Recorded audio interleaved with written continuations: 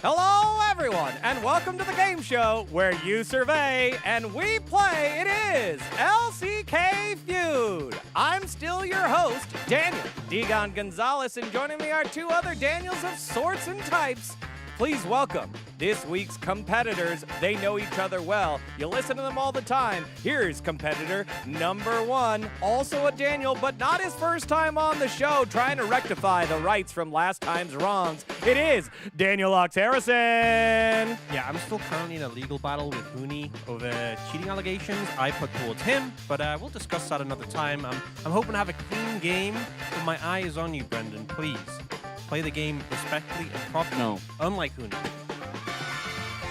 What a sore loser. Let's see if he can right those wrongs against someone who hasn't lost yet, so he can't be a sore loser, only if he loses later. Please welcome Mr. Brendan Valdez-Berger. Valdez. Hi, it's me, Bert, and I'm just really happy to be here, and I just want to say I'm undefeated, unlike my opponents. As long as the question is not about skins, I should be winning today, so I'm very confident in that. All right, how confident are you against your opponent, given the fact that you spend so much time together in the casting booth? Well, based on the fact that like 80% of these questions have been about skins, and he said he has no knowledge on skins, feeling pretty good. I'm feeling pretty good. Not today. Not today. No skins today, right, Digon? Right? Well, let's find out. You guys both know the rules of the game. 200 points up for grab, 100 per question. 2 questions. At the end, the winner will get a prize, the first time ever. All in. LCK Feud. All in is not a command.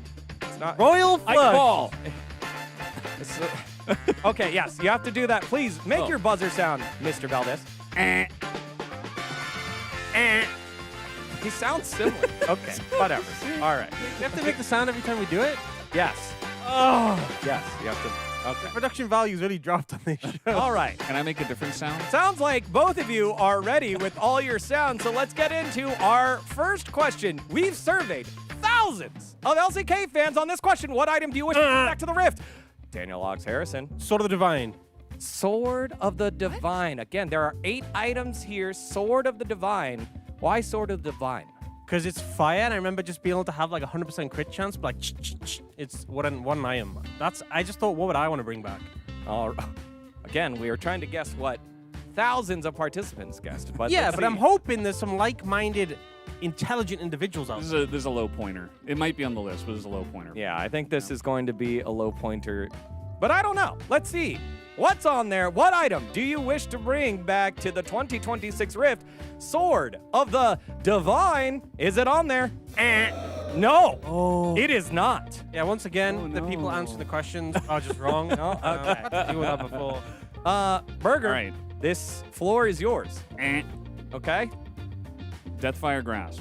Deathfire Grasp. Look at that. I mean, that seems like one that would be on there. Let's take a look. Is it on there? DFG is on there. Number 2. Okay. This hasn't happened before here in This is LCK. cheating. He casted Classic the other day. This is cheating. I did actually. Was this tailored to? I didn't think about this. Okay. This like. The decision is yours. Cheating? You can either continue to play and try to get all 8 of these, or you can pass to Daniel Ox Harrison. That's kind of hard because there's 8 of them. That's the game. That's literally. Sorry, I didn't study. Literally the game. Yeah. That's the game. Yeah. I guess I'll take it because I'm not lame. You know, I don't want to put Daniel Ox Harrison on the spot. You know, I did just cast Classic, so That's true. I think I'm a Yeah. little bit more prepared for this one. I'll take the heat this time, Dan. You'll Which one? that one. Okay. All right, Valdez. Ox. Go ahead. Give us an answer now. What item do you want to bring back to the Rift in the 2026 Rift? Can't read. Do I have to make the buzzer sound again? No. Can please. No. Yes, you can if you want. Okay. Okay. Heart of Gold. Heart of Gold. A gold generating item that no longer exists in the Rift. Is it on there? Heart of Gold. It is not. That's crazy. Wait, really? I thought that was like 100% one. I was getting ready to like get my. I was thinking about my next answers because I thought 100% that was on there. Yes, and you were 100% wrong, but you've been 50% if we count both answers so far. You have 2 lives left. Heart of Gold not on there. Valdez, give us another answer. While you're thinking, Ox, how do you feel? better now. You know? I was like, he's gonna slam dunk through these. It's gonna be all the obvious ones, like Heart of Gold. But then, you know, he's already tripped at the first hurdle. All right. Valdez, it's on you. You know, Classic caster, Valdez. I by the just cast classic. The number one, the most voted answer on the board is still there. And it should have been Heart of Gold. It was not even on their list. That was already wrong. What? Okay, need an answer. I'm gonna go ahead and say Athene's Unholy Grail. Athene's Unholy Grail. Valdez is pulling out all the old items. Athene's Unholy Grail. Is it on there? Oh, no. Oh, dear. Oh, jeez. Sorry, I don't feel very good about this question. you did cast the classic. I did, right? yeah. That was you. I didn't get you mixed up with someone else. That was you. Low standards, maybe he was the other guy. No, he was there, but there was someone else. That was you. Oh. I think that was Valdez. We got Burger here today. Yeah, that's true. That's his nickname, Burger. Or Bert. Can we ask Ox No. how he's doing again today? No. Much better. We've given enough time for you. There are 7 correct answers. You've given more incorrect answers than correct answers, and you have 1 opportunity left. It's actually difficult not to get one of these. Like, just naming any item probably should work, right? But I don't, you know, Twin Shadows? Ooh. That one's not bad either. Yeah? I actually, just you're don't making feel me nervous. I don't confident. remember these answers. Does anyone call it Twin Twin Shadows? Shadows. Twin Shadows. Is it on there? Okay. I'm alive. Saved. I'm alive. Use the correct name, which is Spooky Ghosts. Twin That is Shadows. true. Spooky Ghost, Twin Shadows. That is answer number 6. You still got the most popular item that people that answered this, the thousands of people that answered this survey wanted back. It's all calling. And still struggling. You've given Ox a lot of time to recover. So many answers in the bank, Brendan. So many. I know, it's crazy. Yeah.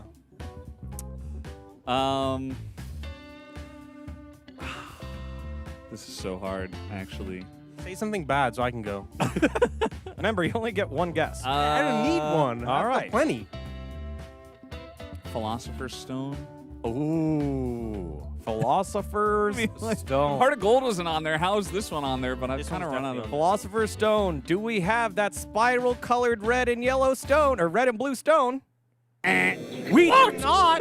There's no way. Yeah. I would have been cooked because that's how is that not on there? Who is? Did don't people know. answering this actually play the Who game are back these then? people? The people that answered the survey. Bunch of Zoomers. Back in my day, we built I'm Heart of stun Gold and Philosopher's Stone. I'm stun locked. Uh-oh. Philosopher's Stone was that going to be what the you ones did? I had prepped. Yeah. All right. Well, the most popular one is on there. There are, quick math, 22 points on the board. Okay. I do have one in the bank. Is it my turn now? Daniel Ox Harrison, it is your turn. Okay. Get this right. You get all the points plus whatever answer you got. Or Brendan Valdez will take 22 points after question Game 1. and I got to 22? shout out the kid, Void Boy himself. I'm going Frozen Mallet. It's got to be there. Uh-oh. Frozen gotta be there. Mallet. Oh, that's a good one. Frozen Mallet. Void Boy shouted out. Will it be on there? Oh, my goodness gracious. Crazy. That's crazy. Wait, what are That's these answers? crazy. What are these items? I just want to say, I swear to God, if Mana Potion is up there, you are lying. Lying. It probably is, honestly. I'm surprised. Seem like me. I think once you see the first one, it'll make sense. No way it's Regal's Lantern or something. So let's go ahead and clear this board. Then we'll do some more math. And That was my other one I was That's going to another- go Yeah, to. that's another one. All right, number 8 for what item do you wish to bring back to the 2026 Rift? ZZ Rod Oh. Portal. This makes sense. Those people are sick. Sick. And then it's going to be Banner of Command. Jesus. All right, number 7. As Valdez continues. That wasn't a to fun take meta. points. I'm just saying. All right. Ox is mad. He's mad. Maybe he's a little sausage. Let's see. Number 7. Banner of Command. Sick individuals. Please put it up. 11 individuals. people. Take your votes away. Twin Shadows is like a good meme item, you know?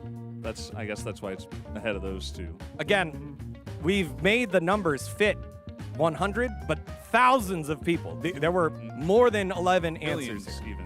Yeah. Not millions. I don't lie. Valdez. You would never. I would never. Right. Right. Let's take a look at number 5 here. What item do you wish to bring back to the 2026 Rift? Everfrost in the mid lane. You know what? I got thrown out by this because it's still in Arena. Yeah. And so I don't, and it's so recent. I don't think if it has been gone. I don't want that. I think we had enough of that item. The 2026 Rift is the name of the question. All right, let's go to number I'm saying the question is 4. wrong. I'm just saying my mindset is The people are wrong. true.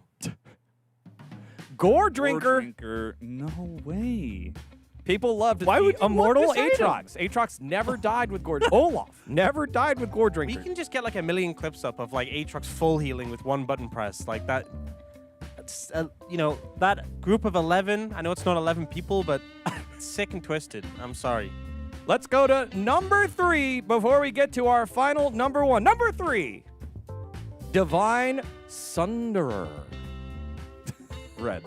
Sundered. These are all zoomer answers, let's be honest. These Yeah. items were barely out the game. They're still in other versions of the game. It's like, you're like, oh, I miss this item so much. I'm Do you? disappointed. I'm Do you miss this disappointed item in- so much? Frozen Mallet's been gone for a long time. Philosopher's Stone, been gone maybe too long. People have forgotten about it. All I hear is Olge right now. Olge in the chat for Burger and for Ox. As we get to our number 1, this is going to make you guys very mad. What do you think it is? Now that you see where it is, go ahead, guess. I mean, I was gonna say Wriggle's Lantern, but now, well, I know it's There's not no- because it's Ox, quick. it's not gonna make me angry. If it's Wriggle's Mana Potion, I'm leaving It's the not Mana Potion. Go ahead. Number 1 of what item they want to bring back to the 2026 Rift. It's Gale Force. Everyone loved the extra flash. By a lot. Like, that's by a lot. You know what? I think These are all Zoomer answers. it actually hit us. outside of the last We two. were so classic-minded going into Yeah. this, and clearly a lot of these people, maybe these questions are asked pre-classic release. Yeah. Gale Force, Divine Sunder, Gore Drinker, Everfrost are all Zoomer answers. Yeah. The other 4, like Banner Commands, these are up or probably should have gotten those. Yeah. I But don't know. the thing with those is, yes, those items are out of the game, but I'm like, how sick does an individual want to be? What If do you the mean? question was what items you never want to see again, those two are up there for sure. Gale Force, I'm kind of okay with. All Yeah. right, time to The others do just some math, kind of everybody, as we have to total up these scores from our guys that got a season low 2 answers correct. Let's go Nice. ahead and show off one of the scores first as we take a look at Ox. Not a lot of calculation necessary there. It is a big Oh! Boo! And on the opposite side, for Mr. Brendan, Berger, Bert, Valdez, Cheetah, he's 22, foul play. feeling 22. A little Taylor Swift action over there. Report him to the Gaming Commission. All right. I was really excited for the next question. If you all at home agree with them and are upset with the answer, I don't agree. Bzz, I don't agree. make sure to check out the LCK Twitter and fill out the survey so you too can be heard, especially if you are old like these 2 gentlemen are. Which leads us to our second question. What type of pizza did Sivir deliver? That was Ox. That was so fast. Pepperoni. Ox got first, so he goes in with his first answer, pepperoni. It's literally in the picture. It's the easiest one. What if it's not there? Thousands of I wouldn't people even be surprised. answered after the first. survey. Is it on there? Pepperoni. It is indeed on there. Wow. Boom! And with that answer, 40 points off the board. So Daniel Ox Harrison, will you try to list off 7 more pizza probably toppings or I am a generous man. I will give it to Mr. New York himself. Brendan, give it a go. That's very generous of you. It's also true. I've never heard of Newcastle pizza. And remember, if you get them wrong and then he gets it wrong, you will win. Wait. That's how it works? Yeah. I thought it was whoever got it first gets the points at the end. No. No, I want to do it then. Okay. Okay. I will allow it because never in a game show have we had the game go so awry so early. Daniel Hux Harrison, you've got to list off 7 more And remember, these are global answers. People that watch the LCK. So go ahead. Oh, does that mean there's going to be some cursed What pizzas do you in mean here? by that? Okay. Am I thinking more on pizza in general or the skin? I do actually have the skin and the chromas, right? So that does help. But I think I'm going to start safe and go for a margarita. A safe answer with margarita. Is that a safe answer? Let's see. What type of pizza did Sivert deliver? Margarita? Yeah. Okay. Mamma mia. Don't think It's on super there. high, but I thought it was going to be on there. 47. So 47 total. That was answer number 5. There are 3 more popular and 3 less popular on the Sivert deliver question. So this isn't an answer, Okay. but here's the thing I'm wondering. Will margarita and cheese pizza be separate? I was going to ask the same. I think I'm going to risk it to find out and say cheese pizza. What do you think, Valdez? They should be separate, but I don't trust our viewers anymore, so especially not on pizza. So I'm going to guess that he gets this one wrong. All right, let's see. Is cheese pizza on there? It is on there. Wow. It is number 3. Daniel Lux Harrison still got 6 to go. We've never had anyone clear a board. I don't think we're going to get it here. I'm already struggling. What would I have? Oh, because we already had pepperoni. Yeah. Is Meat Feast like a globally popular thing? I feel like, but I don't know if someone would answer Meat Feast on this. Maybe like oh, what else? Is that do we like have? meat lovers? Yeah, like meat lovers. But are people gonna answer that? I'm thinking back to the skin. I think there is some cursed pizzas in the chroma, and people might have done cursed answers. I know one of them had like. I might go for like the meat lovers, meat feast sort of. Meat lovers, meat feast. I'll check with upstairs. Does meat feast count? Let's see. Is it on there? Here it is. Ooh. Meat lovers, meat feast. He's feasting on answers. Okay. As we've got 4 off the board. What? Who is that? Wait, where did Degon go? Okay, 4 off the Oh, yeah. board.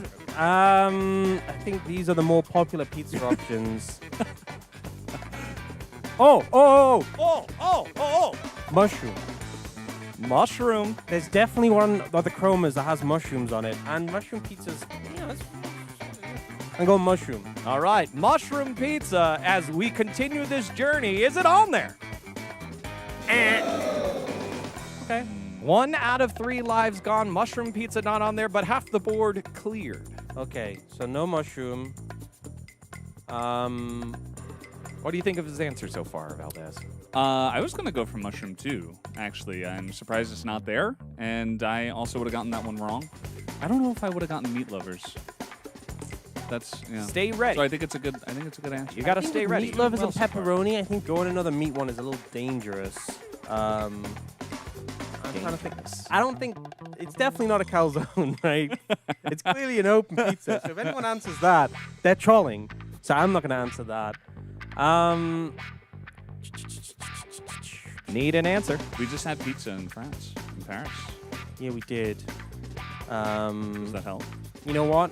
I'm going to go for something a little cursed, but I know it's popular in Korea. Sweet potato. Oh, sweet potato pizza. That's a good one here in Korea. For all of you that aren't Please don't be there. here in Korea, that is one of the basics here. Sweet potato. Is it on there? Oh. That's Man. 2 here. But again, good thinking about what our audience might like. This is tough. This is tough. I would not have gone for the sweet potato, just saying. I don't think that's one that our global viewers would have gone for, personally. The survey was both. I'm Yeah. saying global and Oh, Korean. it was both. Yes. Yeah. Because that's how we get the 1,000. Oh, if it's There's both. dozens of us in global. That helps. Oh, But I mean, you know. I have an answer. It's not. I don't know how popular this actually is in Korea, so I feel tentative to say it. I'm trying to think what else I would say. I mean, number 2 still on there. Yeah, what's a really common pizza? I know which one number 2 is. I'm so ready.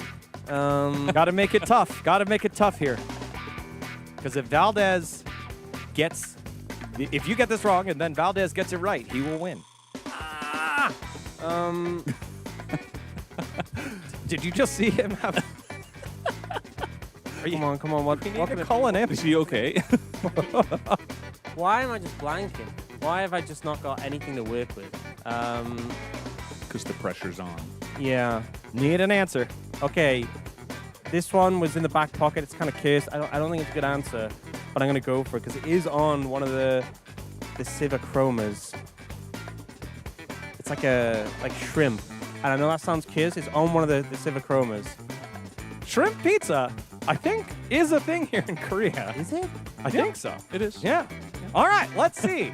Is shrimp pizza one of the delivery pizzas that Sibber delivered? No, it's not. All right, that took me such a long time to say because it's a tongue twister. But twisted right now is Daniel Ox Harrison's fate, as it's in the hands of Valdez, who has the opportunity to steal. He has 4 pizzas to choose from, but only one choice. What will it be? So, Brendan, Bert, Before Valdez. I make my guess, I just want to say I think the questions today were unfairly biased towards Valdez, which Agree. I do appreciate. Agree. Because I also worked in a pizzeria when Bro, what the hell? I didn't know this. when I was He did long living in New classic. York. I didn't know this. Earlier this week, Andy worked at a pizzeria. In This New York is rigged. City. This is rigged. He only got 2 items correct. Rigged. That's true, yeah. And now watch me probably get this one wrong. But in my head, there's 2, I think. But especially with the Korean viewers getting involved, I'm going to go ahead and say pineapple pizza. Pineapple pizza. I'm an idiot. I'm an idiot. Pineapple pizza. Why did you hit the answer button? Pineapple pizza. So obvious. Producers, is that correct? There it is. Well, They that's it. give Whoa. That's just Hawaiian. Hawaiian Hawaiian is is pineapple pineapple. pizza. No. That's the No, it isn't. It isn't. A pizza with just pineapple on it isn't Hawaiian. You need ham and pineapple to make Hawaiian. Yeah, but a pineapple I'm pizza challenging. No, I'm challenging that answer. naturally has I'm ham challenging that on it. answer. That's not a pineapple Especially in pizza. Korea, if you order a pineapple Guys, pizza, it always Margarita and cheese were 2 different things. They are Hawaiian two and different- they pineapple are are two 2 different different things, right? Normally. If you just had pineapple on a pizza, if I asked for Hawaiian and I just got pineapple, I would be upset. Okay? I'm challenging that.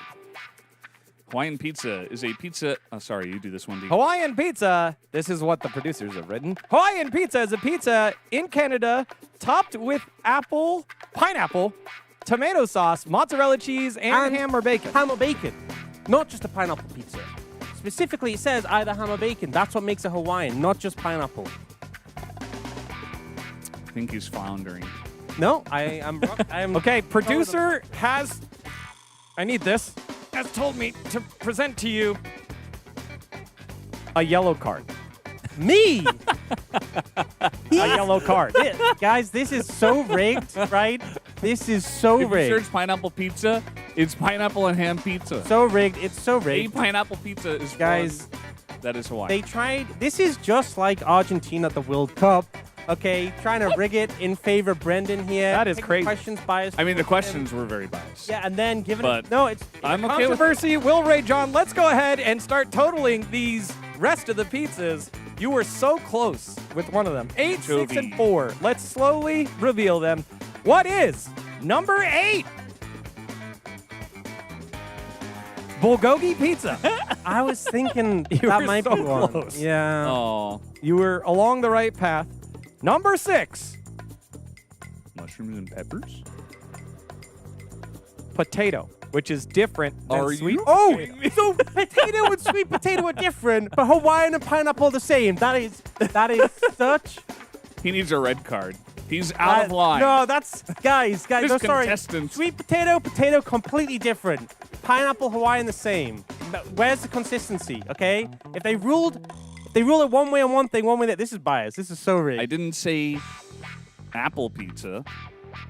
No, you didn't even say Hawaiian pizza. Well, You said pineapple and apple are kind of like potato and sweet No. potato. No. All right, I'm going to weigh in here as this is my show, as everyone says it. I agree with Ox. Because of the way that we judged it, sweet potato, not No sweet way. potato, margarita and cheese were different. But they are different. So I think Hawaiian would have been wrong. Based. I'm stepping in here and probably going to lose my job because I'm going against the producers. Producers, what's number 4? Stand up for what's right. It's combination pizza. Combination? Very Korea-pilled, this list. What? I don't think I would have gotten No, either like, of those if you would have three. said Supreme, I would have given that too. Yeah. I would have given that. We had an argument in the back about sweet potato, and we had an argument in the back about margarita and cheese. We didn't have an argument in the back about pineapple and Hawaiian. All right. It is my call and is within the powers bestowed upon me by the LCK feud pillars of the community that I award that question and the points to Mr. Daniel Ox Harrison. So we're going to have to redo the math here. I think it was 22 points from round 1 for Valdez, which means you don't get the Hawaiian points. You just get the 64 that you uncovered yourself. I'll 64 points I for earned Ox. those points. Justice is served, and she does never win. That's the lesson here. I'm just going to say that there's no other pizza that has pineapple on it except Hawaiian. So you would never, ever It might have been lower in the answer. put pineapple on a pizza and just have pineapple. It might have been the 9th option. And just like a Brendan, circle it might of have been the ninth pineapple option. with no ham, and you're just like, yeah, it's not Hawaiian, it's pineapple. There's a totally different If you asked for Hawaiian and they gave you a pizza with just pineapple, no ham, no bacon, would you be like, yeah, thank you? I would be very confused because it's not really Hawaiian pizza. Exactly! Exactly. Yes, you just proved this point. That was dumb. Here you go. No, Here's your awards. because We have pizza The for name Pineapple Wow. Take those Pizza top refers to Hawaiian. because they're like Siver, right? You can fling them. I wonder what you would fling them at. Show them to the camera. This one has, look what it has on it. It has a little shrimp. Yeah. I knew Siva had it. Whoa! That hurts. We also have a pizza for you. Oh, that's nice. Go Pizza from CGV. Thank you. Wait, I won? You won.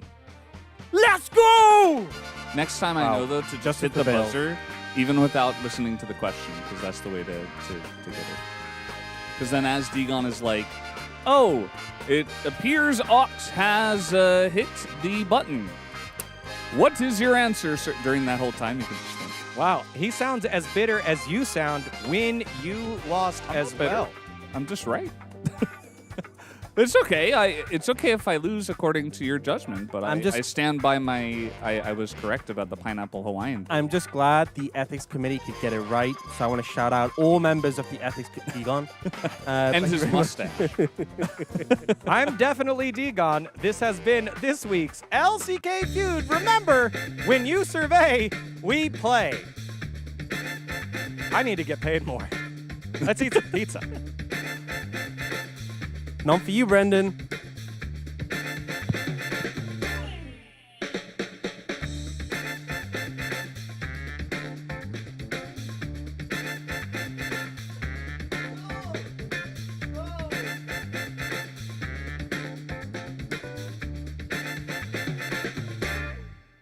I don't want it anymore. There's so much left.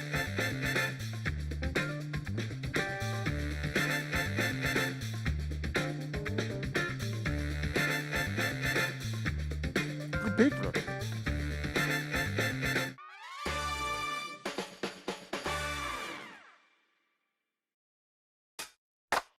I can make it look easy. Feel like there's nothing wrong. It's so easy. If you wanna know, come find out. Make it look easy. Time and time again. Do it like this, like that. Can make it look easy, easy. Tell me what you want. Better make it crystal clear. We can keep it up front. And I'll tell you what you wanna hear. Is it sunshine or rain? Is it good times or pain? I can help you to learn how everything will work out. Always for the better. Don't get stressed out. No, never. Gotta be a hard worker, a little clever. I go all out with every endeavor. Take your time out, you be doing fine. Let's go. Watch me ride out. I can make it look easy. Feel like there's nothing wrong. It's so easy.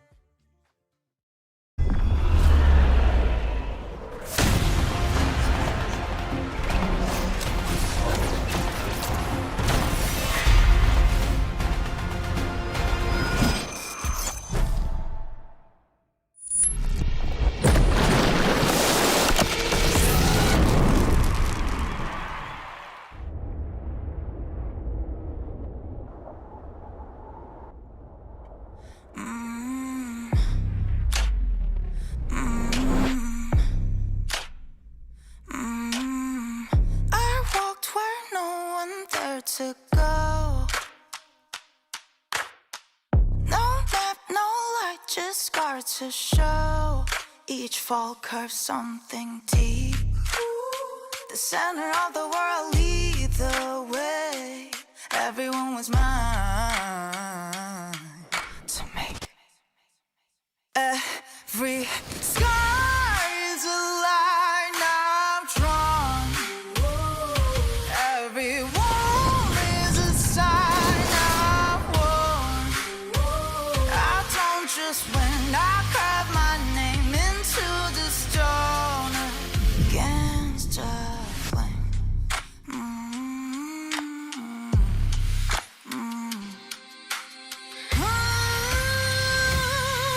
Every sky is a line I've drawn.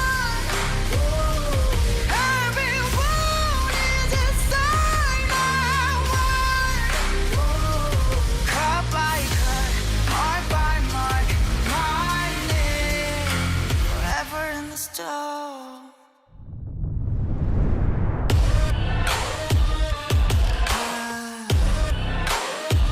I don't just win, I live my mark into the stone.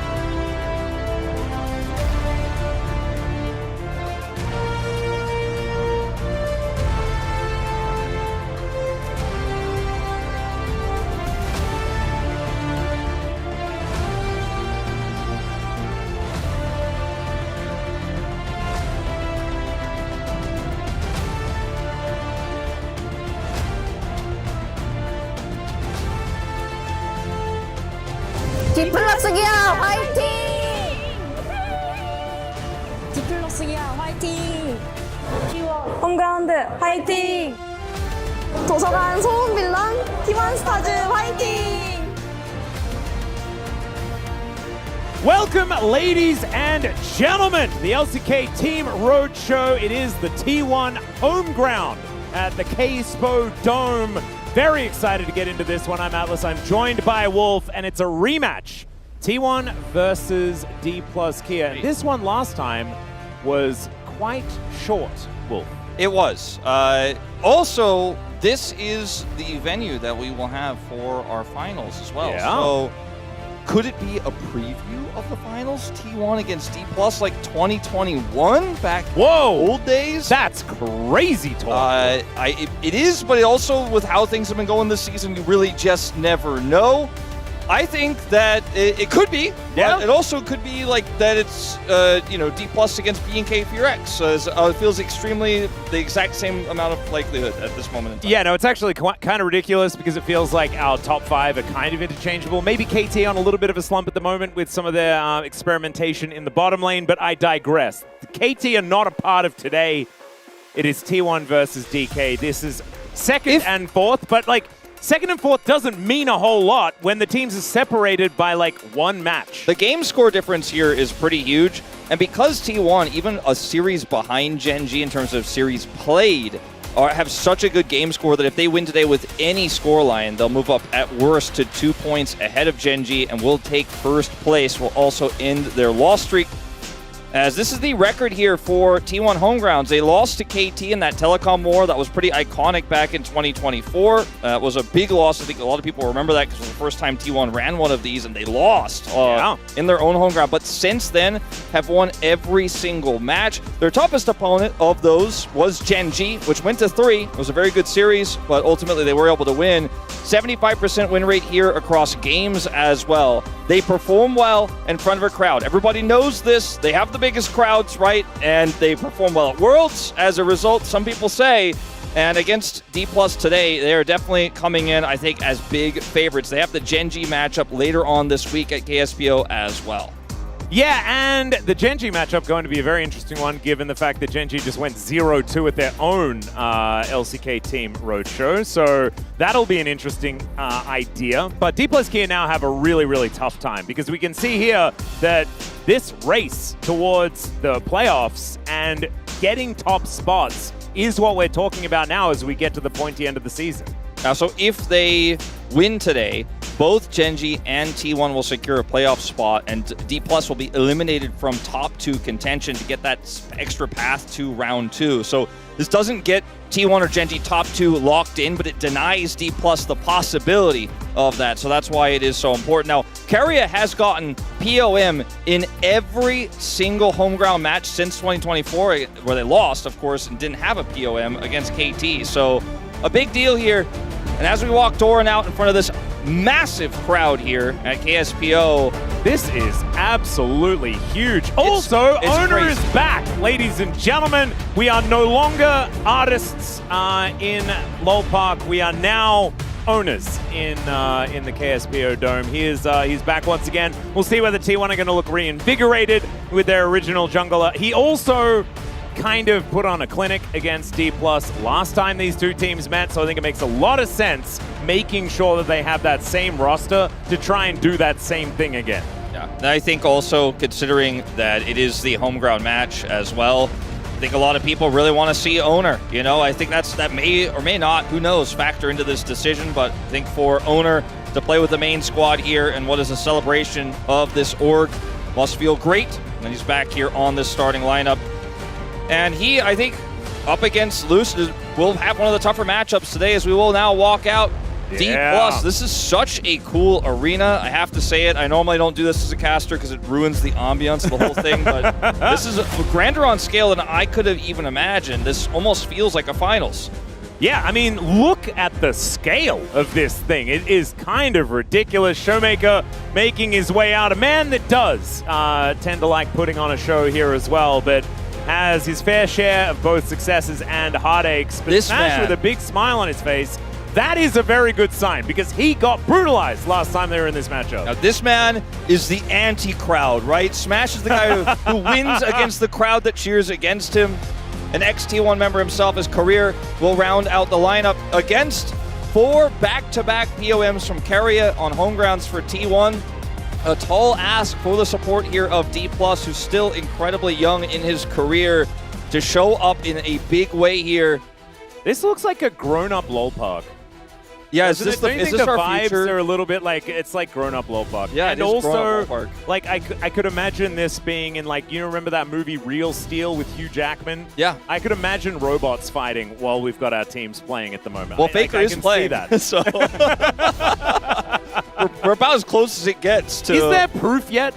Do we have proof? Like, surely, like, if he keeps going for another 7 years, we're going to have to make sure that there's some sort of examination. Yeah, I think that's a pretty good idea. It's kind of unfair because, like, I'm a really old guy, and I definitely can't play video games like I used to. So there must be a reason that isn't just I'm not practicing enough. Well, you and I are still here with our Deku shields in LOL Park right now, but we are going to get to have we're going to enjoy this through the screens here. As man, it's clean. CV Max on stage here. Yep. I think he has been a big part of D+ in sticking with their ways and not adapting as much as we've seen a lot of other teams do. We'll see if he has a different read moving into this week here against T1. A very tough matchup, but there are no easy matchups in the Legend group, even for T1. Come in with first pick as their choice here and right of first selection. This is a volatile one against D+, so I am excited to see how this all breaks down in terms of the draft as well as what we see on the Rift itself. Yeah, I think that also the run that D+ have been on since that matchup against T1 has been pretty important as well, right? The fact that, you know, they have found some pretty good victories over their last couple, I think is going to put them in better standing than what we would have assumed had we just gone with the last bit of information about this exact matchup, which was not great for D+. So I think still the underdogs here. We'll see what they can do, whether we can have 3 games here at this T1 home ground, and I'm hoping that we can, because the KSPO Dome is looking absolutely magical, and we just kind of want to stick around, you know? We will have that matchup against Gen.G later on. That's true. We will come back. The big rivalry of course. But for today, it's just this one, as we'll see the Nocturne first before the Bard. Yeah. Giving Owner the respect he deserves on one of his best. And I associate Nocturne with him more than any other player. He was playing it before it was the meta, and I think it is meta because of him as well. And he was just winning all the time. It was just kind of ridiculous, so I think having that ban come on through is definitely a good idea. There are only 2 more slots, though, and the Orianna, the Cassiopeia, that is where we're running into a little bit of issues. They are going to ban the Cassiopeia themselves, so that does give that Orianna ban over to D+. Yeah, I think that they're looking for something else here completely. And Wolf, I need to ask you, yes. right? So I was talking to Huni and Wadid yesterday, and we are all kind of in agreement that Vi first pick is a trap. It is a trap. I'm over it. I don't like it right now. I am in complete agreement. I think you have to build your comp a little bit and then pick Vi. Wait, why are we not? Well, this is rule number 1. So I think they were thinking about if there's no Nocturne ban, we might get the Lucian early. We're considering also, of course, the first pick Orianna, if that's left available. But you're not allowed. Oh my god, they didn't even pick it. I know, they could have even gone for first pick Jace for Doran. There's a lot of counter picks in this matchup right now, but he's been one of our best Jace players. But ultimately, they give it to POM back to back to back to back in Keria here in this first pick, and see what D+ respond with here. Without the Nocturne, a Lulu lane feels a little bit less good, and they banned the Shen. So it kind of feels in some ways like D+ fell into a bit of a trap here, just trying to get rid of FaZe's Lucian, which is also a good idea, as Showmaker will remind everyone from the last time they played against each other. Yeah. I think the Orianna, a very good idea. The Jhin going to be locked in here to just free up some space on the bottom side of the map is the way I feel Jhin has been utilized more recently. Allows you to play towards that top side a little bit more effectively because he is so self-sufficient down there towards the bottom side, and provides a lot of utility later on. If you want to run a Ziggs draft, which, you know, everyone knows I'm not the biggest Ziggs person right now. You could Vi Ziggs here, and now you have a Vi draft, and now Vi makes sense. But instead, with the lane prio they're hoping to achieve here with this Camille, looking for Faker's lock potentially here. And look, do you know what this is? And I want to say this slowly. I want this to sink in, everyone. I have a feeling I know what you're going to say, but I want you to say it. Brospiration. T1 have looked at Namgung and the incredible play that he made. 0-8 at the time of making the game-winning play. Did not matter the rest of the game state. They still just won the game. I thought you were going to say that Locke is like the ultimate big brain champion, and that's why it's good for Faker to play it. Because I think that if you know exactly where you need to be and you know how to make a draft to get lane prio, Locke is incredibly strong. And No. It always comes back to bro with me. Well, okay. I mean, that you had the much more valid point. I just wanted to add something. As Vi will get taken, so even though it wasn't the setup I was expecting, it's still a Vi draft here with the Camille. And Xin will be the answer here for Lucid. Just have that durable front line and is one of the better ball carriers. Although, would have preferred the Jarvan if we're looking at ball carriers alone, or the Nefiri. But ultimately, they do end up going for this Xin instead. Yeah, this is interesting, though, because I feel like this opens the doors for an Olaf pick later. I feel like Jarvan can make that a little bit awkward. Olaf also pretty good into the Vi as well, if he's ever going to get targeted there. Now just going to be focusing on what FaZe wants to be picking up. I do think that Lucid is also just a really good Xin Zhao player. Does pair very well with the Orianna at the same time, so the mid-jungle synergy is going to be there. Yeah, I think you need something with a little bit of setup here for FaZe. You know, like the Ezreal works perfectly because it is able to match some of the ranges. They're looking for that Olaf pick you were talking about with the Kled ban. Yeah. You know, Ezreal can poke so that Faker can follow up with the lock to get those executes when the engage comes through. Makes it really simple. So I like that ban, not just because FaZe is an incredible Ezreal player. What else like that would they want to take away here? Or will they now just ban the Olaf with the Kled removed? Those are some considerations. I'd rather just see the Olaf ban. It feels like a safe, sure ban. But, I mean, you just don't need to ban it. Why don't you just let T1 ban Olaf counters and then pick it? Like, you may as well just do it that way. I find it a little bit strange that T1 are making that Olaf on 4 feel like the right call. Like, if this is a Jax ban, I'm going to lose my mind. It's just very confusing. But we'll see what they do decide to do. Olaf plus Jhin is also pretty good, as we'll see the Alistar removed instead here first. The Ziggs was a pick that I was talking about that can help set up the lock, but also works well with Vi and Camille, so I think that's a great ban. It's similar to the Ezreal conversation I was just having. Rel feels pretty good with the Orianna in setup. I feel like you're walking into the Olaf, aren't you? Wait, there is no Vayne ban. There's no Vayne ban and there's no Jax ban. Yeah, and the Vayne is a kind of awkward matchup into the Olaf. I was actually having a conversation with Huni about it yesterday. I feel like this doesn't necessarily just hard win, but there are options, and D+, Rel, worried about the Olaf. I like the Rel more. They like the Rel more, but I guess this is how you're using counterpick as D+. You're going to match the support with the Camille. Technically could be played top lane, but extremely unlikely. If they pull out like Callista Renata right now and play the Camille top, that'd be a big That'd be crazy, but it'd be blind Camille top, and I don't think that's a good idea. No, I don't think it's a good idea. But we'll see what they decide to do ultimately here. There's not a whole lot of poke AD carry left. Maybe Varus, but I don't think so. In this draft, they need to get these champions whittled down. Now, they are going to go for the Olaf here ultimately, and it'll probably be a Jax here for Shu as a response. Yeah, a little bit worried about that. I feel like the Jax has been a little bit less successful, although Frog did kind of go ballistic on it yesterday. Carrier, what are we going to be picking for Pays? That is the question that we have right now. Varus, I think, can work here, but it is very risky. Yeah, it's almost feeling like a pick away as well, as the Kai'Sa is what comes in. I feel like Kai'Sa has really been rapidly reaching higher priority here in the LCK. Taeyeon having a great experience on it more recently, and that will be the lock-in. So there's that Jax that you were talking about, Wolf, and it makes a great teamfight comp, but I just don't know whether I necessarily feel like this is the right answer to the Olaf. I think that it's great with Orianna, it's great with Rel, because any of these AoE pull-ins, either of them set up for a Counter-Strike, and vice versa, can be the case, as the Jax can leap strike in with an Orianna ball on top of him to set up the Shockwave, and then set up Counter-Strike, so the counterplay there is really difficult.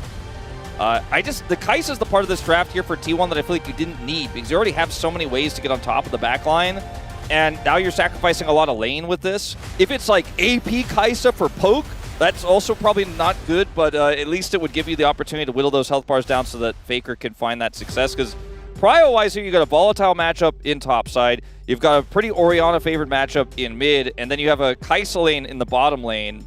So it can win into Jhin Rel depending on how careers engages go, but the luck is otherwise just going to kind of be waiting for an opportunity a lot of the time in this game. But maybe Pays knows something we don't. Maybe his Kai'Sa is going to be winning lane here. Maybe the Kai'Sa Camille has been practicing a lot and thinks that he can actually overcome this bottom lane. Because if he can, I really do like T1's draft. If they can win lane, that volatile topside matchup for both of these players, by the way. When I think about Shiu and I think about Dor and I think about, I don't know who's going to win that one. And it's pretty scary that one of them might actually just really get ahead. Yeah, I mean, this is the thing. This might be a game that's just won on the top side of the map because we know what Olaf can do if he gets ahead. We have seen more and more of them struggle as people sort of develop their idea on how this matchup works. I feel like the way Frog played it yesterday, though, was just exceptional. Let's get on to the Rift, though, for game number 1. 미니언들이 생성되었습니다.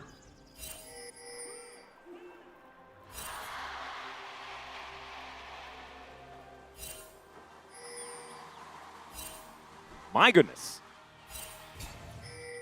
D plus a little bit more muted, as you'd imagine. Yeah, I was trying to hear whether we actually got it because it's not being fed into our heads. Maybe at the. Oh wait. Okay, no, we're just listening to a lot of chant lead. I think we can start our jobs, Wolf. Yeah, I think it's time. Smash and Korea in position here towards this bottom side of the map as Pays and Carrier. This is an interesting one, and they are going to start off with a pretty nice hook shot, but it's a good crash down here from Korea to start us off. Fourth shot going to be saved for Pays as Korea getting a little bit low, a little bit more shared damage on the T1 side. I think for the Rel, you want to fight for prio there into the Camille, but aren't ever going to be able to have the same sort of engage at level 1, so does get a lot of health back here as he chokes through that potion. And when they hit level 2, some of that will also go up in terms of his total health and should be able to battle his way back. And the observers agree and pan away. Yeah, Doran already using his exhaust into Shiu's Ignite. So the top lane, a little bit of an exchange to start this one off. It looks like Shiu has a pretty comfortable position. And remember, both of these top laners don't have teleport. Exactly. So very important to win at this time. He has no farm. You know, he got a lot of the experience, as you guys could see, underneath his health bar there. But it's a free back for Shiu. And he's going to grab a dagger. So that's going to be a pretty big edge he's going to have in the next exchange that these two have, as Doran will get the farm that's under turret here, can hold that wave in an uncomfortable spot. And this all goes back to what you were talking about, right? With how lock works. you want to have priority in your lanes in order to allow for dives, for roams, and all this sort of stuff, extra positions on the map. Faker right now doing a decent job in lane, but it is Showmaker that's winning these health trades as another Counter-Strike comes in. Xiu is just empowering the flash forward, gets the flash out of door, and Leap Strike comes in. One more, it's first blood! Xiu is going to go down. It's a 1-for-1, but remember, Doran's only got 7 farm. Yeah, he only got 7 of those CS and it's there. Pushing back. It's pushing oh my back. god! And now he doesn't have flash, and Jax has Leap Strike, so he has just more agency in general in the matchup, as well as the fact that Luku's on the top side of the map right now. It's Lucid, so he could take this Scuttle Crab and then just come immediately top side there and challenge Doran on that wave. And so, yes, you got a little bit of push in mid with the lock with a really nice all in there from Faker, but not winning topside. And again, a volatile matchup with lock. That's a really, really tough one for how the win con is either going to work out, or in this case, likely not to. But like I said, Lucid topside here. Doran going to find out. Yep. He is thinking about trying to put a ward down, but it looks like Lucid's position was given away. He just can't farm, Atlas. He can't. Like, this is the thing, because Lucid could be there, no matter what. And he is going to get some vision down, but this is a disaster. If he had died there, the game would be over. Oh, yeah. Like, but it just would have been over. At least he didn't, right? At least he has that knowledge, right? Owner was bottom side, and he's like, look, I don't have vision top side. Now Doran put a ward down, but until that moment, it's like, there's a pretty high chance he's right there with how Xiu has his wave set up, so Doran just has to accept that he can't get that money. This is really frustrating. So we're going to go back to the initial exchange here between these two. Actually, no, I thought we were going to go back to see how they use their sums, but Doran just gets counter-struck as in the bottom lane. Yeah. Here's dead. Going to be Carrier with the kill onto the route. Not entirely sure how that happened to begin with, but definitely a good start here as far as the bottom lane play for T1. Carrier just back to his POM ways here at the home ground. Yeah. My guess is that Carrier turned a flash of Career's engage into his own engage. So Career wasted. I think Career probably first to move. Let's see. Yes. Career first to move on this one, looking for a backstop. And Carrier is right here. Yeah, cute idea, but not exactly one that was going to really work out. It's FaZe who helps get that extra shot in, so the Ignite takes him away. Oh, in the meantime, Faker taking a bit of damage here in mid as Career does show up, fresh from base. But looks like Faker is doing just fine. Only 5 CS down. Pretty happy about that.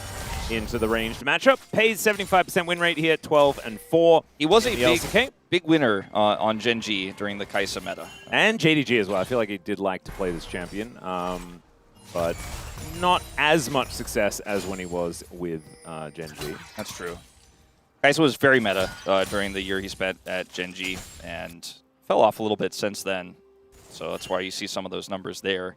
Might actually be, funny enough, like one of his lower win rate champions. Yeah. for that year, anyways. Well, Career's moving up. Going to take a few nails here from Faker, but it looks like nothing too much Lucid. going to happen.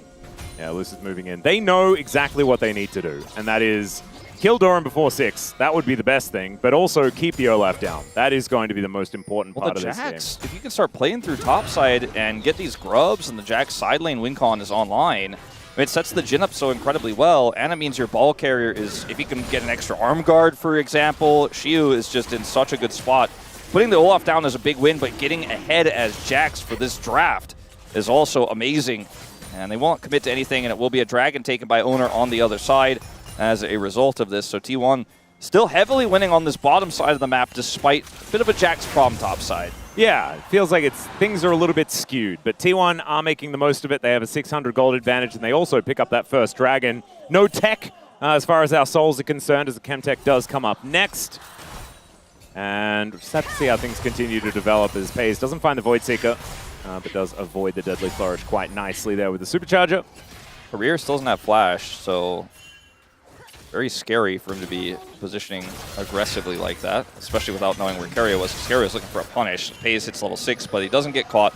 Imagine, though, like a world where FaZe ults on top of Career after he gets found by Carrier in the jungle. That's what they were trying to set up for. Could have happened. It would have been such a problem for D+, but it doesn't work out.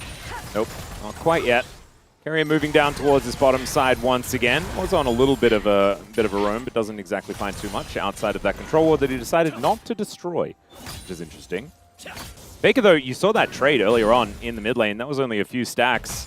and was really able to do a lot of damage to Showmaker with only the first, hints of items that he's put together. Absolutely. So good sign for this mid game for the Lock, where he does just kind of want to take over. Yeah, you can take a lot of aggressive electrocute trades. I mean, you have to, basically, if you're going to play a Smash Midoriya. You don't want to sit back, otherwise you will just get chipped away at. This is a really valuable ward here. We'll see Keria coming up in the river. Career's already here. And they're just going to clear this wave out. Next fight might be on these grubs. You can see Lucid's pathing topside right now. Owner just returned from base, heading topside. And grubs for this Jax is going to feel amazing 4D+, so I think they absolutely want to fight for it. It's an early game Kaisa. If she does show up to the fight, she is in mid right now. And this is where DK have all of their control, right? Yeah. So I think playing towards the top side, grabbing those grubs should be a possibility here. As Shiu, going aggressive, does find the stun from the Counter-Strike. No Ragnarok to come out from Doran just yet. The Jax really hitting his stride right now, not even with his first item completed, but T1 look like they're going to go fight for this one. Cease and desist comes down. Lucid's in a lot of trouble, and he should be taken out. He does flash, tries to get back over, but pays with the killer instinct was already there. Shiu making his way in, though, and Faker's in a lot of trouble. The flash, the Grandmaster's Might, and down goes the Lock, but still the Shockwave connecting onto two.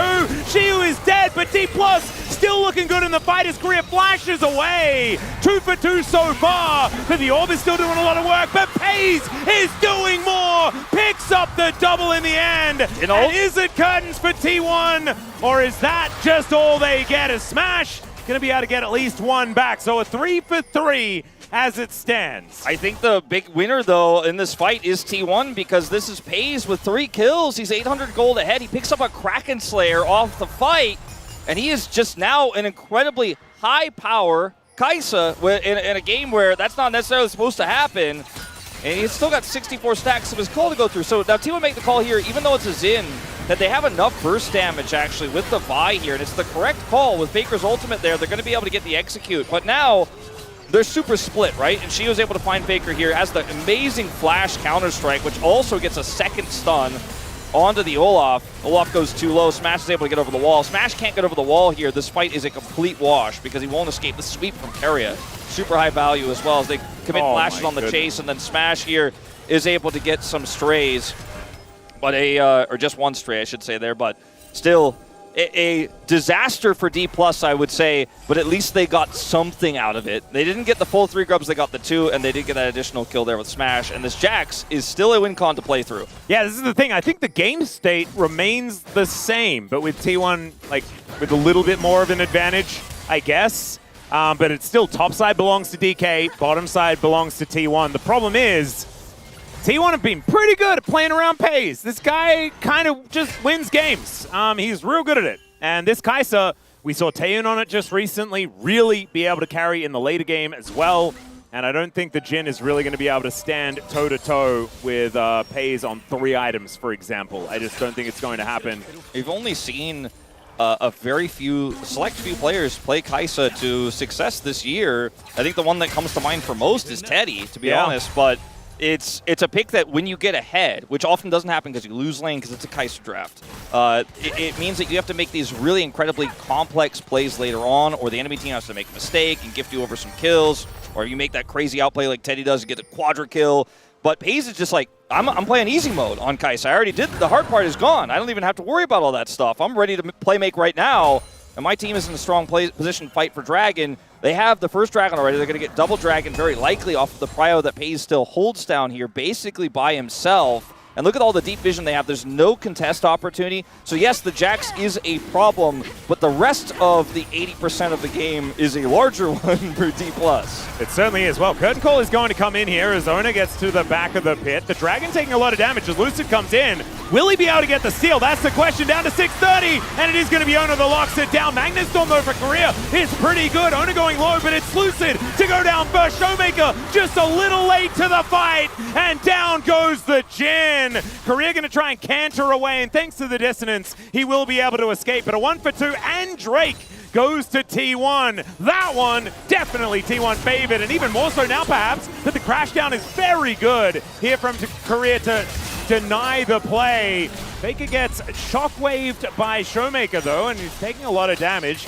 getting both the damage from the command attack and protect. I'm actually shocked that Showmaker didn't ult Keria there. He had a huge opportunity to, but maybe thought he didn't have enough damage to kill him. It would have been close, but ultimately just uses the ultimate here onto Faker to stabilize in lane.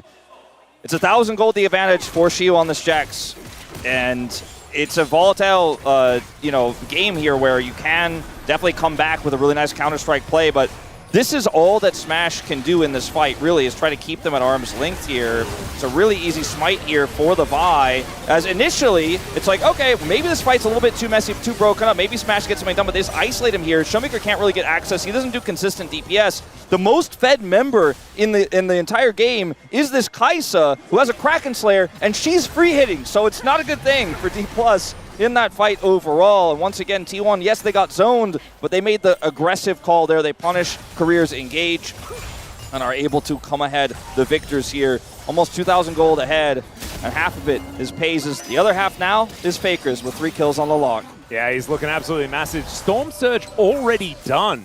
A lot of the time we do see very early Lich Banes to come on through, but this Storm Surge that's been the development more recently is really doing a bunch of work. Execution is the name of the game, and Faker already 3-1-1 by getting a couple of those executions so far in this game. As Smash does complete his cull, as you just saw on the screen, and so Paze's lead is going to be a bit smaller until he takes 16 CS, and then it's going to be much larger again. Yeah, you can see that cull completion even on the graph. Yeah.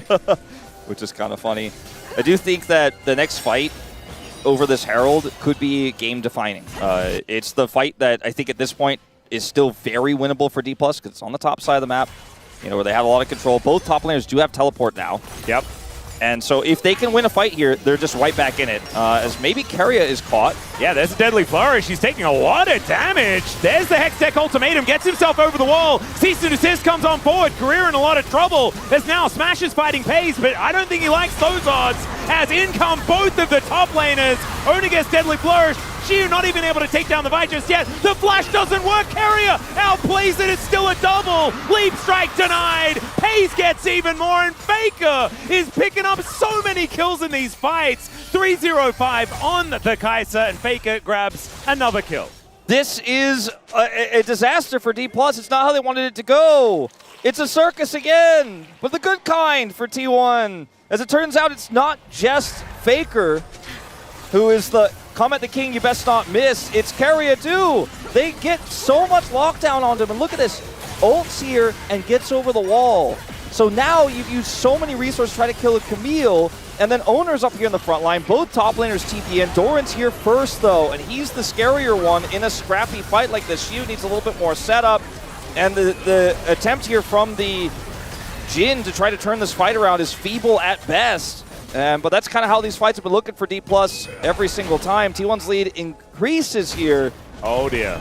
This could be dangerous for Shia. They're going to look to finish off this turret and then finish off the Jax. Can he kill Doran in the meantime is the question. The answer, ladies and gentlemen, is no. And they're getting the Herald on the top side. I guess that's something. I guess that's something, because the Herald wasn't taken in that previous fight. It wasn't spawned yet. Oh my god. But it is very, very messy here. Now let's see what D+ are able to do with this Herald, because they can maybe use it to win a dragon fight here. They got a big wave. 2 items, Wolf. Yeah, no, I'm just trying to think of the pauses for D+ right now. There's a lot of good things for T1 right now, at least. Yeah. Look, they have a Herald. Maybe they could try to use it either in as a combat Herald here if T1 overcommit, or perhaps just to get prio for this dragon. But it's just an Ocean Soul here that neither of these teams, I think, are ready to send the whole game over. But T1 hold all the cards right now.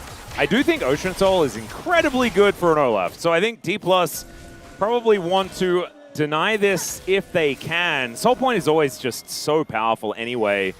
As Owner with control of this brush, Smash may be in a little bit of danger, but Owner just going to back away as they do start off this dragon as it spawns. Faker shows up here, and Shiu is still extremely strong. I think there's a really strong angle here for a fight for D+, because Paze has no flash, no cleanse. He has to stay so far back.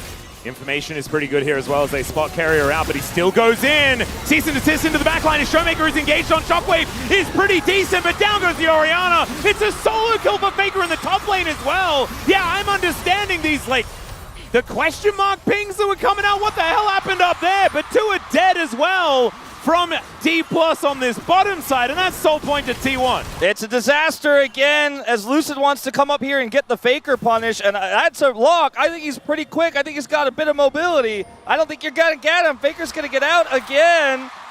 And Lucid's just going to try to catch some of this jungle here as a bit of a consolation prize.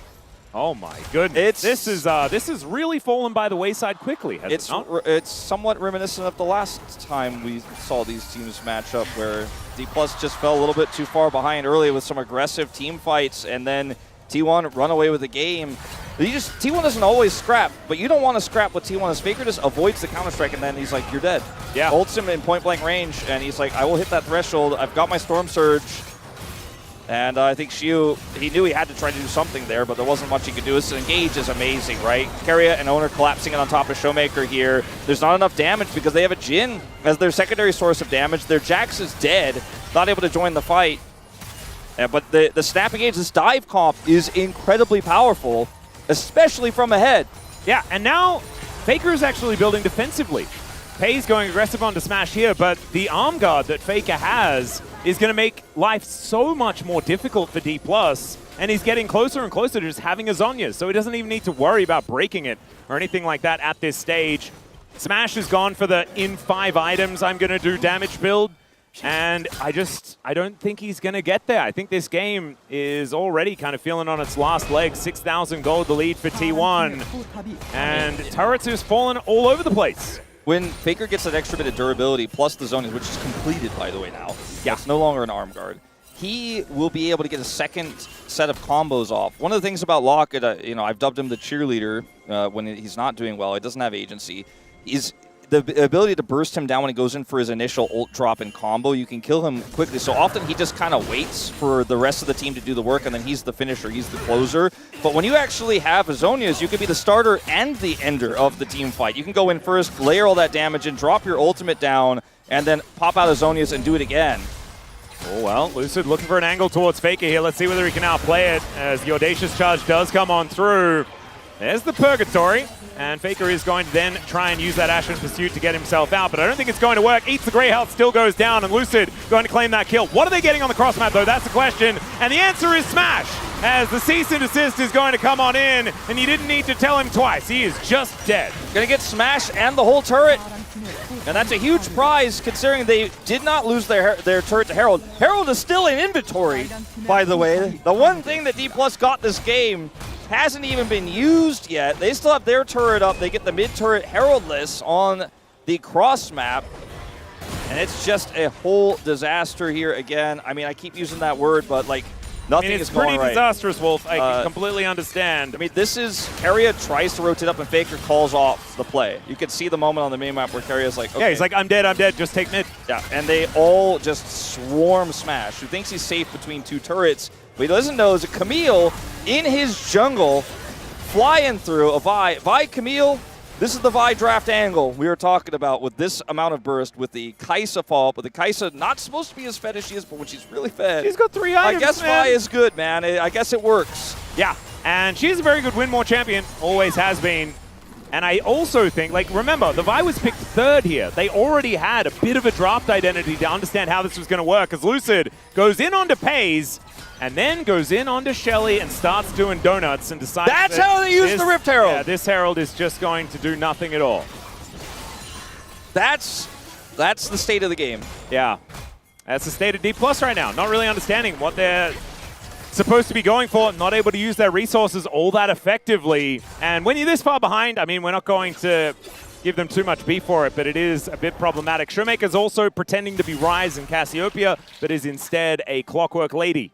And I don't know whether I like the build as much, but he is going to be quite tanky and will be able to avoid death from Faker relatively effectively as well. I think at this point, for D+, you have to build like this as Showmaker, and you have to hope that even though you have to put yourself in harm's way and play greedily and play riskily, that you can have one Shockwave that sets up a Rel or Jack's follow-up, because you have to win this game off a mistake from T1. If they're too clumped and you have that one opportunity, that one moment, you can steal this game away because this comp is incredibly powerful even from behind if it can wombo T1. But T1, I don't think are going to give you that chance. I don't think they're going to give you that opportunity, but you have to pray for it if you are D+, because that's the one way back into this game is some sort of crazy setup.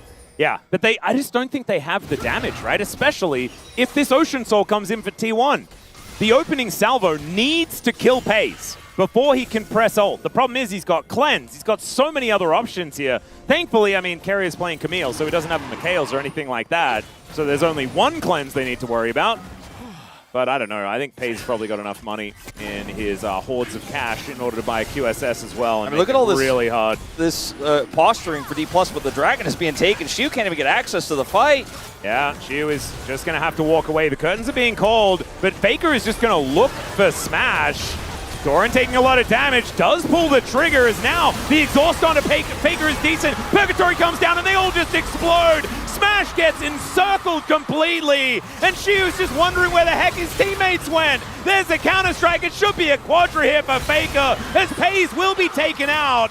But that is all. That's the only thing they get for the ace for T1. They will get Ocean Soul, and they will likely be able to open up this mid-turret if they want to commit to it, but they can also just use the prio. They have to go straight to Baron, as Owner's on smite duty, double time here across both objectives. Post the fight, Baker's going to push deep. Looks like they're not going to go for Baron just yet. These death timers are still pretty small here. We're only 25 minutes or so into this game. Actually, only 23 and a half. As watch Shu in this fight, like he can't get access here, and then he's like, well, when they go on Showmaker, he'll Shock Blast, and I'll follow. So he's like, I'm waiting for your call, Showmaker, on this one. This Baker's still denying him entry, right? When the carry a buy engage comes through again, she was like, I'm waiting for that Shockwave.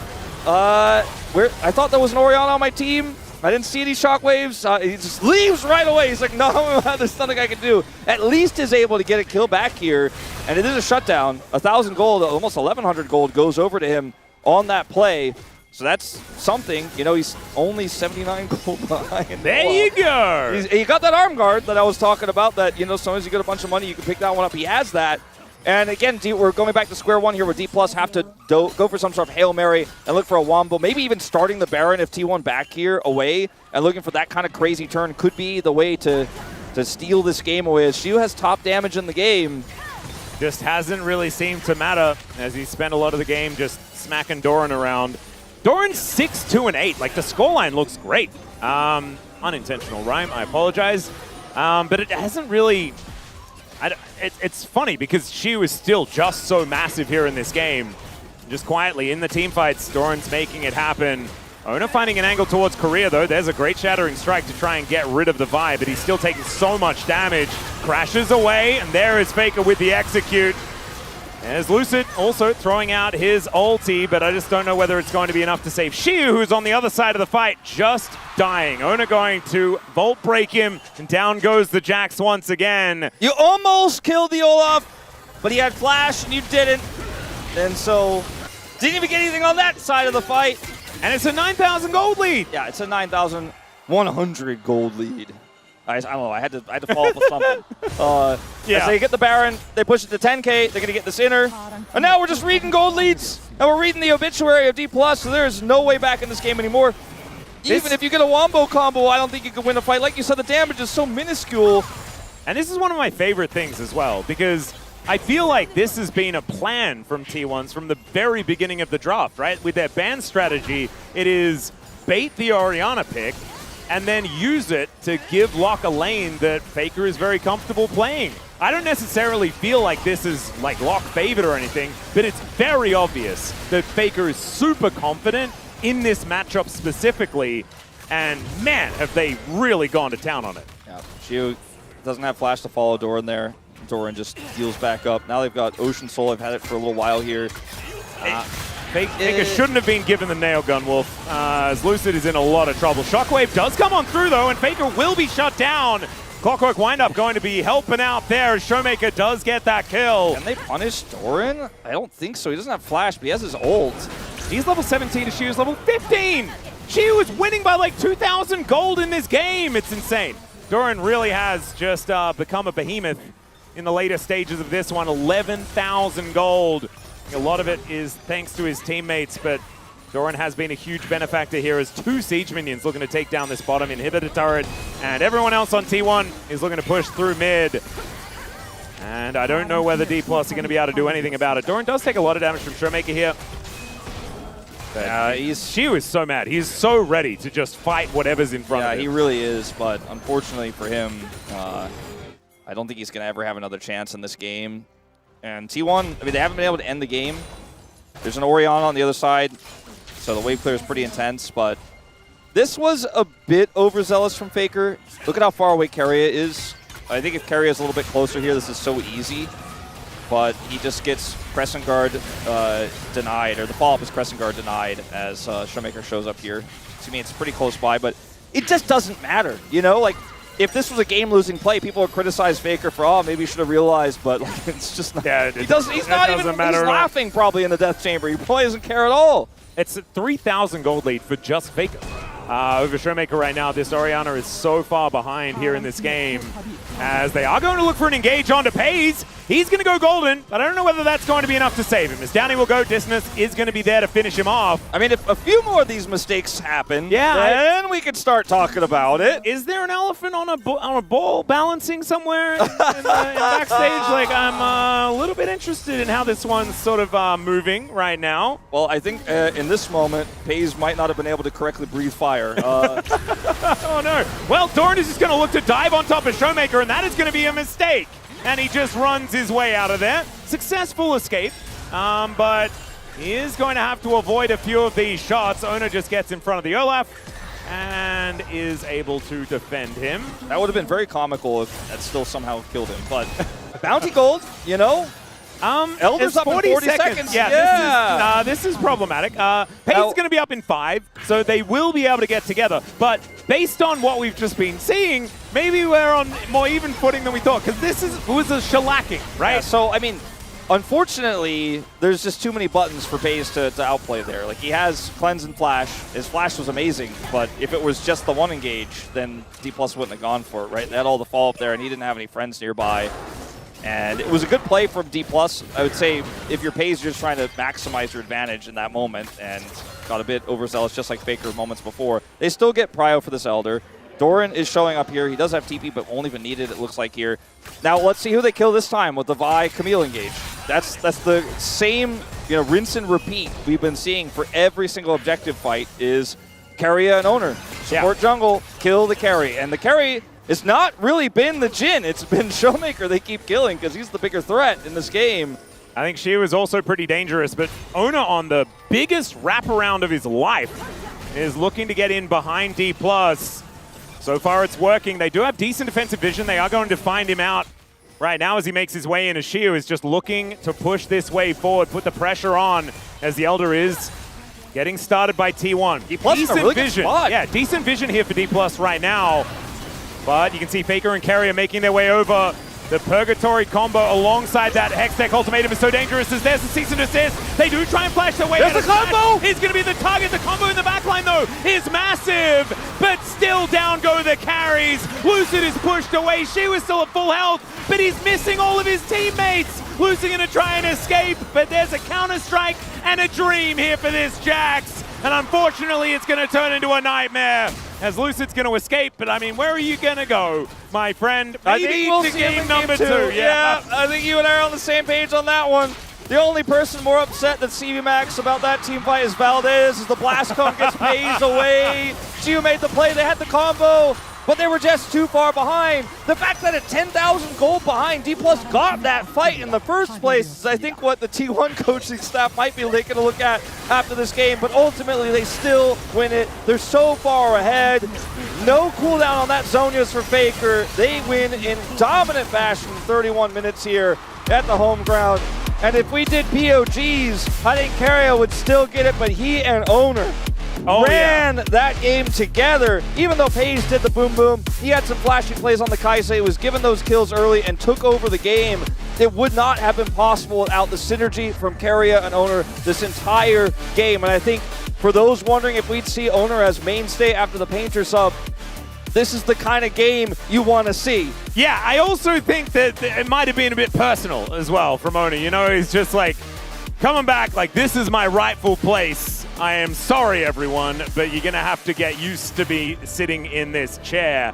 And don't worry, oh no, we were used to it. We got a little bit confused when that happened. We like Painter, but you know. Yeah, it's Owner nothing is the against guy. Painter is a great player. We've been casting him throughout the Kesper Cup, and he's been brilliant. It's just unfortunate. You know, it's like being Lucid when Canyon was the jungler. Like, what's she gonna do? I don't know. A comeback game of a century, you know, it's of the century. It's a big one. As look at the damage share across T1 is almost just dead even. It's crazy that Doran did as much damage as he did, but I don't think we were very surprised that they were going to go for the Olaf pick. The Kled ban was a bit of a dead giveaway. D+ decided not to pick away the Olaf, and the Jax just didn't quite work out the same way it did for Frog yesterday. But ladies and gentlemen, we are blessed because this is the LCK. It's a best of 3. D+ have a chance to even out the series. We'll see whether they can after this break and the space to break down this game.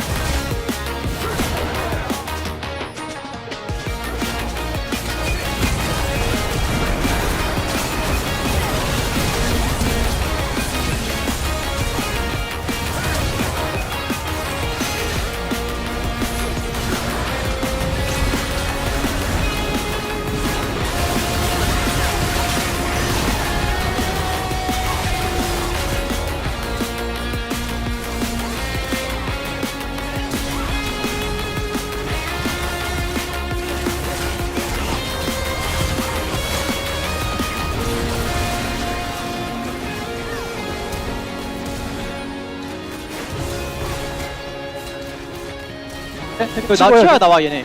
시작. 좀 더 끌어야 돼. 끌어. 끌고 그냥 쌈 건다. 확인. 2, 5초. 얘 손치 한번 태워줘. 오케이. 뺄게 일단. 땀 보는 거야? 쌈 볼게. 오케이. 형이. 지금 받고 나 간이 있어. 지금 잡았지. 잡아. 꼬리 잡았거든? 뒤에 봐줘. 안 줘. 미드라 끌어. 난 짜고 쫓아갈게. 엑스 3명 이거 라인. 잡았어? 미드 갈게. 나 짜고 잡을게. 짜고 지금 못 가. 안 잡아도 끝나겠다. 나 미드 갈게. 1대 얘기지? 1대 얘기.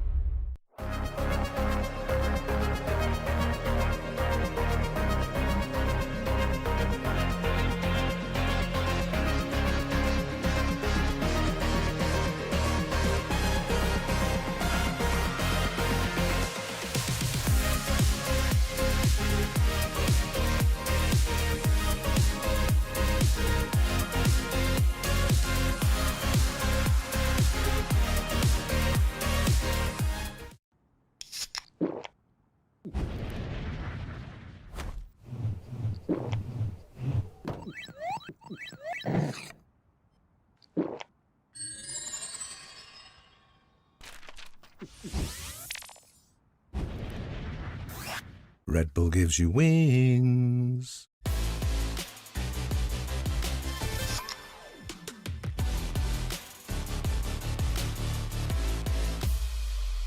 쓱싹 씻고 바르고 깎고 깎고 면도 쉽게 가자 부드럽게 쓱 매끈하게 싹 면도 쓱싹 해치웠다 질레트 랩 스팁 클렌징 바 쓱싹 씻고 바르고 깎고 깎고 면도 쉽게 가자 부드럽게 쓱 매끈하게 싹 면도 쓱싹 해치웠다 질레트 랩 스팁 클렌징 바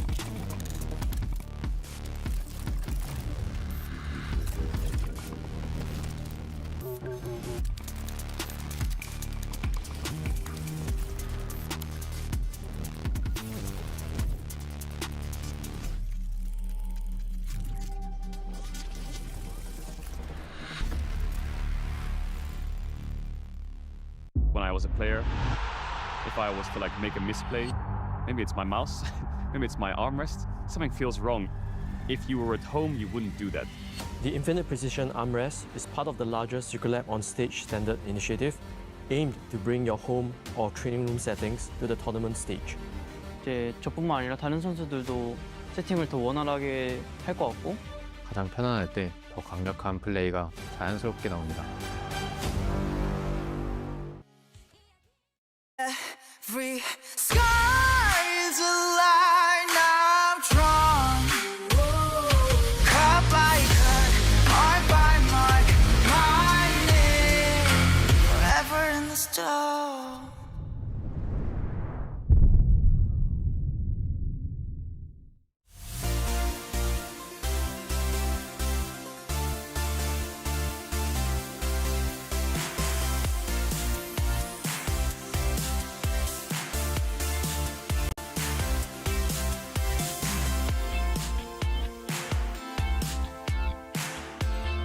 Hello, everyone. Welcome back to the space, and it is the circus that is in town. T1 win Game 1 over D plus Kia at their LCK Roadshow. I'm Digon, joined by Hawaiian pizza lover Daniel Locks Harrison and pineapple pizza lover Wadid. I'm glad you distinguish them as different things. Yes. That's the important thing here. They're different things, right, Wadid? They're different? They're the same thing. We'll talk about the this. Same thing. Chat, we need you to weigh in now.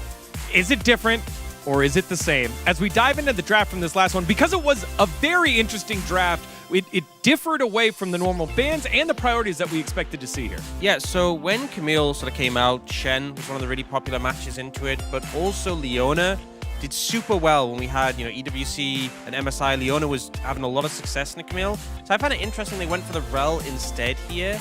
For D+, I feel like the Rel also didn't offer a ton into this team. Like, one of the things with Leona is the Q cooldown so short. She's very good into melee champions, of which there is a lot on the side of T1 diving in. I also feel like just when you have a Jhin in this situation, this T1 composition dives in so fast, so aggressively, it's very hard to defensively play and get set up with your ultimate when there's a Kai'Sa flying in, a Locke flying in, a Camille. I just think T1 had much easier sort of game plan with how they approach fights.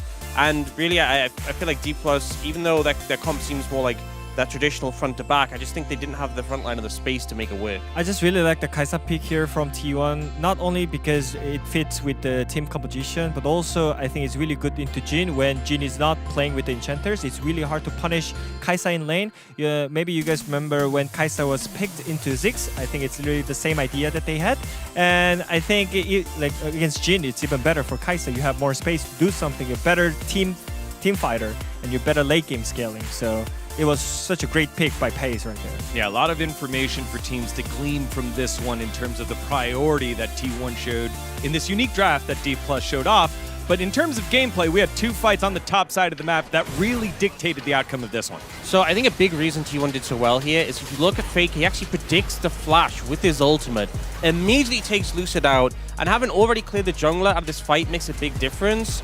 Also, we see that it takes a while to take him down, and then Doran also flashes in to get this last bit of damage before he goes down. I think these little factors just turned it into T1's favor so they can push forward and clean up. And the point I was making about the gym before, Smash is trying to get in position to ult, can only pop it now after the fight is done. Yes, he gets an exit kill, but it's not an ult that really changes how the fight goes. If Jin could position himself in a back position, then I think his ultimate could change the fight. But as you mentioned, I think that's just because of the T1 team comp, right? I think they're just dashing in, jumping on you all the time, so it's really hard to get into the position to use the Jin ultimate here. I mean, we've hammered home this meta is about the early skirmish. Both teams looking for it, but T1 execute a little bit better with their composition, and then do it yet again here in our second one. Keep your eyes on Paze here, who's just tracking the timing of the Jack. Shiwu was about to get out of control. I mean, this game, like many games we've had from T1 so far this season, was just kind of a masterclass from Paze. Spacing really well, cleanses the exhaust, constantly getting damage out when he can. And then we see this moment where Shiwu actually hunts for him, and he just reads the flash so well here.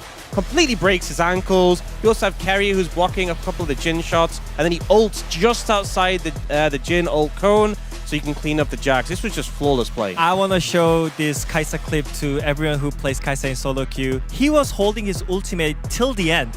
I think, yeah, this guy, by the way, he plays AD carry in solo queue, and you gotta learn from him the way how you use the Kai'Sa ulti. I think he never goes aggressively when the fight begins. I think most of the Kai'Sa players goes in with the ultimate, but I think that kind of makes you in a danger position. So I feel like Pace did such a great job with his flash and the ulti out at the end. We've seen so many Kaisas just ult straight in, immediately get focused on one shot. Like Digon? Yeah. Spacing was so good that you should learn from this, Digon, really. I will do my best to. And it wasn't just Paze who had the moment. Doran with a couple of kills over at the Drake fight. The solo kill on the top side of the map by Faker. T1 was putting on a show. Let's see if they close it out in 2, or will D+ battle back here? Well, I'm not entirely sure, Digon. I think this is going to be a tough one for D+. I'm sure they thought that their draft was going to work out. It felt like they knew what was coming. Unfortunately, it just wasn't enough in order to deal with what T1 put out there. I think Faker also deserves a bit of a shout out for his lock play as well, getting through the laning phase very effectively and then getting so many kills throughout the game. I think that the draft definitely played a large part in this loss here for D+, but we get to, like you said, in this region, it's best of 3s. We get to clean the slate and go into a Game 2 draft where those tools will not be available for T1. I think you still got to ban the Bard. You probably still got to ban the Nocturne. Well, there's some flexibility here for D+ now, and also they don't have to play around Orianna as a concept, even though they were the ones who played it and went with it. Like that creates a huge weight in draft, and it's rare for Faker to drop the Orianna, but twice he's done it and picked Lock into it, as you mentioned on the cast, and they had a great plan. Not only was it a great draft for Vi, but it was a Vi Camille draft that had a Kai'Sa angle. That early fight that went so wrong on the top side for Grubs, I think was where the game was ultimately really decided, because Smash is 2 ahead there, and then they can't win any more subsequent fights. Maybe D+ should have just played a little bit more slowly. Maybe just said, look, Doran's behind, we can play through bottom side. There are a lot of different things they could have done, but they didn't, and T1 outplayed them, and T1 won game number 1, and they're looking very dominant right now. They really are. And I feel like exactly what you were talking about is what was ringing true, right? They were playing around the weaker side of the map, and that was playing right into T1's hands. Even though it's a Kai'Sa, right, you don't necessarily skyrocket to power very early in the game. They just kind of let it happen by leaving Shiwu on an island with all of their gold, and that was a bit of a problem. Let's see, though, as they pivot moving towards this second game of the series, can they bring us to 3? That is the big question. And they have first pick this time around. They're going to ban something away first. I think Poppy still going to be banned. I think Bard's still going to be banned. And Bard is going to be indeed the first one to be taken away. But we'll see whether anything else gets through, because I feel like here in this game number 2, the Rise stocks are what are really starting to rise, especially... Oh, Rise. Oh, I'm sorry about that. The Casio ban coming on through is really going to make that one feel potent. I agree. I think that you're going to see that Bard, you're going to see that Nocturne. Like I said, the third ban is a little bit more flexible here. Because you have first pick, T1 might ban the Rise themselves in that third spot. They take the Jace away. I'm surprised to see that. No, I like it because the Olaf has already been taken, right? And so now the Jace feels a whole lot more free. Maybe Doran is not interested in playing Yorick right now, especially not playing it early in the draft and messing up the bottom lane. That's another part of this is, you know, T1 have been drafting most of the time through their bottom duo. Didn't happen in game 1. They'll ban the Lucian again. So not going to be that bottom duo, but with no Nocturne, I think Lulu probably pretty low stocks here as well in this one, but we will have to wait and see. I imagine it's going to be a Rise ban for T1. I would hope so. Otherwise, I feel like that should be the first pick here for D+, unless they have a different idea. And it's CV Max. He often has a different idea. The Syndra is going to be the choice. That's very Showmaker flavored. Yeah, it's starting to feel like that Rise first pick is getting better and better. Showmaker's like, just checking, that's real? We're not remaking the draft. It is Showmaker, so I understand the respect given with this Syndra ban, but I do think the Rise was a better choice. Instead, they're going to look for the Ezreal. I respect this because Pays is ridiculous on the Ezreal, and Smash has had some great performances on this one. It was part of the reason, I believe, if memory serves, that they were able to win EWC. Yeah, it is. I mean, remember, he had that True Shot Barrage. That was it. I lost my voice into Gen G there. The Rise will go over as a result, though. And the other thing is that it's Faker's Rise, so that's... Yeah, he's pretty good at this one. Not in the pros column for D+, I would say. I don't think this is a good idea this early in the draft, but if you want to have fun, then it's a good idea. Yeah, I think this is a hover, and I'm not going to get baited. I'm not going to get baited, Wolf. They're going to lock in Pantheon. And this is exactly what happened yesterday, and Valdez called it out. He's like, no, pick Pantheon, and then they immediately switched to Pantheon. They get I wasn't brave Pantheon. enough to do it. And you got Ezreal. You did. And now Luce is going to give the return hover. There you go. And then pick Jarvan, probably. But we'll see. Lee Sin also available. I like the Lee Sin option. It looks like maybe like, I don't know whether Lee Sin Talia feels that good. Yeah, I don't think there's a mid pairing right now left available that you like with the Lee Sin. Yeah. So instead we're just going to grab the Ezreal Karma before that can be taken away. So you're winning bottom lane. You know that much. Well, this is the thing. We saw this picked yesterday, and it wasn't actually able to be played through. And it was largely because on the other side of the rift there was a Caitlyn Bard situation.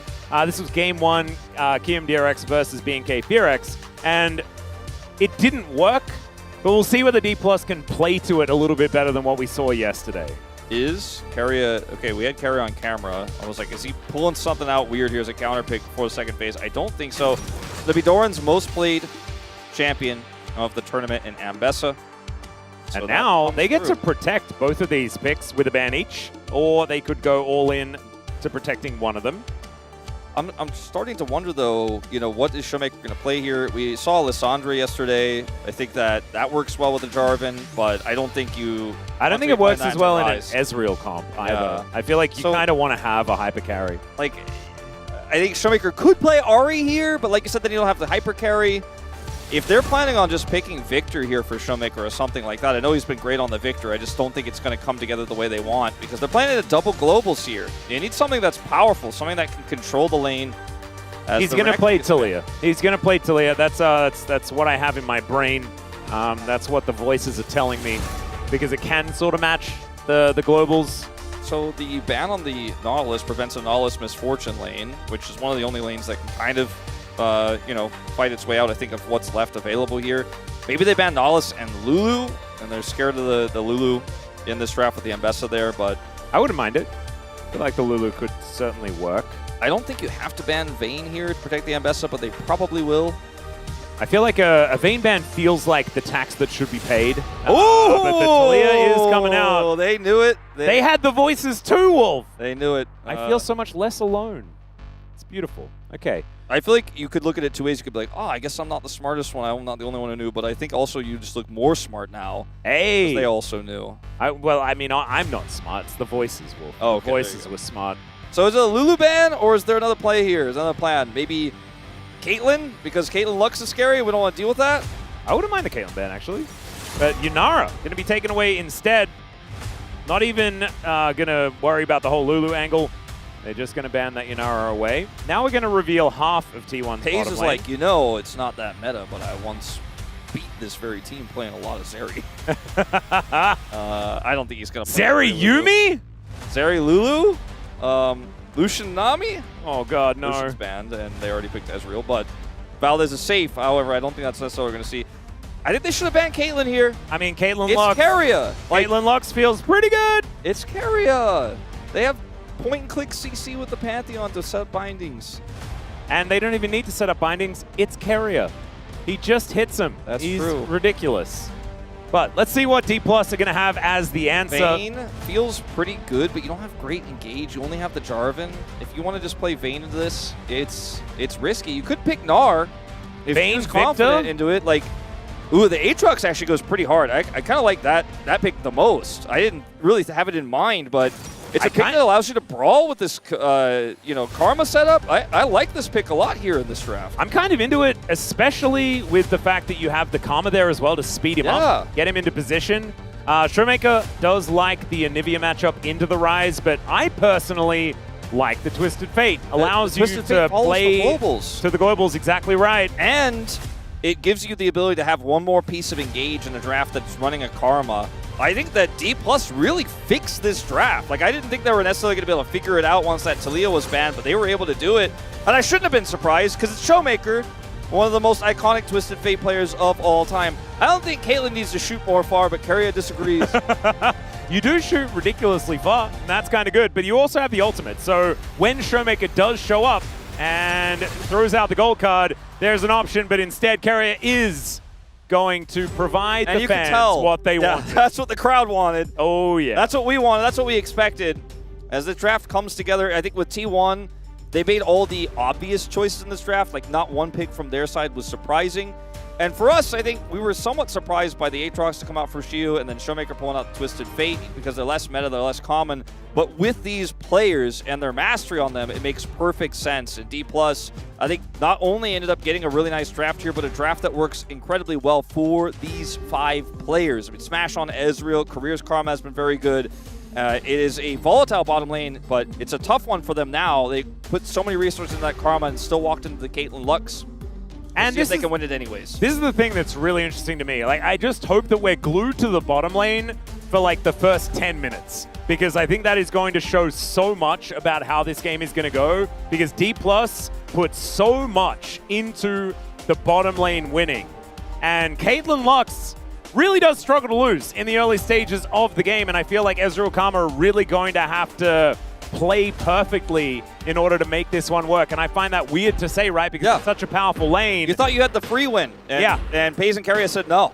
And the way Paze and Keria play this is just so incredibly oppressive as well. So I cannot wait to see what is going to happen there towards the bottom side of the map. Let's get onto the Rift for game number 2.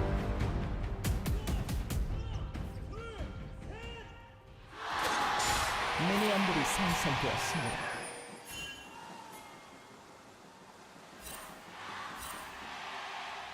All right, T1 fans, definitely a lot louder, but that is kind of what happens when it is the T1 home ground. And so we'll just have to see whether D+ can do what they did in France, right? They did this. It was a pretty blue crowd. As Showmaker is going to gold card the heck out of that melee minion. And he absolutely did. Nicely done. Korea avoids the first Lucent Singularity. That is maybe something here. See what they can do with this lane. Obviously, every single Mantran Q needs to have high value. That is the name of the game for this lane. Smash will get hit by this one. Oh, man. Making peace with it, I think, as Paze does get at least tagged by that Mystic shot, but still.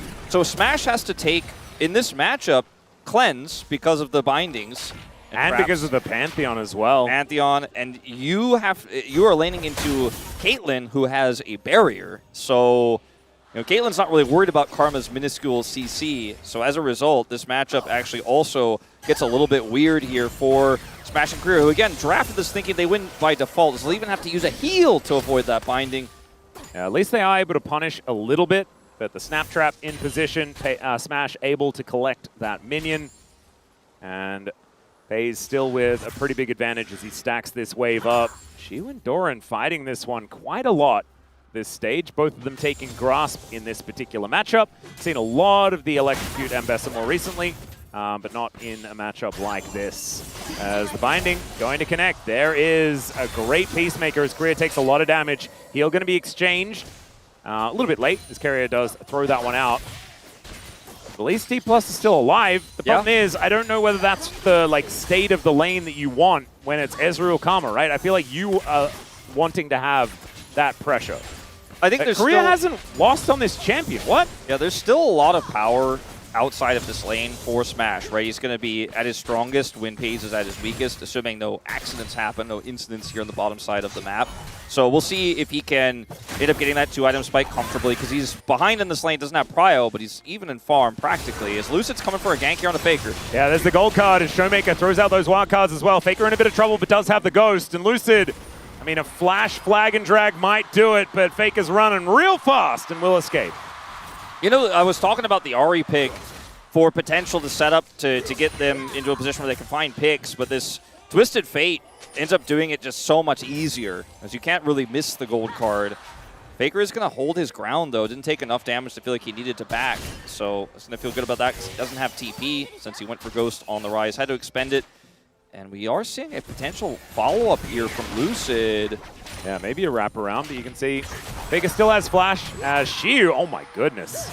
This is getting a bit ridiculous. There's first blood. He just drops a flag on him. Yeah, that was what I was kind of alluding to. If Faker did not respect, he decided, I'm going to stay, I'm going to greed, I don't have TP, and he pays for it. He still doesn't have TP, though, and he is not going to like what happens next. He finds himself 300 gold behind.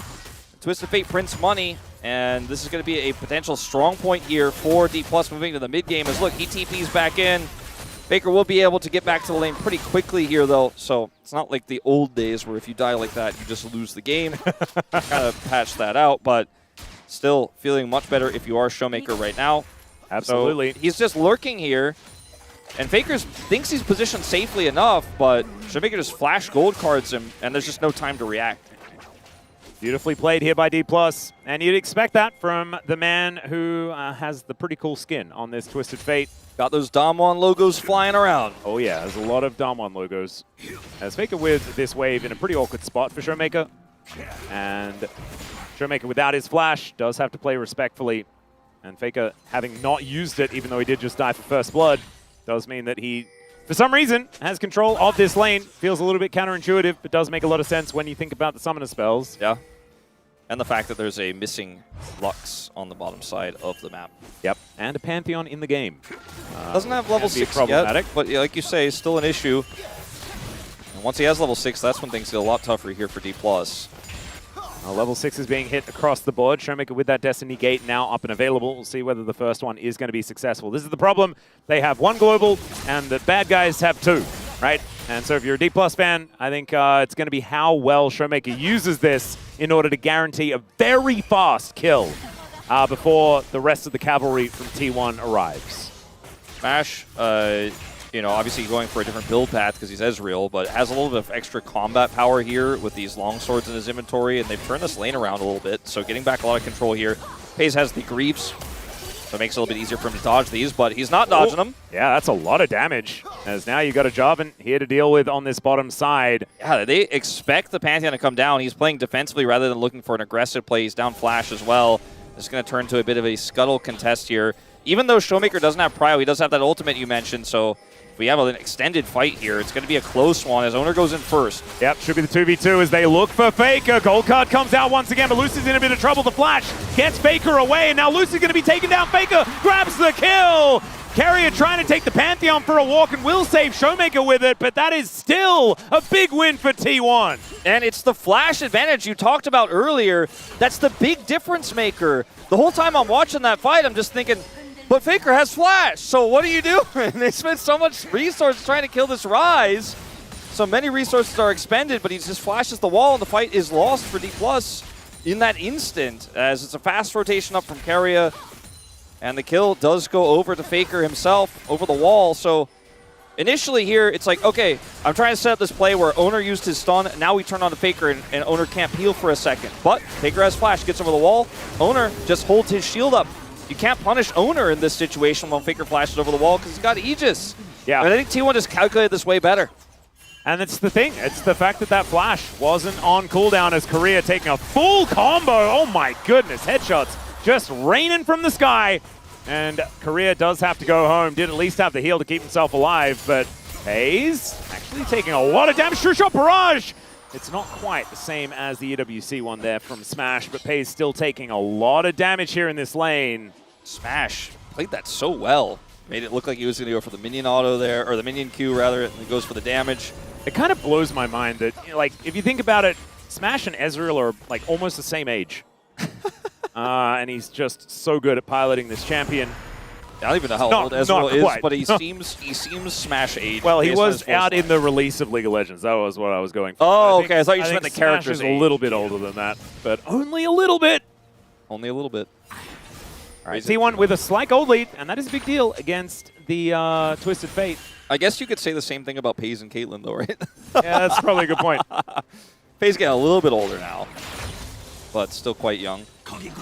Both of these AD carries in the very early days of their careers. Which is kind of crazy, given the fact that FaZe is already very decorated.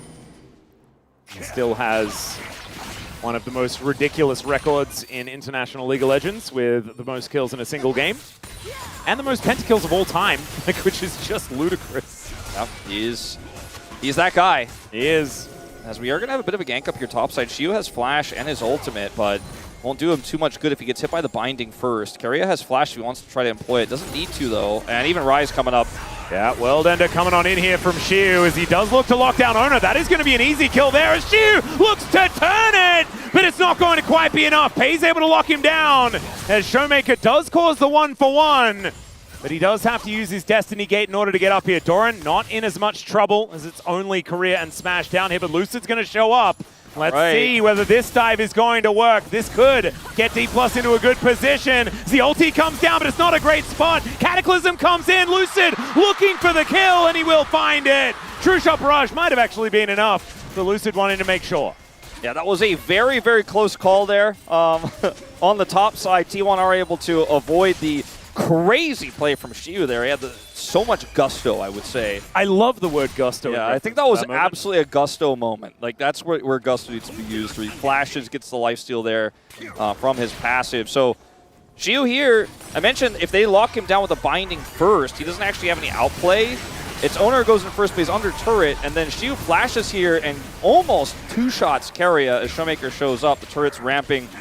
That doesn't end up being a mistake. It looks like intentional the way this was set up here by Lucid to make sure they could block the angle onto Career, because Career's got the turret aggro. If he gets hit by that ult, then he just goes down there. Obviously, it would have hit him anyways, but the way that Lucid set it up made it kind of awkward to hit it for Doran, so he is not able to outplay that dive. Does require Lucid's follow-up flash to get the kill, however, as you pointed out. So will be 1,000 gold to lead here for D+. Kind of winning on both sides of the map here in a small way. Could have been worse, though, if Keria also goes down on that topside dive. The good thing about this for D+ is the fact that Showmaker is going to have like a pre-20-minute fully stacked Rod of Ages, which is not too bad. You can see Faker still just sitting on the Catalyst, and Showmaker already completely done with that item, so going to give him a little bit of an advantage as far as tempo here in this game. And I think mid-game is going to be so important here for D+. Because as the game goes on, we know what FaZe can do on the Caitlyn. You get to like 4 and 5 items. I just don't think that D+ are going to be able to contend in team fights against this guy and with Faker, who is just going to be dealing out so much damage once those 3 items do come in. As Owner in a little bit of trouble here. Gold card blocked from Showmaker, looking to try and get on over here towards the Pantheon. We'll be able to find the angle. Wildcards to chase out Faker as there's the flash away from the Cataclysm, but he follows with the flag and drag. And they take out Owner. Wow, that was a very, very thin margin. I think that Lucid had to play through there on that catch onto the Pantheon. Baker's flash was also just coming back up. Didn't end up needing to use it. Wouldn't have helped out the play at all, but definitely something they were obviously considering when they decided to go for that. And it ends up being a kill onto the Pantheon, but also getting his flash. Lucid didn't have flash from the kill earlier and was still able to get the outplay over the Pantheon. And as a result, they were able to take the first dragon. It's a very late first dragon in this game, but it's also a very valuable Infernal. It's also very cool that we get a Cloud Soul this game as well, because Earth, Wind, and Fire always happens at least once in a T1 series. And so that's going to be happening again. I can guarantee it. Unless I get Chemtech, that's Orcs' fault, and not the fact that it's guaranteed. As this was just beautifully played by Lucid and Showmaker. Yeah. Realm Warp here. All right. Shiyu going to get dove on. The World Ender does come through, but it's a public execution! And it's beautifully done. So the Aatrox does fall down. T1 overloading the top side. Doesn't look like there's much of a cross map though. Yeah, I mean, Keria is trying to come over and stop this turret from taking a bunch of damage. Career's zoning him away right now and preventing his backs multiple times. So Smash is going to get a lot of damage done. It's a bit of a race here for first turret, but even with these Essence Fluxes, I think it should go the way of Doran. There on the top side. He's got a full wave on it. He has 3 grubs, so they will not get this first brick. Baker's going to come over to defend anyways. Now, this is an aggressive play from Lucid in the jungle. Yeah, going very aggressive towards Owner right now, and Owner is in a lot of trouble. I don't think he's going to be able to do anything about this, as Doran might be able to rotate down. He is trying to fight it. Showmaker's moving up, though. Ace in the hole, and Lucid is able to get the slam dunk down and take out the Pantheon. Still, Paze is moving up and has Doran in tow. Lucid, can he get a flag and drag out? The answer is absolutely no. And Doran is able to lock that one up. So a 1-for-1 trade in the end. Definitely. They're having a tough time, but I think it's still fine here for T1. Absolutely still favors T1 on the trade, I think, though. It was so close to being great for D+ there on the catch. Here, I mean, this is just so clean. They chase him away. He has to ult. And then watch this angle here. Faker flashes forward as well, just to make sure they have the lockdown they need. And then here, this is the attempt. But Showmaker doesn't have ult. If Showmaker has ult here, then he can just come on top of Owner and blow him up here with that ultimate. Instead, it's Paze who's actually able to impact the play first with this ultimate. And yes, with the Cataclysm damage coming through, he still bursts Owner down. But Showmaker awkwardly flashes here, and then Doran shows up. And yeah, that was not the play they were looking for, unfortunately. Yeah, it was almost, you know, Lucid making the great escape, getting over the wall, getting himself out, but not quite able to do so. Now Doran does have the Eclipse built up, also has a bit of heal deny as well, which is great into the Aatrox. So they're feeling better in this matchup, and especially now with that kill, the assist, moves to about a 900 gold lead versus Shiyu. I feel like Shiyu is going to be pretty happy, though, in this game. Wants to be in the thick of things in these team fights coming up. And him and Lucid really are going to be the bash bros here in this game. Let's see if Career can control Prio in mid right now and push this Caitlyn out of the lane so that Lucid has a little bit more agency as flashes back up. I think that's one of the angles they have here to, you know, deny Paze a little bit of farm, start whittling away this turret, turn it into a Herald take. I mean, right now they have so much Prio. It looks like Career is able to, at least on the initial part of this exchange, start to get the advantage there in that mid lane. Showmaker's ult's coming back up, but he's very far away. Yeah, it's not quite going to be enough. Does have level 2 in the Destiny Gate, but not quite finding too much more than that. So 5 levels in his Rod of Ages as well. Faker only on 1, as he built his a little bit later. 725 the gold lead, but the biggest lead in the game is Lucid right now on this Jarvan. Let's see what he can make of it as we hit this mid game and hit those power spikes that we were talking about for D+. I think so much needs to happen in the next 10 minutes for this red side team in order to get a big advantage moving into the later stages of the game. They also just dropped control over the Herald as well, over to T1. I think this was the step 1 of how to get that done in the first 10 minutes, and now they're zoned out by Caitlyn traps. Yeah, and we might see a late contest. Headshot. Yeah, that late contest is coming in. The Destiny has been popped. That gives them full information as to what's happening here. Lucid picks up the Rift Herald, but lets her walk past. And T1 will just back away. Flag for information. And Showmaker still just trying to hold on to this bottom outer turret. Yeah, he dropped his ult down as well for more information, too, on that play. And I think that was part of why T1 decided, you know what, I just don't like this. They know everything. And it's a really risky fight because the Aatrox had that topside prio to come in faster. And ultimately, D+, they played a pretty fine line with letting that Herald prio go for the backs, but they did end up getting back control. Securing the Herald, though, still have not been able to do just yet. They will clear this wave. And in fact, I'm not going to go for it right now. Showmaker's going to TP bottom side, and the Herald lives to sit in the Baron pit of another day. Yep, and that is a lot of damage onto Korea, but not quite going to be able to finish him off or anything like that. Fake with this wave that does move in. Mikhail's first for carry. It means it doesn't have Shirelli as well, whereas Career does. So that's actually really valuable in terms of what they can do in a snap fight. Showmaker finding a fair bit of damage here on to Doran, but now Shiu is in a little bit of trouble. 1v2 versus Faker and Ona, but that Sundered Sky plus being Aatrox is going to get him so much healing. And without the Ambassador there, without that Executioner's calling, this Aatrox is at full power. Showmaker doing a lot of damage, like you said, pushes Doran out of the bottom lane. He gets that turret. They're pushed out of the mid lane as well. Pays is because Keria went up to try to final spark on that attempt on the Shiu, which failed in a 2v1. And D+ gets so much map control everywhere as a result of it. They're winning top side, they're winning mid, and they're winning bottom side. So now they're going to be able to get that Herald without even a team fight here. This is exactly what they're hoping for. With all the damage that Smash is putting onto this turret with the help of Career's Mantra Qs and the wave push here, they should be able to actually get the turret. See if they want to do that, though, or would they rather use a Combat Herald on Dragon? The choice is theirs as second Dragon here has spawned. Oh, Pays walking up. Pretty dangerous into this Ezreal, but doesn't quite have 2 items just yet. Probably sitting on the gold for it, as T1 now getting into position to fight for this second Drake of the game. D+ claiming the first one, and if they even out the Drakes with the late first Dragon pickup, I don't think we're going to be seeing a Soul, maybe never in this game, but also not for a while.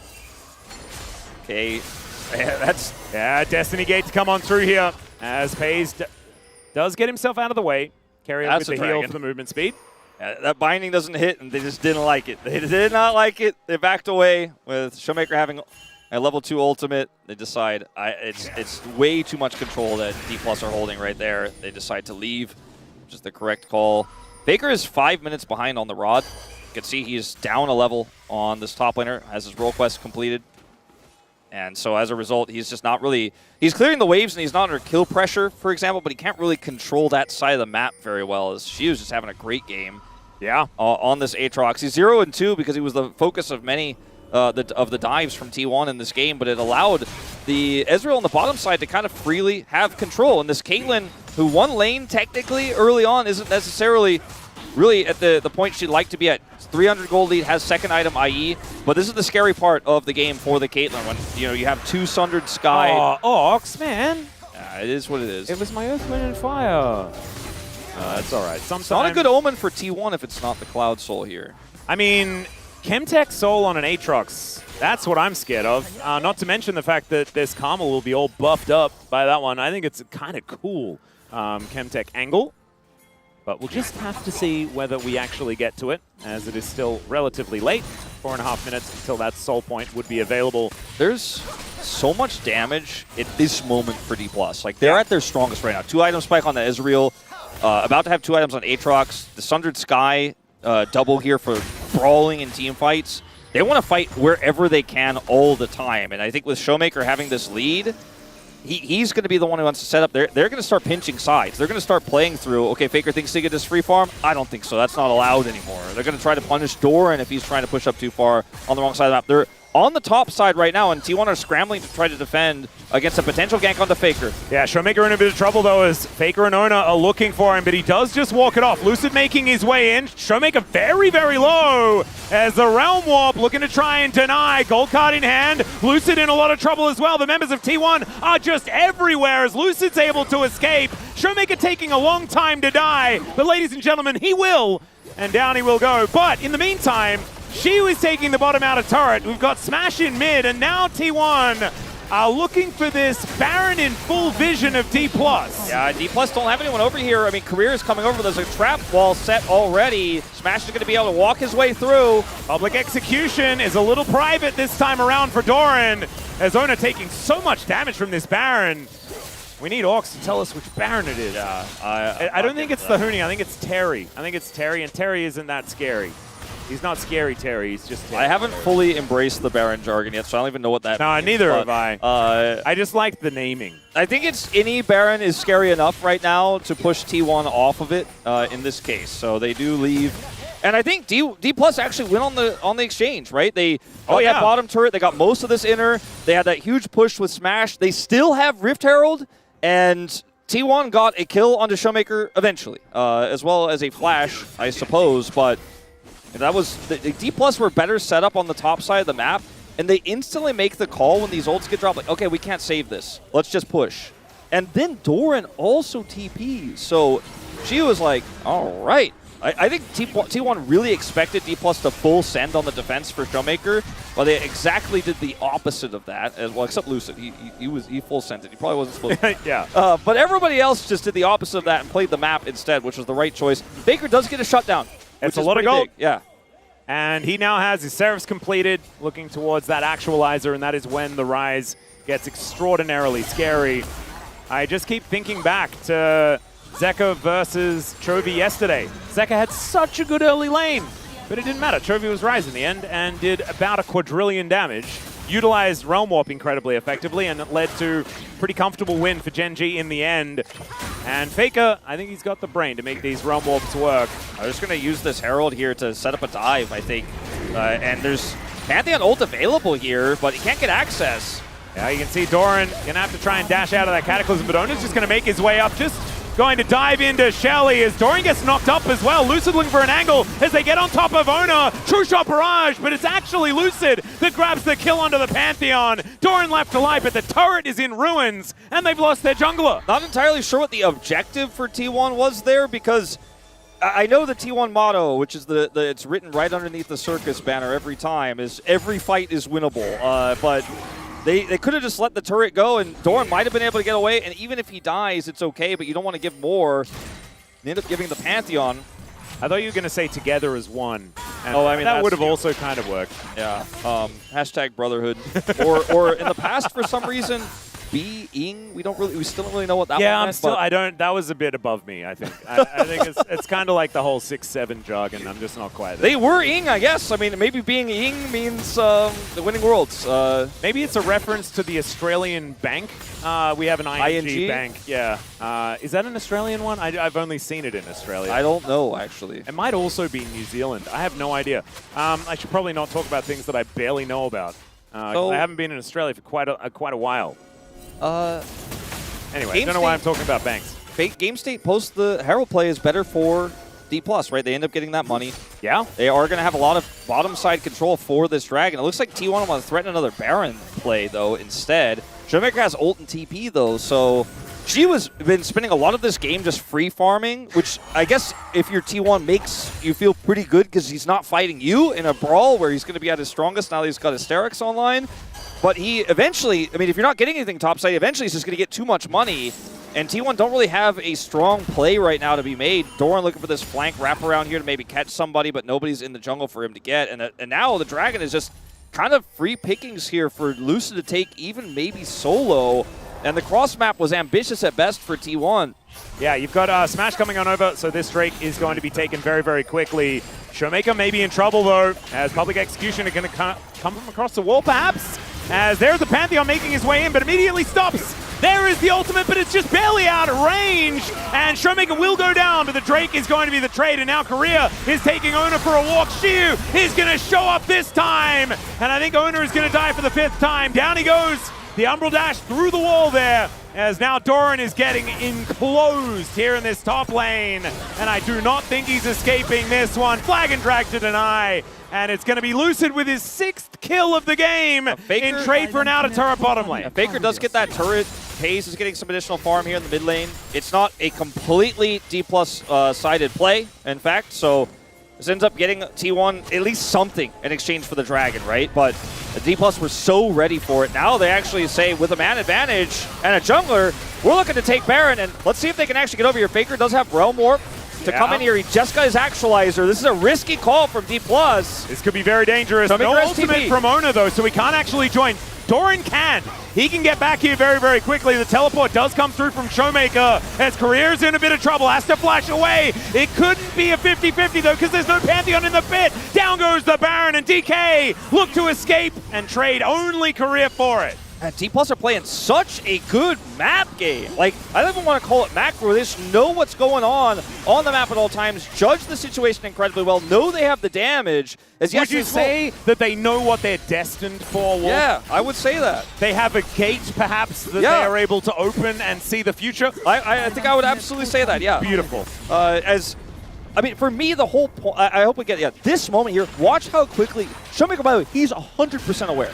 He's like hovering his W. He's like, I'm going to gold card it, and I'm going to play this. And by the way, Aatrox is going to TP. He buys so much time here. He's so tanky on this Twisted Fate that they're like, all right, we knew you were going to force this play because we got Dragon, and we were ready to respond here. And I think T1, I mean, it was really ambitious what they were trying to do. I mean, they had Doran flanking for so long. They're like, we're going to get something. And they did, but it cost them the Baron and a ton of map control. The gold lead doesn't change, but that was a bit of a jump scare. Shiu is going to flash away the public execution, and Faker is going to shut him down. Did have to use the flash for it, but man, I'm terrified.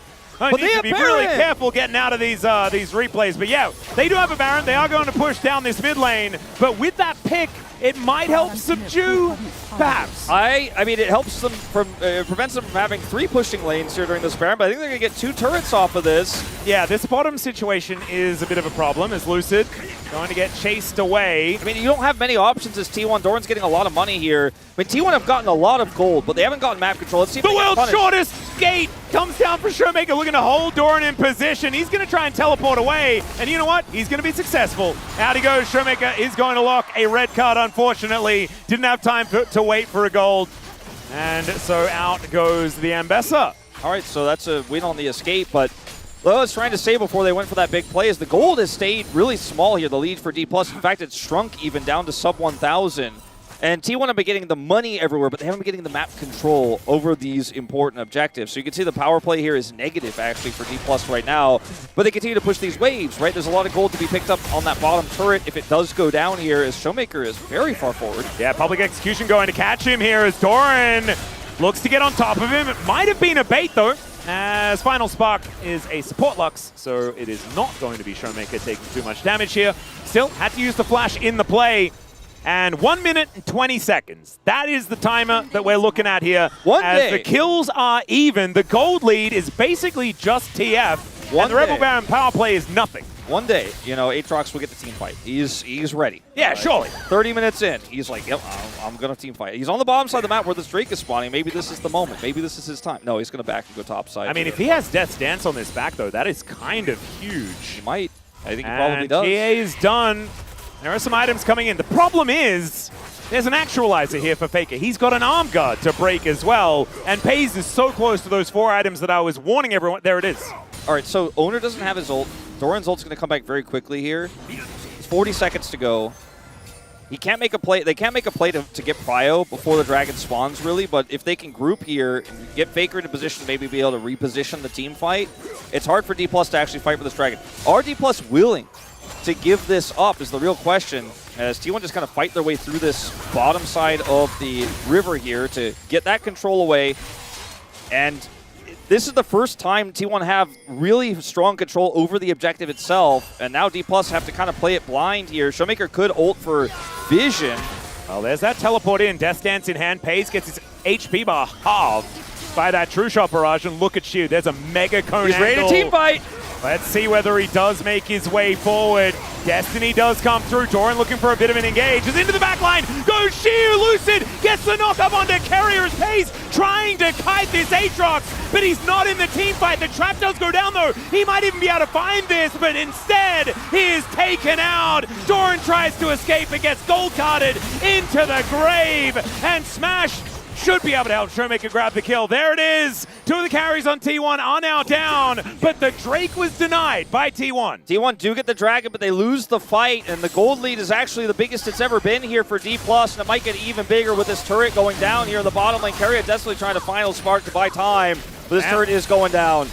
2.5k kills here for Showmaker. Congratulations for that one. And this is a really big moment for T1 because Pays is fully online. You can see it in that last fight. The fact that they deny the soul. Oh, no. Oh, dear. True Shot barrage.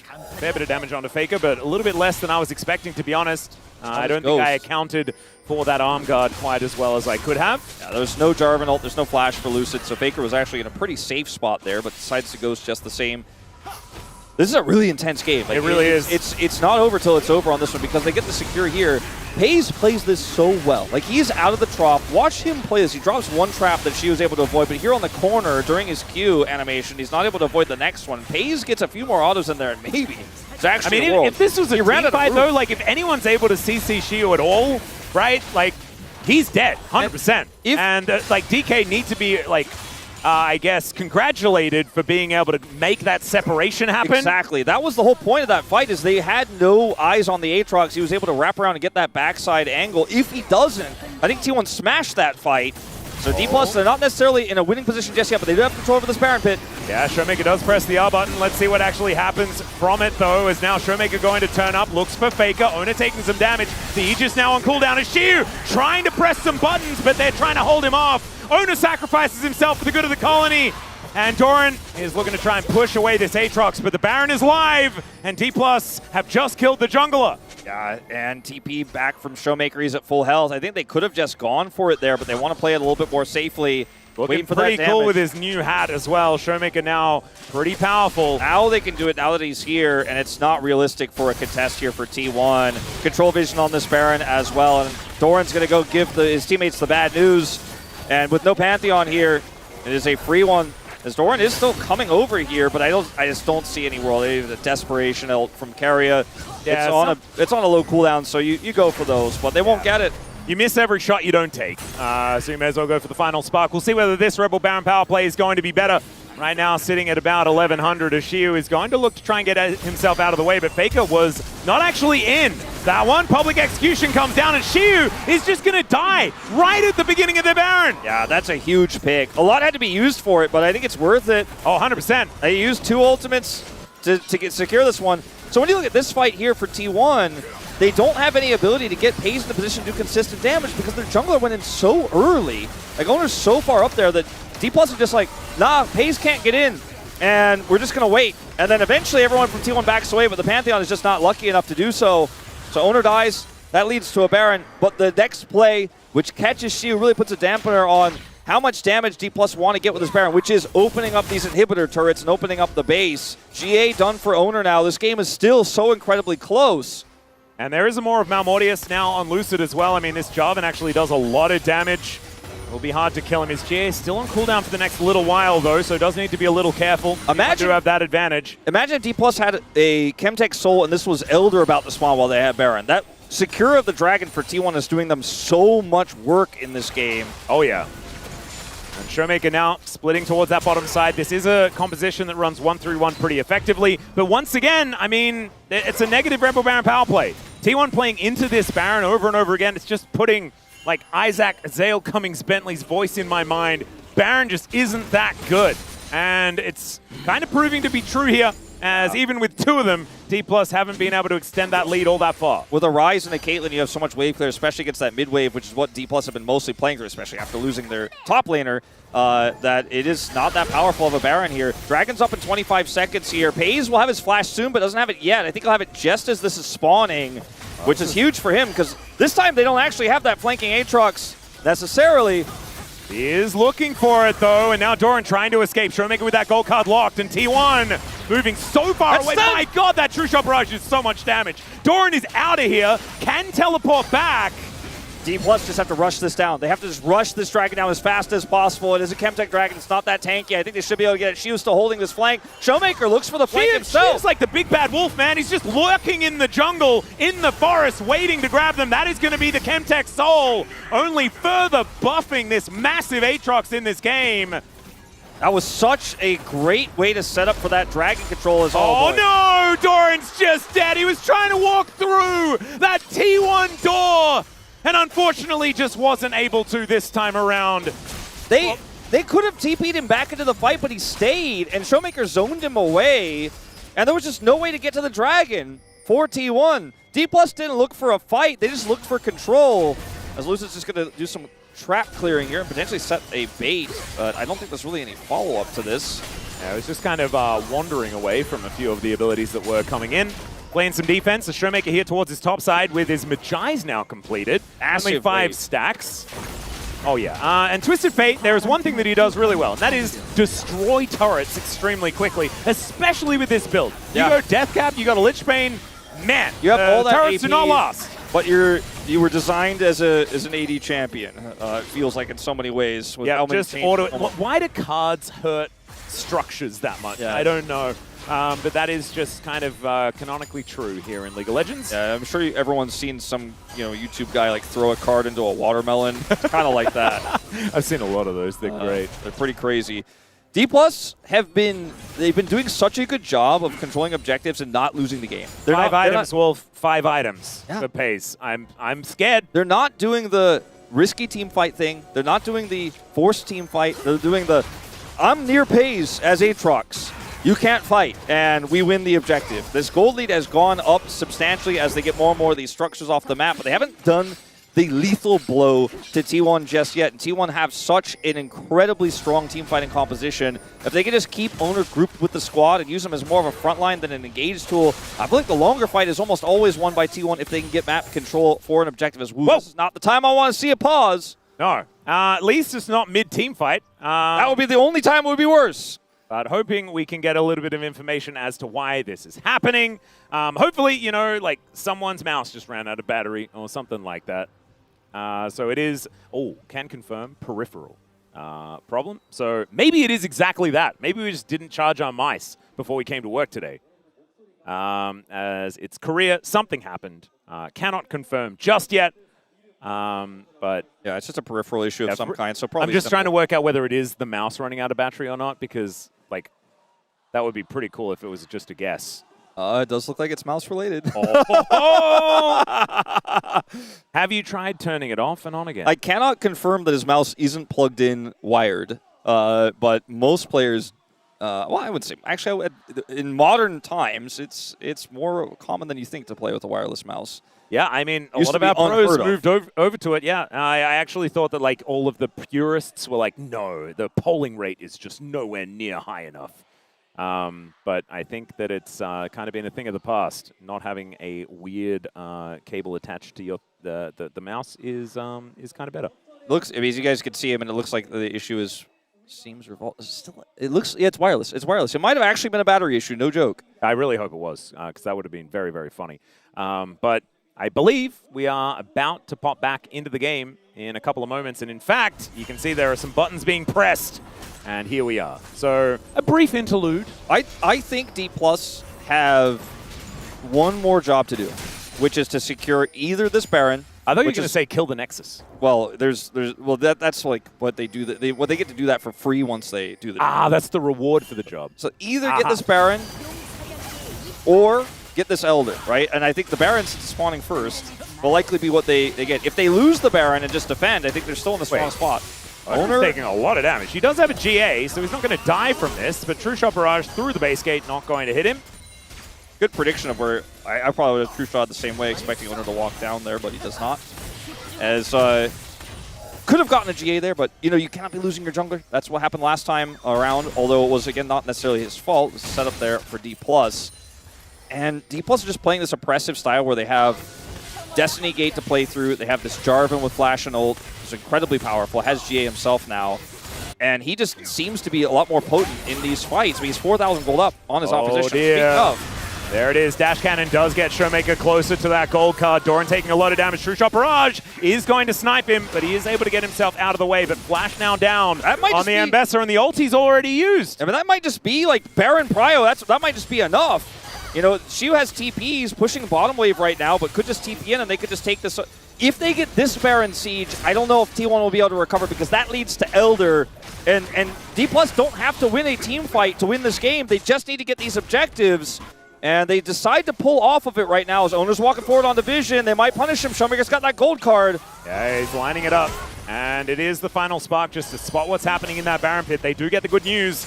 The Baron hasn't been taken. The discipline of D+ in this game is out of control. They're just not going to flip anything. I like how you say that it's out of control when discipline is about being in control. They're so out of control, well behaved. They're out of control in control. It's the best. All right. DK, though, they still need to do something to push this advantage forward. Otherwise, T1 might just be able to outlast them here in this game. But Xiu on that flank angle. And 1 minute and 30 seconds, and then things start to get complicated. Yeah, with an Elder on the Rift as well as a Baron. The ult for Doran is back up, of course. He doesn't have his flash anymore, but he has TP. He actually got a little bit of bottom side control there, which he hasn't had for a little while since Xiu rotated up preemptively. Yep, she is level 20. Doran almost about to hit that mark. Here we go. Now we're looking for the engage. Korea with the speed up. And Faker not going to quite get on top of Smash just yet. Does manage to get over towards him, but has to go golden very early. Showmaker, does he have the gold card? Faker doesn't have his life. And Smash is going to be able to take him down. There's that kill. And an overextension. And now Doran is going to suffer the same fate. No public execution for anything other than yourself, my friend. And D+ have taken out the solo lanes. Owners go in the other direction to try and pull these minions and deny the end of the game. But it should just be the jungler dead with Elder coming up. The Baron as well. It should be Exodia for D+. D+ should just be able to get that. But if they get more here, they might be able to end the game. Yeah, Carrier looking to try and hold Xiu into position. This is what we were talking about before. That's a decent Umbral dash. But if they have the extra CC, Pays might be able to get it done. And Ace in the Hole does come in, but Xiu is still just fine. Yeah, he's totally fine here. Did his job exactly correctly there. Doesn't flash onto Pays because he knows Pays would just flash away and kill him. They get the Baron. Baron should lead to Elder, as we'll see if there's any way T1 can muster defense here. But this is just D+ being so patient. And in a rare moment of overextension here for T1, in a rare moment of a lack of patience here in this game, Faker just sends it. I mean, this is unlike T1, but just watching D+ just spend this entire game avoiding fights and waiting for T1 to come into an objective or make a mistake is crazy to me. Like, D+ have grown so much. They used to be a team that were so indecisive, a team that would snap engage at the wrong moments, but now they're just the macro gods sitting back and saying, your move, D1. But this is the thing, right? Like, this is what D+ used to be so good at back in the day. This is why they were like the kings of 2020 and most of 2021 until EDG kind of pipped them at the post at the very end. It's the 1-3-1. It's playing the map, playing side lanes, and it's crazy that getting victories. 80% of this roster is different, yeah, but they came back to it. Showmaker eventually taught those kids how to do it, and look, they did the job I said that was the last job left to do, and now Atlas, I think what's really left, like you said, is killing the Nexus. That's the last possible thing they have to do in this game. They have done their job. They have the win con. All they got to do is push to end now. We'll see whether they can actually do it, because this would be devastating if they were to lose here. 10,000 gold going to be their advantage this time around, returning the favor that T1 gave to them in game number 1. Now Smash is trying to find this next turret. And yeah, the counter siege is pretty good for T1. This is the 3rd Baron of the game for D+, and their first positive Rebel Baron power play. For now. They have Elder as well. Like, they have Elder, Soul, and the Baron. And if they were to ever lose any of these fights, it would be absolutely ridiculous. D+ are spilling in now with a minute and 20 on this Elder. I think they should be able to end if any of this poke lands, and it's starting to hit. Oh my goodness, Smash does so much damage. There's Lucid getting the knock-up onto Faker. Just one more shot. The gold card is denied by Faker. The wild cards don't come in. It's public execution onto Showmaker into the back line. They do take out Faker, though. The final spark not quite working. Owner is going to execute Showmaker, but now he's in such an awkward spot. Lucid as well, down to the GA, though. And Owner trying to fight with Xiu. I think we know who wins that battle, but it's Pays picking up a couple of kills. The minions are here. Smash needs to do this for D+ if they want to win off the back of this Elder. Otherwise, T1 might find themselves in a decent spot. 2 inhibitors are now down. True Shot Barrage. Carrier going to get executed by a dragon. Pays taken out by Xiu. And I think they've done it. D+ are going to give us 3 games here at the T1 home ground.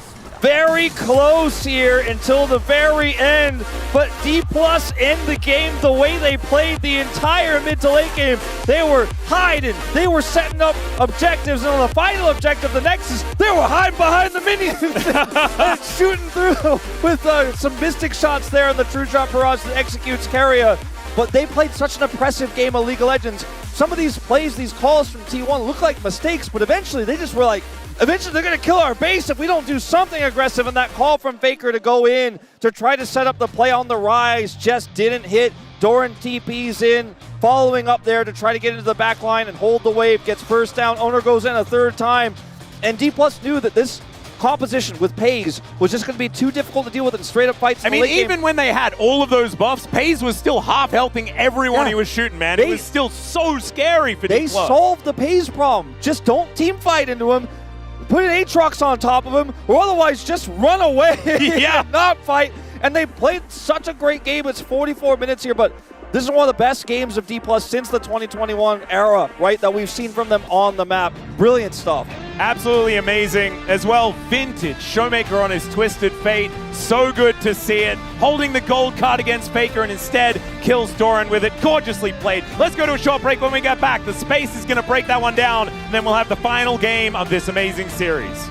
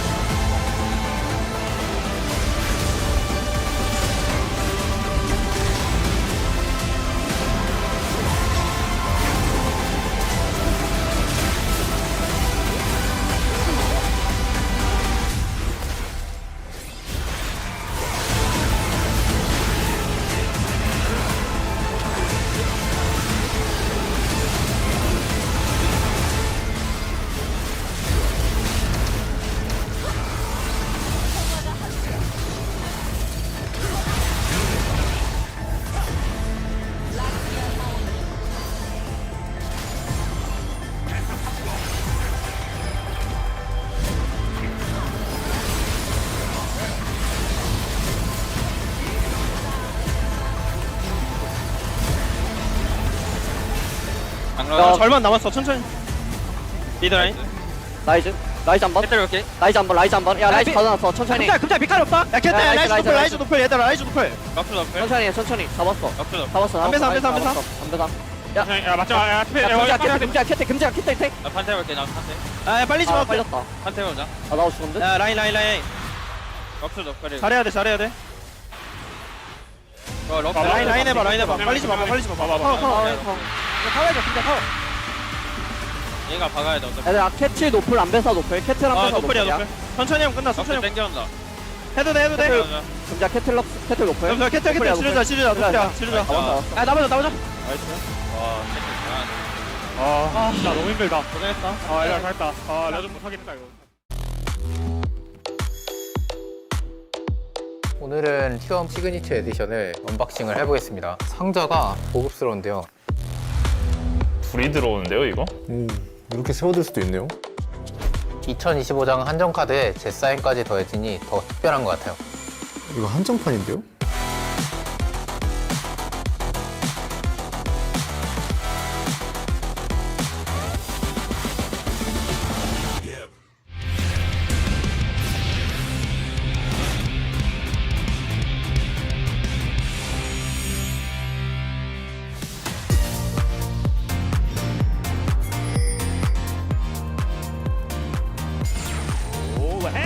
야, 조절해봐. 일단 개급하다. 다 버린 거야. 야, 이번에 짧았다. There's the flash. Oh, the shockwave as well. The delivery system so nice. The closer heels into the air. The shots have been called as the hands trying to get out, but will fail. Ron's now trying to turn it the full right. On top of Rosita is just gorgeous.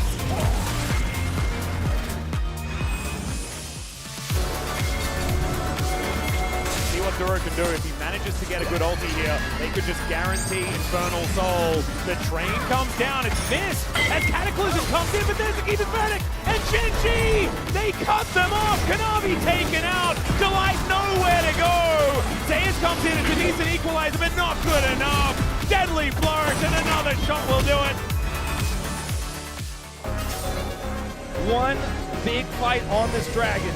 They don't necessarily have to fight this one, but they're going to try. As everybody is in the mixer, Cruiser disappears without even getting to press any buttons.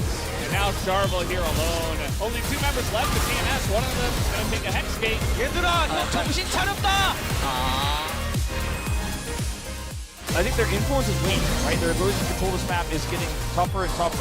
Oh, here we go. Gonna press some buttons. Scan of the weakest dodge. And showing and the double tap. He even tried to flash it and save. Puts the team on his back like he's done all game long and sets up the play. 3 kills.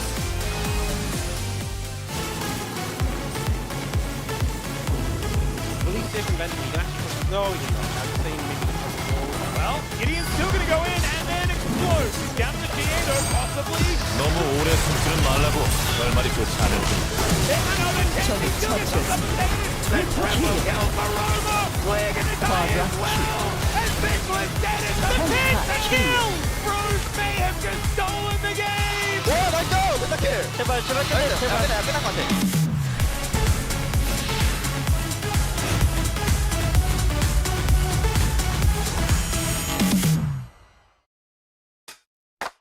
I can make it look easy. Feel like there's nothing wrong. It's so easy. If you wanna know, come find out. I make it look easy. Time and time again. Do it like this, like that. Can make it look easy, easy. Tell me what you want. Better make it crystal clear. We can keep it up front. And I'll tell you what you wanna hear. Is it sunshine or rain? Is it good times or pain? I can help you to learn how everything will work out. Always for the better. Don't get stressed out. No, never. Gotta be a hard worker, a little clever. I go all out with every endeavor. Take your time out, you be doing fine now. Let's go. Watch me ride out. I can make it look easy. Every sky's a line I've drawn. Cut by cut, mark by mark, my name forever in the stone.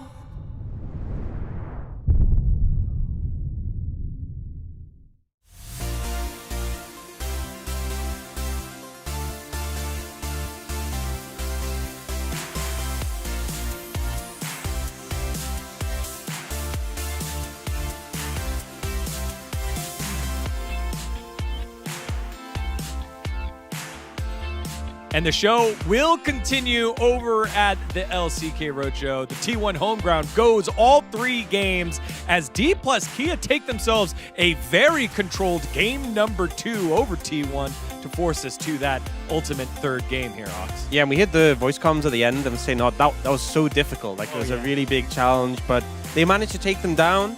And I think there was definitely some really strong play in the early levels. Still was a fight. T1 always makes you fight for it, especially in front of their home crowd. But series now equalized. Anyone's game. I gotta say, it was one of the best Lucid early game this time around. I feel like he really had such a great moment since the beginning. I feel like Ryze and Pantheon, those 2 duos are one of the best mid-jungle duo you can get in this meta. But I feel like the punishment with the TF and the Jarvan in the early game made a Faker really hard to play the game out. I also think that the Kate Lux is obviously a duo that Pays and Carry are phenomenal on, and they pick those to match into the Ezreal Karma, but I feel like with the composition as a whole, it's really hard to protect that Kate Lux. Feels like a really vulnerable combo, and there's a TF who can ult behind you, a Jarvan, an Aatrox, and I think when D+ did get ahead, it just became so hard to keep the backline safe into this D+ composition. Yeah, let's take a look at that early game from Lucid, where he was relentless in making sure that Showmaker got ahead. Not only did he get that first kill, it was after he spent some time there to get rid of the flash. Then down on the bottom side of the map, he was wreaking havoc everywhere. I mean, I just kind of feel bad because there are so many moments that Lucid made by himself. He was invading Perma and punishing the owner all the time. And I think this is the reason why, even though Faker and Owner had such a great combination with their global ultimates, they couldn't do anything just because they lost the mid-jungle fight really hard. And I think Jarvan is a pick that, you know, if you're behind, you still have the Cataclysm that has value, but you kind of just get exploded when you jump in.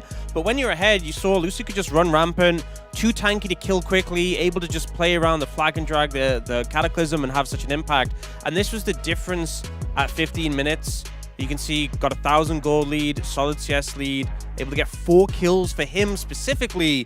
And then as the game went on, this lead just ballooned. Later in the game was like a 50 CS lead, sizable gold advantage. It just meant Lucid was really able to play so aggressively and with so little fear. Yeah, this game, unlike the first game, didn't have as many bombastic early game skirmishes that we're used to in this meta. This was a much more controlled game after all those invades. It was not like, hey, I show up, you show up, we're equal fighting, let's see who wins. This was, I'm just going to win this fight first by Lucid, which then led to this final fight here that we wanted to show you guys, the 4th Drake, where it was all stacked up for DK, but then T1 had to take it, but not the fight. When they go in, you see how Paze and Carrier have to split, with the Aatrox and Jarvan both looking down different targets, and Paze does a great job of kiting, but eventually she just walks up to it and puts a big ult to it and takes him down. So difficult to keep those that backline safe. I feel like Paze and Carrier played almost perfectly on their Caitlyn Lux. I think they played lane really well, pressuring the lane whole time. And also in the late game team fight, even DK mentioned about, oh man, it was really hard to kill Caitlyn at the end. But even though they played perfectly, it's really hard to fit in those team comp because, as you said, it's really, it felt impossible to kill Aatrox right there. And I think this was the correct game to pull off TF again. I think it was Lucid bringing so many good plays in the early, but I feel like it was also Showmaker's Twisted Fate that brings so many good plays by the Gold card and the Destiny, and it was just one of the best combination from the DK here.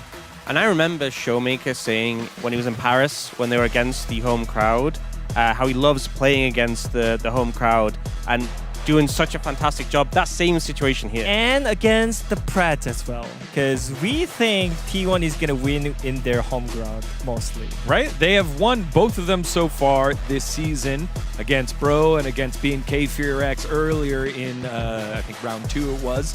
And Atlas, the only brave one here to believe that D+ will pull it off, but as we've said from EWC against that hostile Carmine Corp crowd in France, D+ Kia reveled in being the underdog there, and we're able to show up. And Beryl isn't even on the roster anymore, so this isn't a Beryl vote. This is Max fully believing in D+. I mean, now you can never blame people for predicting like other teams, I think as we saw, LCK is just full of chaos, and every team can literally just win the game.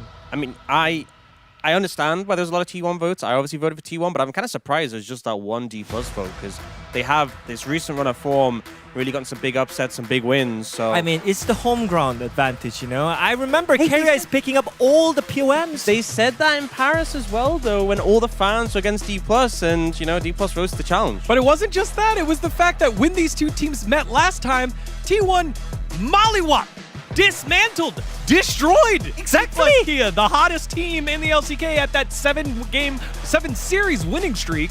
And so I was just going with the recency. They're not the same team they were 1 week ago. That's true. That's true. Well, there's one man who believed, who's on the call right now for Game 3 over at the T1 home ground. Let's send it back on over to Atlas and Wolf. All right, I'm not going to lie. I thought that I predicted T1. Yeah, you told me that earlier today, and I it's a bit of a surprise, but, it's a welcome one given the fact that the series isn't over, I guess. Ask him again at 30 minutes into Game 3. Yeah, whether he likes it or not. Perhaps. I don't know. Sorry to take away from the end of the space there just a little bit. I appreciate saying that I was brave and all that stuff, but I didn't even know that I was. Crazy. Well, let's see whether I'm an idiot or whether I'm a genius. And I might just be... maybe I should have instead just said, they were Jew. Like Ox did when he looked really cool. I kind of don't have that option anymore. Dang it. I should probably think before I speak. But that's all right. Let's get into this. T1, they have first pick once again. I feel like as you get deeper into Fearless, though, first pick gets a little bit more murky as far as its value. And so I think this is going to be such a close Game 3.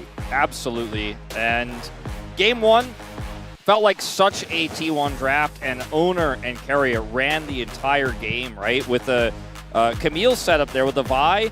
And then in Game 2, Lucid just gets the better of Owner, crushes him in Game 2, and it's a very D+ flavored draft with the Twisted Fate. Feels 2021-esque, as we were saying, but moving into Game 3, who knows what kind of draft we're going to see with so many of these big champions removed. This will be the deciding game, and maybe D+ can break the 4-win streak at their home grounds.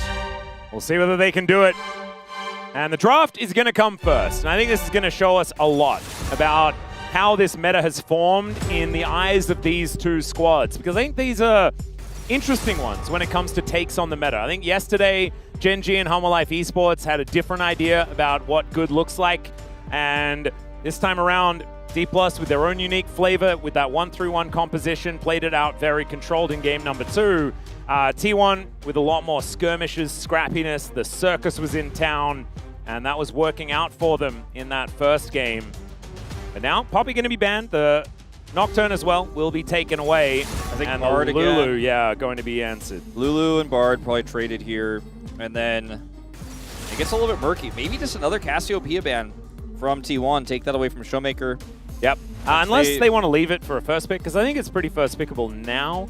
Maybe, unless the Anivia is something he's scared of. Yeah, that's a good point.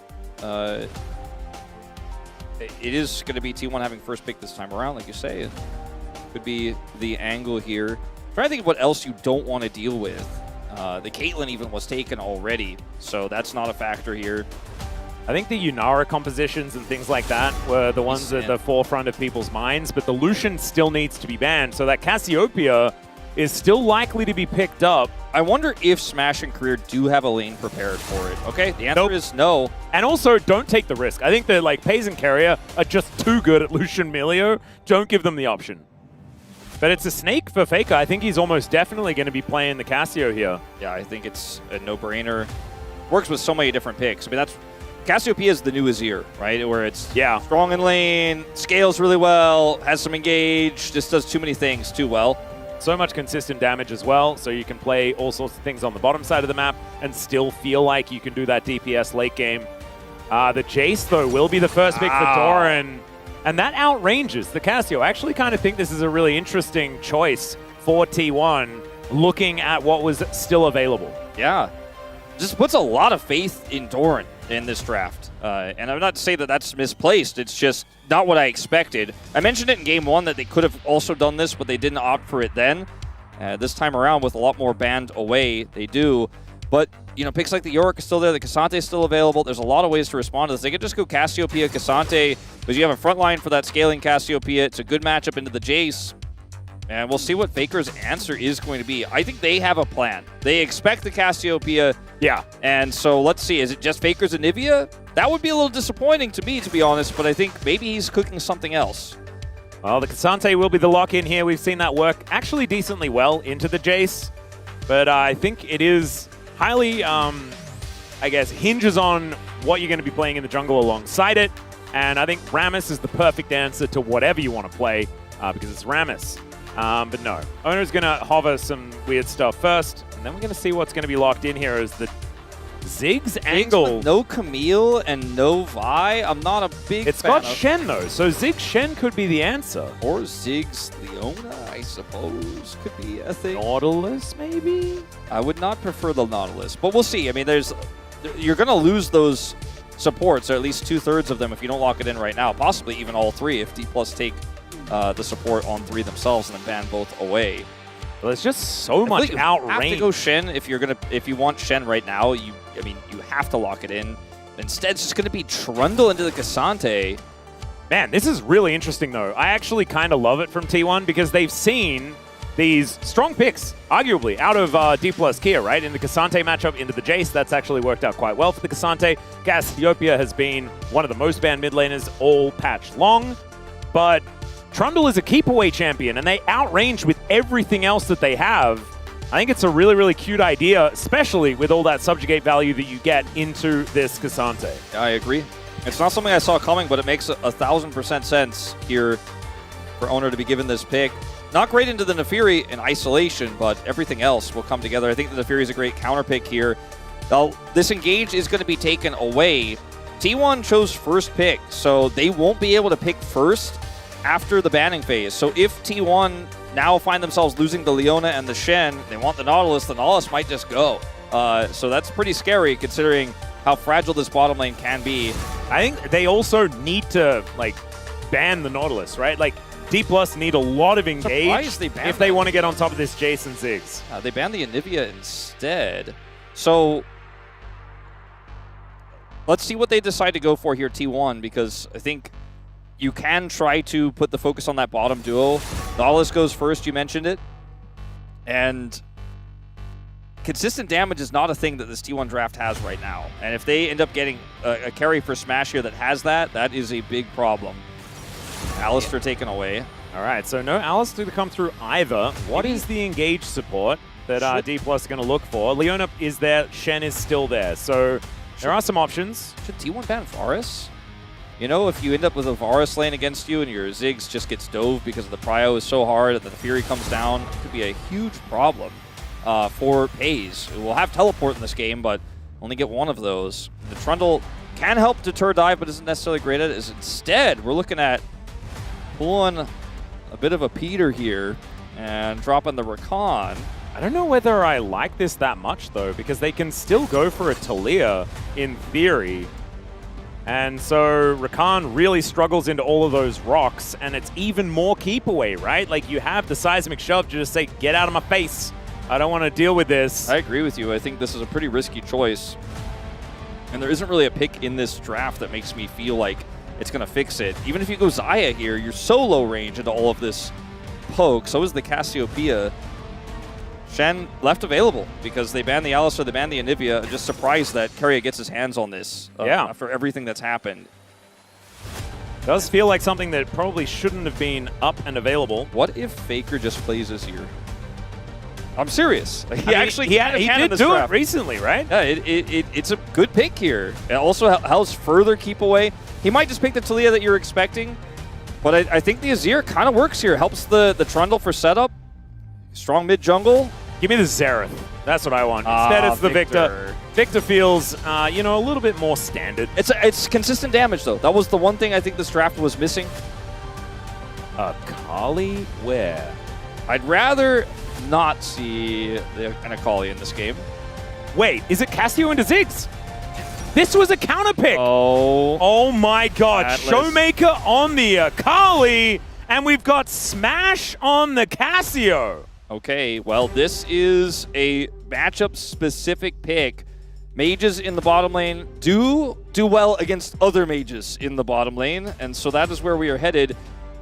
Who gets to draft, or rather build, MR in this game? Because I think the Cassante is the biggest winner of that. Now, if he does index into it too heavily, he's going to have some problems in the laning phase, but if he can get out of the lane and build a lot of magic resistance here into Victor and the Ziggs, he's going to be doing more, you know, MR than anyone else really can do on the side of T1 here into this burst draft now that has an Akali and an Fury. I don't think they had to do this. I think they could have just drafted a winning lane. D Plus could have into the Ziggs and played through it with their Nefiri. But instead, we've just changed the entire draft at the snap of our fingers. A bit of a surprise, but a welcome one. We'll see if they can pull it off, though, because this draft needs the Akali to get ahead. And also, you know, Smash on Cassiopeia is still somewhat of an unknown right now, how well he's going to do in the lane. He should be able to win lane into the Ziggs, but I mean, if it's anything like Smash's Victor, I think that D Plus fans are in good hands, right? He has actually really taken to the mage play on the bottom side of the map very, very well. This is not the norm, right? But it is certainly a whole lot of fun. I believe it was Viper that played the Cassio in the bottom lane first. But here we are, ladies and gentlemen, onto the Rift for game number 1. 미니언들이 생성되었습니다.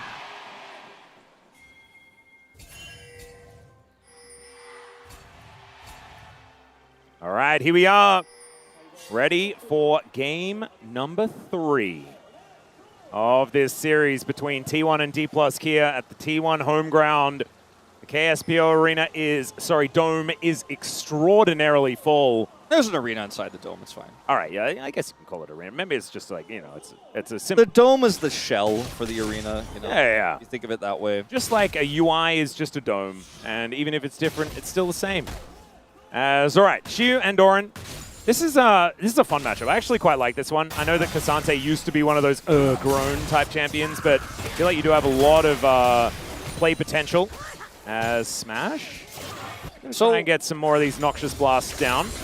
the one thing about this matchup that I really like for Cassiopeia versus the Ziggs is we don't really like the Akali at level 1, and most matchups, I'm enjoying that a little bit less, is that the Cassiopeia actually has consistent damage output, whereas the Ziggs does not. And especially once Smash gets level 2, it's going to be really annoying for FaZe because he's got his Q and that's all he's got. So he'll have to be really careful in this lane matchup, otherwise you could just get hard pushed in. And it can be very annoying to play if you are FaZe. Notice Smash did not go teleport, because he knows he's actually the one who has the pressure in this lane. He went for the more combat-oriented Ghost in this. Oh, that's an incredible satchel there from FaZe. Just threw them all over the place. Not actually going to necessarily do too much as far as winning the trade, but looked really cool. I mean, it did get him a lot of damage on the Smash, and it's really hard to actually win trades, but double taunt into double satchel is a combo I hadn't really considered all too much, but it is going to work out in this case. And the thing that I do want to talk about is the mid-jungle here, because I feel like Faker and Ona definitely have a lot more synergy, right, with the gravity field and the pillar. Yes. Like, just sort of working so well together to try and guarantee these stuns from the Victor. And Lucid on the other side, Lucid, they have damage. Yeah, it's just damage. Usually CC is the more interesting part. Sometimes you have one champion in the mid lane that does a lot of damage, and then the jungler does a lot of CC, and that works out well. But double CC can also work well because people just can't play the game then when you do that to them. But double damage often does not work out because the CC kind of comes into play. It stops you from doing it. But it's not a free setup with Pillar and Gravity Field or anything like that. It's very strong, but it's not Arivi levels of damage and CC layered together. The Taliyah would have definitely been a lot stronger in that regard, but see how Faker plays this lane. Obviously generating a decent lead, but not enough to get anything on the Showmaker. So Lucid's just going to be annoying down here. Now, they did not opt for a Varus lane or anything like that, so not going to see an early Nefiri dive, but it is stopping backs right now, which is a pretty successful play. FaZe will finish his back and TP back in. Yeah, going to be able to grab some items here as well. Double Amp Tome, just to make sure that he's got as much damage for the wave as he possibly can have. And Smash will be able to push this wave in. But you can see, like, FaZe is doing really, really well in this lane right now as Ona making his way down. Korea not going to get interrupted or anything with a pillar. And Keria is a little bit low, but they are looking to just get the shove with this Trundle being in the area. Now, if FaZe loses out again, now he doesn't have that TP. Background entrance was so weird. Actually caught FaZe in his satchel. Does have to flash to get out of the play, and he just teleported back. Yeah, exactly. Now he doesn't have it, and I was setting up for that because Career with a flash available is threatening that, right? He's constantly thinking, if I can set this up, Smash is going to do so much damage, even without his Ghost available on the chase. Smash knows that all Career needs to do is to hit one knock-up, and FaZe is going to be out of the lane. FaZe thought he could outplay it with the satchel there. Now finds himself down flash and down TP. We'll be able to hold this wave here. Keria is going to be the one who backs first, but a very, very scary moment there. If he had lost that wave, it would have created such a ripple effect. His owner would have had to stay down there, would have affected his clear, and as a result, it is still a big win, but luckily for FaZe, he gets out and gets... We normally see the sad triple longsword or someone has triple dagger in the bottom lane. Triple amp tome is a new one. Well, Showmaker is going to find another ninja in his lane. Does kind of prefer it to be only one ninja in the lane. That's how it works, in League of Legends at least. They are a lone warrior. I wonder if that passive is actually back in LoL Classic. Lone warrior? No, like the fact that like ninjas can only be like one per team, otherwise you lose 1 HP. Oh, I have no idea. It might be back. It would be very cute if it was. She was also playing the Aftershock version of the Cassante into a Trundle. That is crazy. Yeah, I don't know about that. I would have just preferred to see another grasp here. Well, Ona will have the ability to be basically immortal if he ever presses that button onto this Cassante. But that is, you know, a story for another time. So he is building armor first here into this Jace, which he has to. But after this first item completes, he will start building MR because he's playing against a Victor and a Ziggs. And then he's going to be, if the ultimate is not there from Owner, nobody's going to be killing him or hurting him ever. So it's a good thing that they have that button. It will be very helpful. Oh, yeah. Lucid going to move down towards his bottom side. Owner clearing out a control ward on his blue buff, but Lucid does have access to this area right now. Level advantage as well on the Nefiri as Korea going to rotate up. Keria going to be following. All right. Career has hit some really big knockups already this game. Pays is flashless, trying to force a 3v3 here is fairly risky. Yeah, they are just going to give this up though, respecting the power of the level 6 from this Nefiri. So T1 going to be playing back. The gold lead that they did have had got up to about 400, 500, something like that, but is now shrinking once more. But I just don't... I'm not sure whether I trust D+'s composition as we get further into this game. They need to show that they can force fights anytime they want, because otherwise I think T1 just win. Exactly. It's very scary when this Victor becomes online, and if you can't crack, it also depends on what dragons we end up getting and stuff like that, but if you can't burst Faker, he actually is that consistent damage output, even into a Cassante building MR later on in this game. So I think the scaling, in a weird way, favors T1 probably. We'll have to see how the game state goes. His career will get a backstop here. Oh, that's actually so annoying. Should guarantee the Drake here as well, although I think that T1 had already decided not to fight for it. Faker laning very aggressively into Showmaker, continuing to do so. I think they might even be able to get another backstop here. Oh, Pei's going to get interrupted once again. The Miasma is down. Smash is going to yell at him, and Pei's going to survive here. But still a lot of damage to come out from this snake. I mean, I think Lucid just kills. Pei's, he doesn't have any buttons. He doesn't have flash.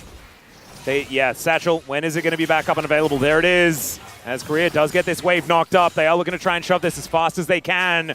Grubs are being taken. They've lost their blue buff. This is a big investment as the teleport comes out from Faker. And he's just going to turtle his way down here and sacrifice his lane just a little. Yeah, we always wondered what D stood for in D+, but it's going back to that discipline from game number 2. It's not going to force the play, get the TP out of Faker. And Lucid just goes right back to his jungle. Some of his camps, I think just the blue buff actually, was taken away by Owner while they were doing that dragon. That's the cross map that he did get, but I thought for sure that they were going to go for that dive a little bit faster, and then, you know, the TP from Faker might have tried to salvage it, but ultimately that didn't end up happening. It looks like this Recon tech, by the way, from Career, it's like he's been practicing his matchup. He actually understands how to interrupt Satchel, and we've never seen someone try to punish the Ziggs this way here in the LCK just yet. So he came prepared. We weren't 100% on board with the Recon at first, but watching how he's playing it with the winning Cassiopeia lane, it's pretty sick. Yeah, it's certainly working. And it pairs with the Miasma quite nicely there as well. You can sort of guarantee it if Smash is ever able to get that in line. But Flash now down for the Cassio is going to make this somewhat dangerous, and they haven't been able to get too many plates from this turret yet. That's why T1 still has that 400 gold lead we were talking about before. Showmaker also not really being able to put a dent into mid lane just yet, although now that he has hit level 8, is feeling a lot more comfortable. Just going to clear this wave and then leave. Faker going to make sure that's the case, dropping this ultimate on top of him. Oh, that's not great. The lane here in the bottom side is pretty abysmal for Pace, right? We don't have the gold up right now because the UI is kind of bugged at the moment, but you can tell he's down a wave. He's lost a lot of plates. Like, Cassiopeia is very online, and it's going to have Rod started here pretty soon. And so I'm wondering what this mid game is going to look like here for T1, because they have a really strong set of bursty opposition in this game when we come into these next few fights, like this next Dragon, for example, Herald, Grubs, which are up right now, which is where... Smash thought he was going to keep walking, but really good heads-up play there from Pays to make sure that he does not face check a scary snake. Walking into bushes when there could be snakes is something that Australians often learn, very familiar. But I didn't expect, Koreans to learn it as much. There are some snakes here, but they're not quite the same. This is a very difficult fight for T1 to take without the subjugate value here from Owner. So the timing of when he uses it and when T1 fight with it is going to be of paramount importance here. They're going to clear all this vision. D+ have just been avoiding so many fights this series, and it looks like this might be another one of those. They weren't set up for it. They sent Lucid home, and he's actually going to the bottom side of the map. Maybe their angle here is going to be to try to dive Pays, but Pays has flash and teleport back up. So ultimately, actually, nobody fights for the Grubs. Owner also leaves, even though they have topside prio, and just kind of wait for the next fight. It says small gold lead here for T1 right now, about 800 across the board. A lot of that is in these solo lanes, right, where you see the advantage for the Jace. He has a similar advantage to the Cassiopeia. So, man, Career just doesn't miss these. Yeah, he's just, he's going in. I mean, Showmaker didn't really need him to. He was just happily farming things up, as now Xiu looking for an angle towards Doran. Uses that window with the Aftershock there, but Doran is able to dive in on top and win out on the trade. Now he doesn't have his ult, and Keria is kind of interested.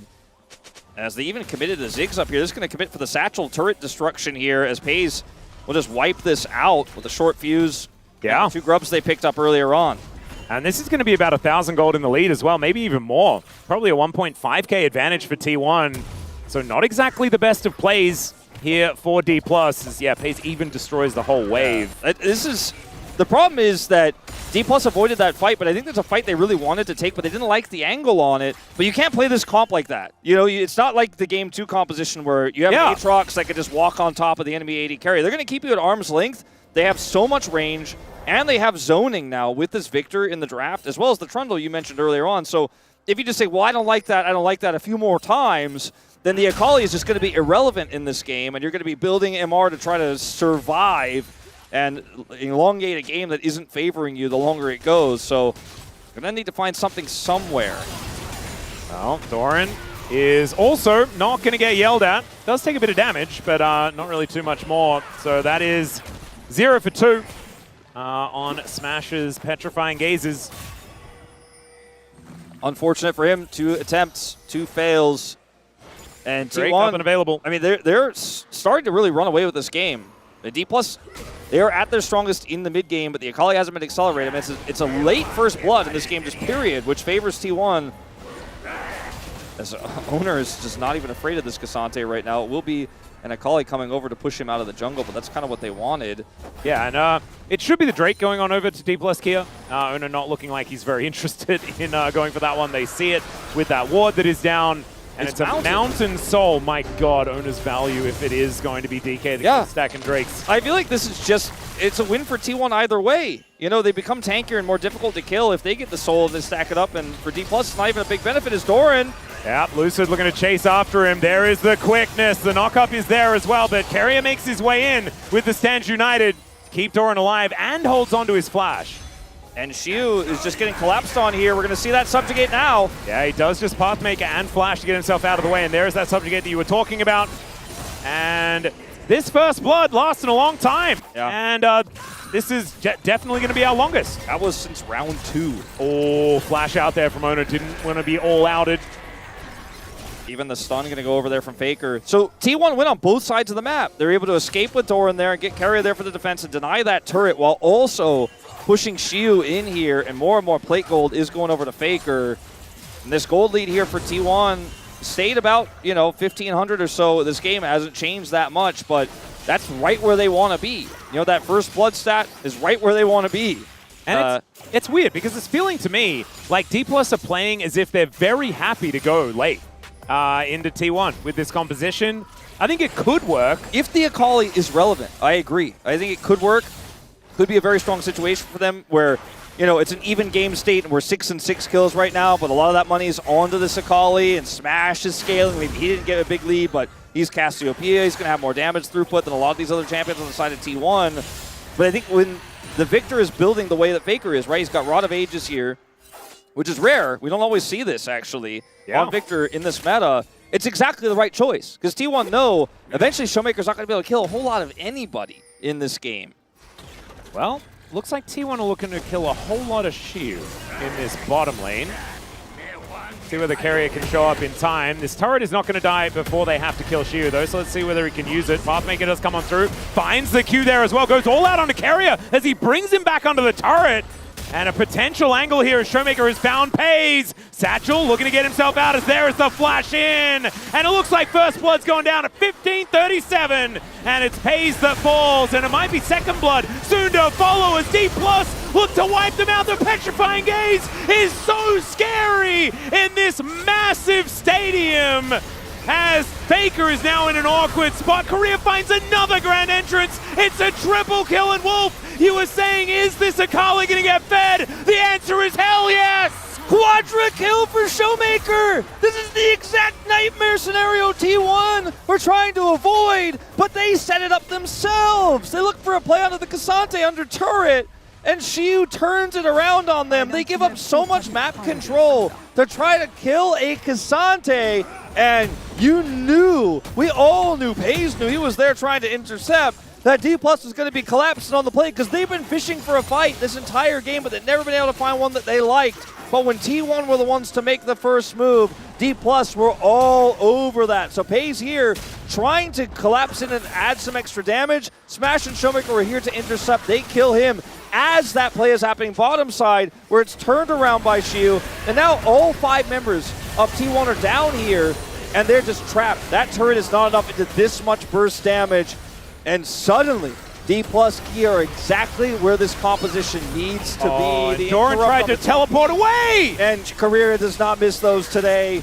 It's a quadra, and I think T1 fans are hoping that UI is not going to come up with a number, because that number in the mid lane lead is going to be massive. Yep, CV Max, you can see, not celebrating too hard, but is incredibly happy about that particular moment. I could still see the stress in his eyes, though. It is not over yet. 50 seconds on the clock until Soul Point, though, for D+. That could be a huge deal. But, man, I mean, it went from 0 first blood to ace. Yeah, a full ace. Yeah, that is just, that's not what I was expecting. My bingo card didn't have that option. A clean ace at like 15 and a half minutes into the game. Maybe even just around 16. Either way. It was 15 and 37 seconds, Wolf. Okay. I was looking at the clock at the moment. Well, I've got the stat for the stats team. There you go. I think this next fight over Dragon is one that D+ was dreading moments before. Where they're like, oh, I just don't think we're ahead enough to take it. And now they are super ready. Like, oh yeah, double Dragon. Oh, was our plan all along? You know, wait for this Soul Point fight. And Career has his ultimate available. Does not have flash, but it's coming up pretty soon. If he can actually get a flash ult here, the fight becomes so much simpler. Shiu is in the side lane right now with TP. Doran doesn't have a TP. So they're even winning elsewhere on the map while they're setting up for this fight, as Doran is catching waves. And it just doesn't look like T1 are going to be able to find their way into this one. The Victor is just not scaled up just yet. And it's trying to force their way in. And it's so difficult as well because T1 really want to control the battlefield and get that poke down first, right? D+, they still need to be able to turn on a dime. They need to start these fights immediately before the Ziggs and the Jace just kind of kill them. But Shiu is just hanging out. Yeah, he's just gonna. He's like, we don't even need this dragon. Well, we have so much control, we could do this. Now he's going to be able to push Faker out of his gravity well. Goes all out. He's dancing around the gravity field. That's crazy. But the Arcane Storm still comes in. Can Shiu actually make this one work, though? The answer is looking like a no. As a Mega Inferno Bomb not quite going to be able to take him down and gets a big shield. He's buying so much time until he's dead. Faker is going to be able to put him down in the end. They get a dragon on the cross map, of course. I mean, this was the plan originally, but D+ do it pretty slowly because they wanted to make sure they control that space. I think the initial idea with the Cassante was great because it's like, okay, well, I'm going to get this whole turret and we're going to get the dragon. T1 don't really have any agency here. Faker rotates up, and I think he just really underestimated the damage. He doesn't really have any MR yet. I still think it's probably fine for D+, though. I think Soul Point is so strong for this composition. I agree, but I also think that they could have just he could have just not died. Not all outed Faker, and could have just been like, well, my objective was get the turret, but I don't have to, as Doran is now going to be TP'd on by a Fed Akali, who has Rocket Belt. He just got his flash back, and yeah, he's going to be able to teleport out because Akali does not have any hard CC. He also just got his TP back, and now doesn't have it anymore. That's going to be a dead turret. Yeah, that is a full turret to go down. Smash getting a little bit of money back here. So we can see there are bounties across the board. So Shiu, we look at the control of the Dragon Pit they still have. He doesn't actually have to all-in Faker here. He can just let the minions do the work, and maybe, I guess the idea is if he pulls Keria, then they like 100% get the dragon without Keria being there, but I just don't think this was necessary. He also flashed the ult, but then still die.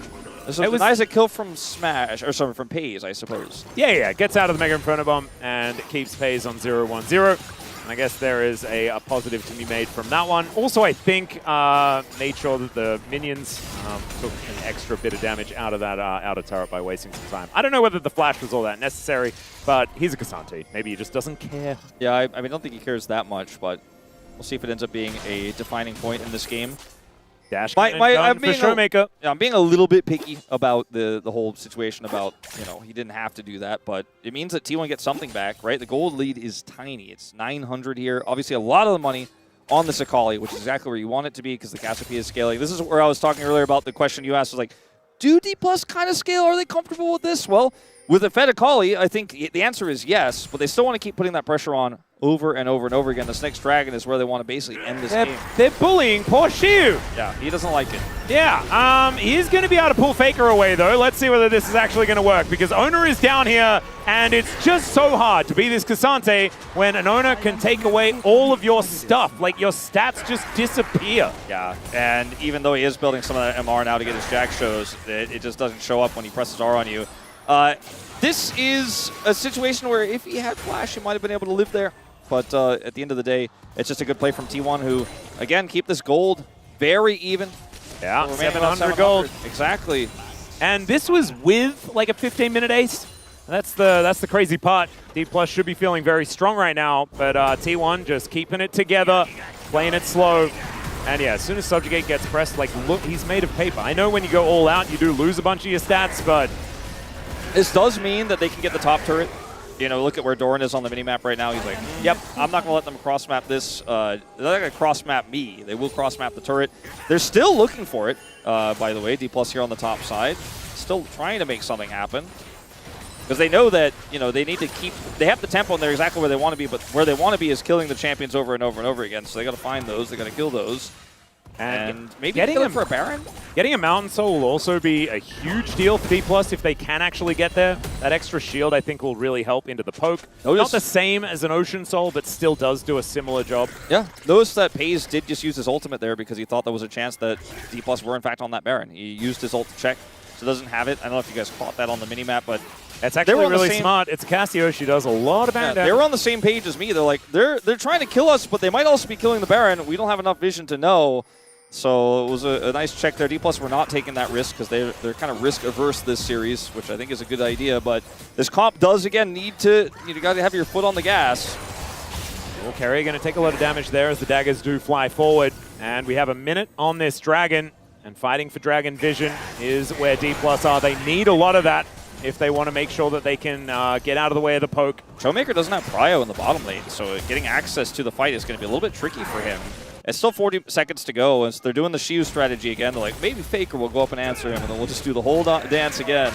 Or maybe Owner will go up there because the Subjugate value is so high, and then they won't have a smite in the Dragon Pit. That could be another option. I mean, he's just working on this, and they also left the Akali to the side lane as well, so Showmaker should be able to get Prio. Oh, this is just another 1-3-1 comp, I guess, Wolf. Yeah, it's the Cassante 1-3-1. Uh-huh. Look, another thing, like, my bingo card's useless, man. Like, what does it even have on it? Oh, man. All right, well, D+ going to look to try and defend as T1 have a lot of people in mid. D+ and Xiu is just ignoring it completely. D+ are like, you guys are too early for the Dragon. I'm calling you out for it. As they're going to get that whole topside turret, and he can still TP in. Yeah. There's the turret, and there's the TP. Well, he is going to move on down now. There's Smash looking to push Carrier out of here. Xiu has teleported forward. Look at that big old shield that he's got from his quest completion. Lucid gets into the Dragon Pit. That one is fully reset. Showmaker is spotted as the Blast Cone gets rid of him, but T1 are routed. They are pushed away from this river. Aria's on a flank. He's actually just going to back and ult in. They have to force something. Yeah, gets on top of Pei's career. Not going to be able to go for an engage, though, as Smash gets put in the kennel. Xiu just taking a lot of damage here, and this is the poke that we were talking about. Miasma comes in, Doran taking a lot of damage off to the side. And now, oh my god, Career, you monster! Doran dies immediately, Pace follows suit, Vega pushed away, and D+, they turn on a dime, and T1 couldn't even blink. They're just dead. Harif says, I don't need a health bar to make this happen. What a play from the Rakan. Okay, Wolf, I've got it figured out. It's not T1 Homegrounds giving Carrier POMs, it's just support POM. I guess so. Buzz Owner is just trying to hold waves here. They are in tatters. I think Career might have just won the game. What a play after so many good knockups in the early game. He gets chunked, and he says, I'm still going in. Speaking of still going in, Showmaker was trying to continue to go in, but he does decide to stop that now and let Owner beat the lone survivor here for T1. This time it's not a second ace, but wouldn't it be crazy if it were just 2 team fights and 2 aces? Look at this, man. Look at this. He is so low health. They're all so stacked up, though. Look at this. All vision as well. And then the follow-up from Smash is instantaneous, and it's just the wombo combo. And Faker knew he had the gravity field down, but Korea went for the flash play to make sure that he guaranteed it. That was absolutely insane. One of the craziest recon plays we've ever seen. At 0 health, he does it. Crazy. And D+ have pulled the trigger twice this game. And it's 5 kills and 4, the 2 they get from said plays. And that's enough to get Mountain Soul. And yes, you got the Subjugate, but you only get it on 1 target. And now even this Cassiopeia, who's very tanky, is a huge threat that you can't necessarily cut through very quickly. The Ziggs bomb and burst is going to hit shields. So that's a problem. Yeah, this is the thing. Like, that first salvo of poke is going to come in. D+ are not going to notice. And then they'll just either back away or go for that hard commit like we saw earlier. Korea, man. Look at these Dark What an Steel stacks. unbelievable performance. And yeah, you're exactly right. That is 10 and 8. There's 2 Bajai possibilities here for D+. If they win another fight, but they just start to balloon even further into the lead. Oh, Doran not going to quite find that Shock Blast. And I still feel like T1's composition has a lot to offer, right? Like, if they are able to stabilize this game at all, I mean, the gold lead is not gigantic, and they have one of these comps where the win conditions are so different to that of DK, and if they are able to play out these fights the way they want to, it will look very different. The problem is, DK have been able to play the way they want. As there's the ult from Lucid going in on Owner, he tries to interrupt and does manage to do so, but is still going to get pushed out of his jungle. If they kill Owner there, they get the Baron and they open up the base, but he is able to survive. And I mean, they're still going to send him back. Like, maybe they still get this anyway. Yeah, maybe you're right. As Doran, he does have TP, he's going to have to join. Showmaker looks for the all-in. Seeing whether he can just kill Faker here as the Arcane Storm goes down. Showmaker just going to dash away those Caesar teleport coming in. And Korea's playing defense. Doran dives on top of Showmaker, and they're off the Baron. Lucid gets over to try and keep them away from his mid laner. Now Sheer, the brick wall making his way in.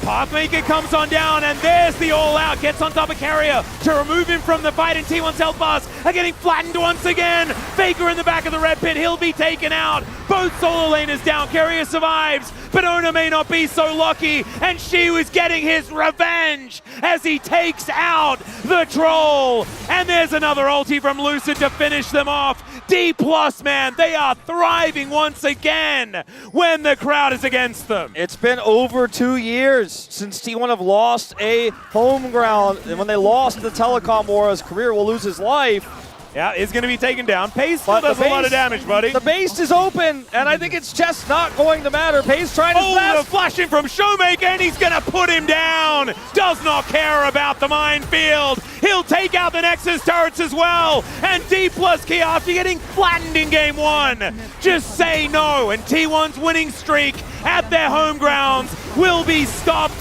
here and now. Look at Career, he's getting hyped.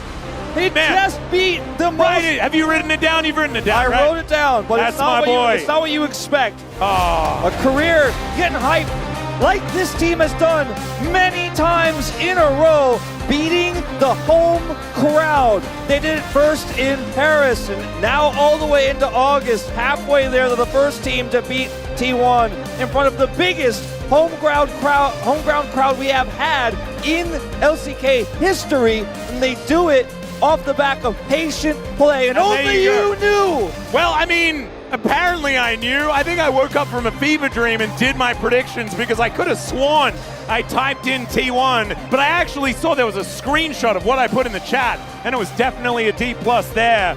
And, this, after game 1, I was like, well, yeah, no, this is how this makes sense, you know, and all of our T1 predictions were true, and let's move on with our lives. But D+, like, the tenacity that this team has now managed to find is so huge because they used to just collapse like a house of cards when things got too hard. And now it's the opposite. Yeah, and for T1 in both losses, D+ were just so oppressive. They were just setting up such a tension. It's like a rubber band snapping, right? You know, with the Faker Rise play there, the rest of the team wasn't ready to follow, and they end up collapsing and dying under all the weight of everything D+ had set up. And then in this game, it's a similar story where they're like, okay, I want to try to get something done on the map. I want to try to get that pick on the Cassante, and it's a faster rotation over from the Akali. Showmaker picks up a Quadra, they get aced, and the game just ends in that moment. And it's just picking the right battles. That was what D Plus wasn't doing in game one, and what they weren't doing last week when they last faced off. They picked every battle, and it did not work, but today they picked the right ones outside that fight in game one. Yeah. And were able to come back. But it's this here where FaZe is trying to come over and help the dive and salvage it, and they're like way too fast on the play. They kill him, and then Career's getting these knockups down here. The snap engages from D Plus though, like their composition has to be played only like this. You cannot give T1 any time to soften you up, because as soon as you miss one piece of this, it just falls apart. I was worried that we had already gotten to the point in the game where it just wasn't going to work, and they got one opportunity, and then here, Career, this was God! incredible. I mean, if he wins POM, it's for this moment alone, and I think that's okay. I actually think that's okay. I didn't vote for him, but I think you absolutely could, and maybe should. I mean, Lucid also had an unbelievable game too on the Jarvan, and here on the Neferi as well. I mean, if he wins it, I'm not going to be too upset. I'll say I went for Showmaker because his Twisted Fate defined the draft in game 2, and then in game 3 here, even though it wasn't necessarily his setup, he played so well with the lead he was given. And the old man still got hands. In the very final moment, he shows that he does. Bye, Paze. Look at the Career, man.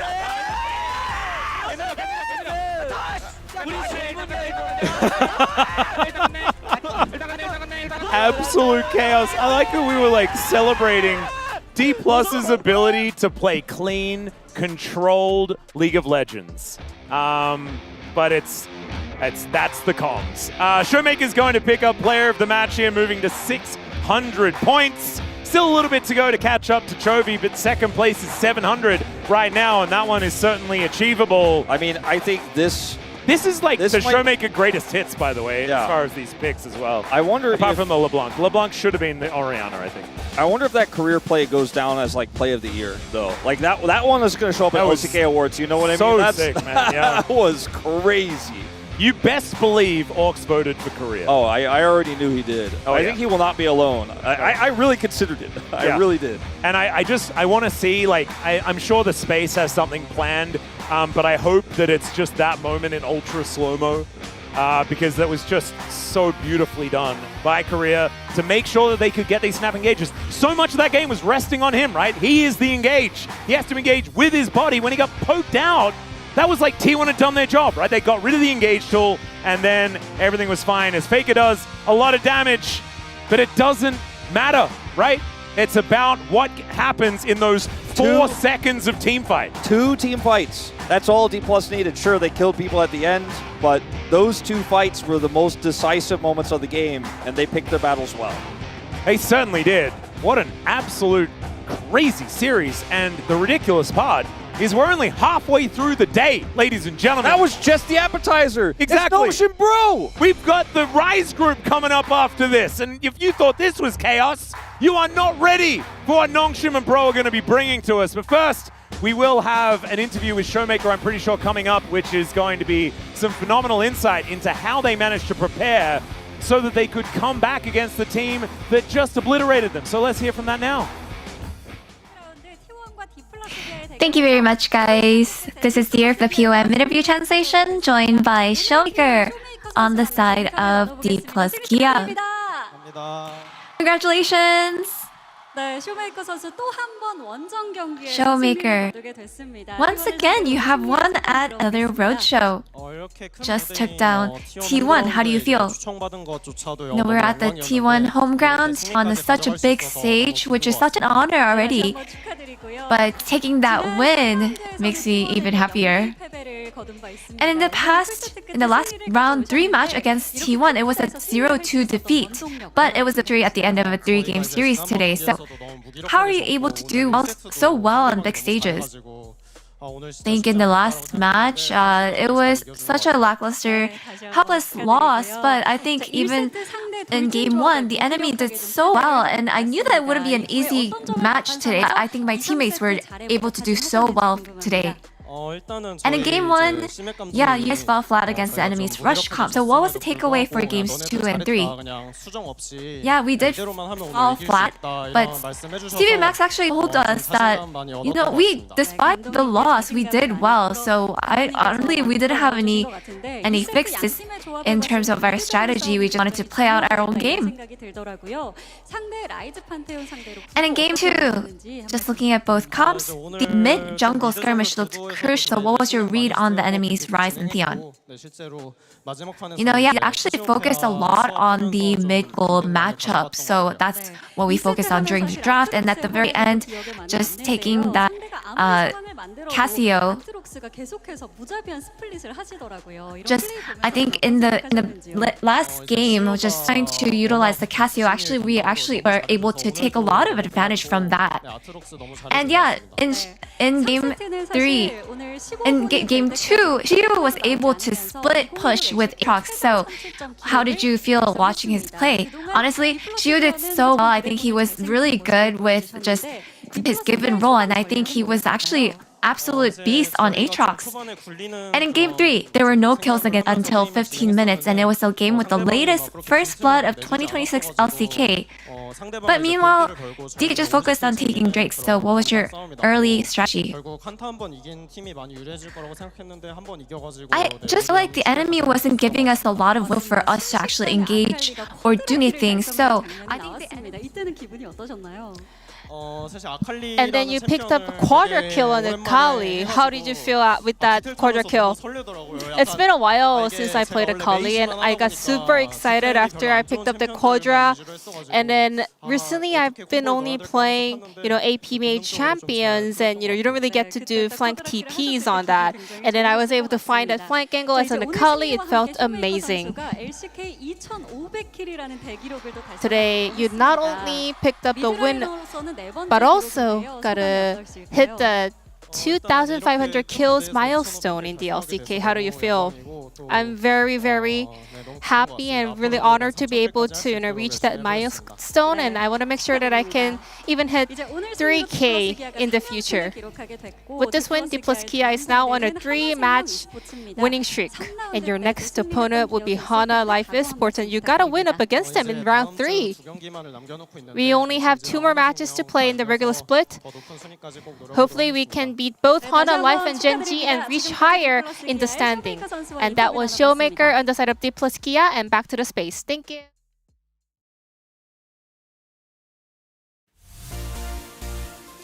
Thank you, dear. Thank you, G-Sun. Thank you, dear son. As both of them stepping in to translate what Showmaker had to say there at the T1 home ground. They get the victory away. And it was a huge, huge effort by all of D+Kia to get them over the line and keep their playoff bye hopes alive still. That's the thing, is because they started the Legend Group so far down in the standings, they've had to work so hard. And to be honest, when I saw their position in the standings at the start of round 3, I was like, I know they just won the EWC, but do I think they can make up all that ground? And they've really made me a believer. They've kept the possibility alive. They've gained the ground against these really tough opponents in Legend Group, and they continue to impress. I mean, especially in the game 3, it was really late snowballing started from the DK, but it was the deadline because Ulf, while casting, he mentioned about DK's team comp is all about the snowballing. You have to fight early, you need some shenanigans, but nothing happened, right? But the one team fight that they had under T1's turret, the bottom turret, I think it was really a phenomenal play overall from the DK roster. Yeah, let's take a look at that. Akali cleaning things up there. It was yet again a team effort. Pays getting caught on out, but the urgency by Showmaker and Smash, double flashes there to prevent the escape, and then the rest was just sitting ducks under the tower. Yeah, they'd committed heavily for a Cassante before this play, and just the execution with the dive in this tower, really excellent from D+, and then the aggro reset. We even see Doran trying to go for a TP to get away, and they don't let that happen. I mean, it feels like DK is showing off the T1's team comp in the game 1 with their team comp, right? I think T1 also played one of the best combo to just dash into the enemy champions. But now the game 3, I think it was really smart but at the same time, it was questionable draft from T1 as well. No one really wants to blind pick Trundle like this in the draft because you will get counterpicked with the Nafiri. So I feel like just T1 once again with some weird picks in the last game, and I think they're gonna work on this once more. Yeah, well, let's take a look at how the POM votes shook on up, and it was 9 going Showmaker here. I thought Career gets 0 votes? Career got 0? I already told you. What? He played Karma, so that's why. It's really hard to get your POM vote as Karma support. No, actually, you can skip a word. It's really hard to get POM votes as a support. No. The POM situation does not favor supports. You would have been kicked out of the support club. You have no say in this. You already saw what happened in game 2, right? I think this is fair. I feel like Showmakers, TF, and the Jarvan from Lucid, they played so well. You have like a banger game like on this Rakan, and it doesn't matter because you played Karma the earlier game, so like no one cares. It's so sad, right? Justice for That's supports. crazy. Justice for supports here, as it is Showmaker picking this one up. Let's get into the comments with our 2 analysts that were KEKWing. You didn't even vote for support. You voted for jungle. Yeah, because I thought Lucid popped off. But Yeah, I still same. You should have got some votes. You could be the one. Home crowd slayers, D+, they did it in Paris. They did it again here. Just feels like when the crowd's working against them, that powers them up. Oh yeah, same for me as well. I really have the same theme of my poem, and this is my answer to your home ground invitation. And yeah, you should never invite DK to your home ground. We already saw what happens in the EWC, and now it's here. Even Genji couldn't really handle that now. I think even though today it was DK's domination, I felt like T1 was really good against DK in that Genji home ground, so I felt like they're gonna have better chance in front of their home ground fans, but it was not. DK's powerhouse is even much stronger than that. Yeah, that's kind of crazy. I didn't think about that. D+ 3-0 in away games this year. Right? The students are catching up to the master, but he's still the master, is Showmaker, as he gets the job done on the Akali and the Twisted Fate. Anytime he's able to pull out his own world skin and win on it. Library Always Maker, awesome. once again. Oh. I'm sure the crowd got a little quiet there. Tony was a knower. Is the knower. The great librarian, 3 times this year, he's been able to do that, revel as the villain of the home crowd. So this is the class of a man who built a dynasty. Wow. Dan, does he mean class like he's the teacher and they're the students because they're all young? No, the class of the level. Maybe it has a double meaning. Dan, you a lot of the times in the Mad movies, you hit us with a wow. Can you hit us with a wow, please? Wow. Also, you played Akali today. Wow. His prime is back. We witnessed his 2019 Akali and his 2020 Twisted Fate today. Yes, thank you very much, Prince. A true historian there. The historian with the librarian. And then here's our last one. Efficient and sharp macro worthy of DK's Commander-in-Chief. Exceptionally well played. Now, yeah, for sure. And now I feel like no one can curse the DK because normally when DK lose the first game, they just fall off, right? And like we had the meme about if DK wins the first game, they're gonna lose the game 2 and game 3, right? Yeah. But it's the opposite right now. I think if you're really trying to curse a team, then you would definitely say, no one can curse this team. So good job with it.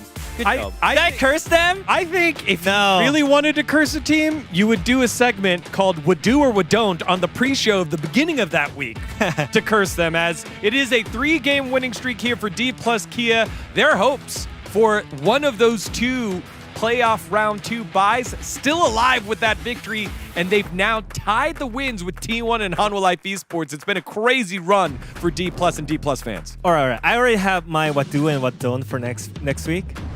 Is DK gonna end their regular split as the first place? No, I don't think so. You don't think so? Really down in game score, and Genji are looking good for. I think it's. Look, they've already made great progress. I think you could ask, are they going to have the best win-loss in Legend Group? Specifically in the Legend Group part? Maybe. But you have to do more than that to gain the difference. Like, then, are they going to win Worlds this year? Dan is 0-1 in Worlds winning predictions so far. With this. Fortunately for D+, DNS can no longer win Worlds. They were the clear candidates. I'm going to give you a hard maybe. Well, DNS are not able to win Worlds anymore, but these two teams, Nongshim Red Force and Hanjin Breon, still alive in the Rise group. We started with Legend, we end with Rise. Can't wait to see what that has in store with us after the break. See you in a little bit.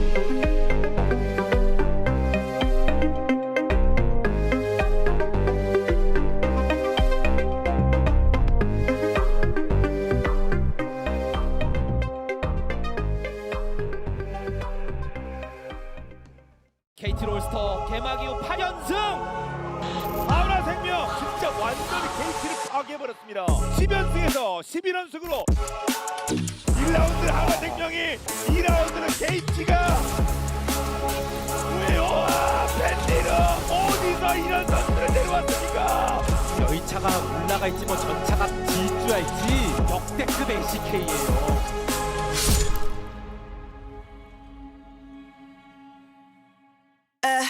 Every sky is a line I've drawn. Every wall is a sign I've worn. I don't just win, I carve my name into the stone against a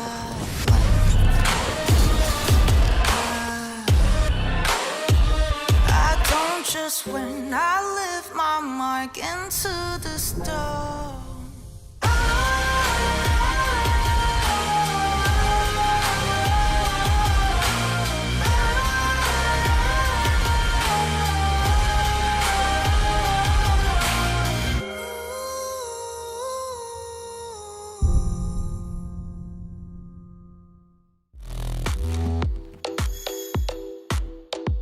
오늘은 T1 시그니처 에디션을 언박싱을 해보겠습니다. 상자가 고급스러운데요. 불이 들어오는데요, 이거? 이렇게 세워둘 수도 있네요. 2025장 한정카드에 제 사인까지 더해지니 더 특별한 것 같아요. 이거 한정판인데요?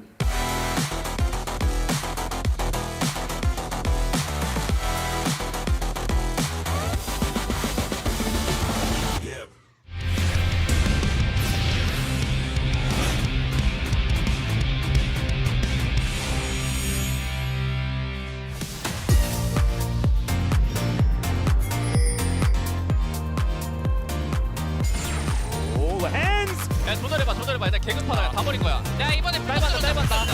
There's the flash. Oh, the shockwave as well. The delivery system's so nice. The closer heels into the air. The shots have been called as the hands trying to get out, but will fail. One's now trying to turn it the full right. On top of Rosita is just gorgeous.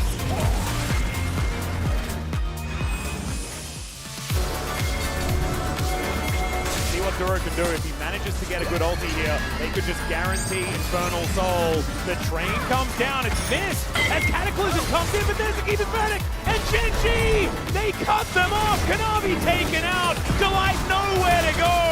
Zeus comes in as a decent equalizer, but not good enough! Deadly flourish and another shot will do it! One big fight on this dragon. And they don't necessarily have to fight this one, but they're going to try as everybody is in the mixer. Closer disappears without even getting to press any buttons. And now Charvel here alone. Only 2 members left of TNS. One of them is going to take a hex gate. 얘들아, 너 정신 차렸다. I think their influence is waning, right? Their ability to control this map is getting tougher and tougher. Oh, here we go. Gonna press some buttons. Down to the weakest dodge. And Showmaker, the double tap. He even tries to flash in his cave. 신나 피해. Puts the team on his back like he's done all game long and sets up the play. 3 kills.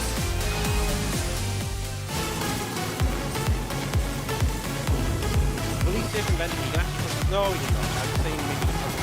Well, Gideon's still going to go in and then explode. He's down to the Diego, possibly. 너무 오래 숨지는 말라고 결말이 좋지 않을 There's another chance. He still gets up the The triple kill for Roma. We're going to die as well. And this was dead as the 10th kill. Bruce may have just stolen the game. 와, 나이스! 멘타킬! 제발. 끝난 것 같아.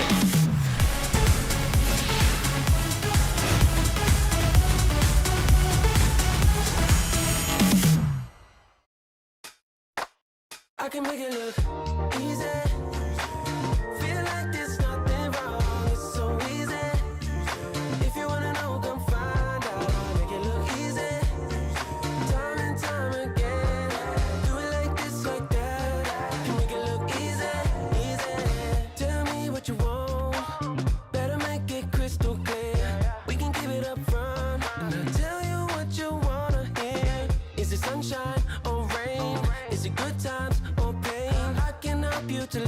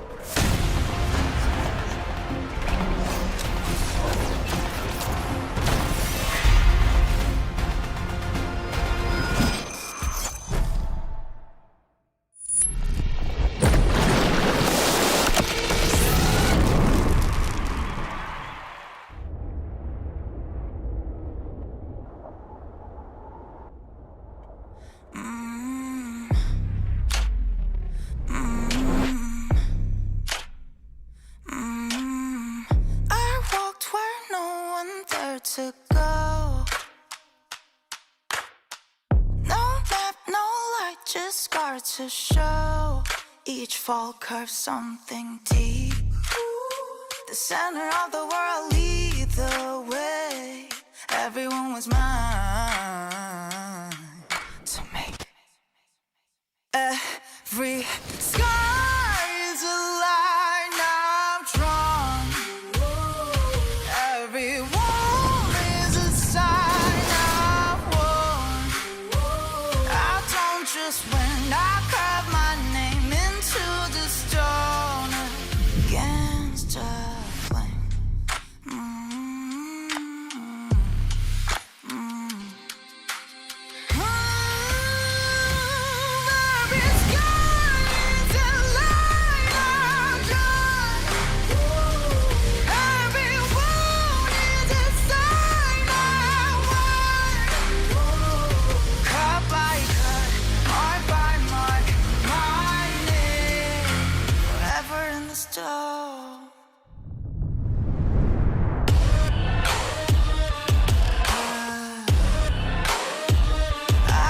Just when I lift my mic into the stone.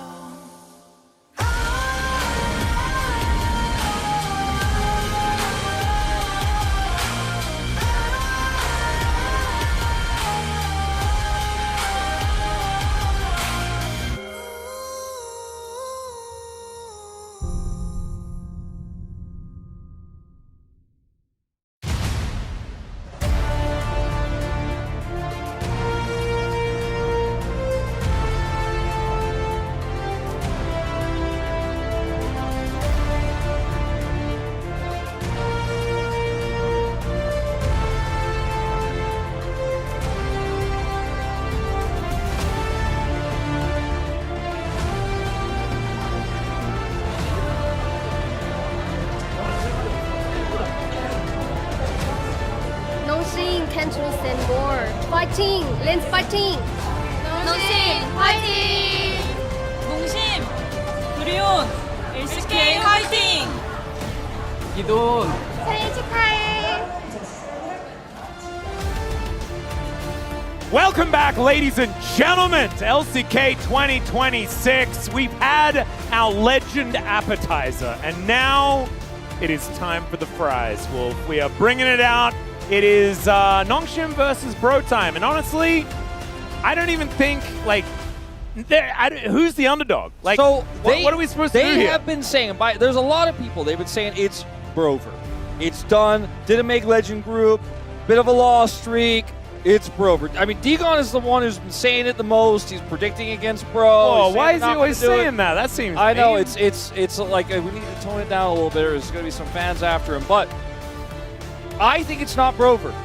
And look, he's not even watching. He's like getting caught. It is Brover. It's Digon Brover. Yeah. But I think they are looking on the up and up right now.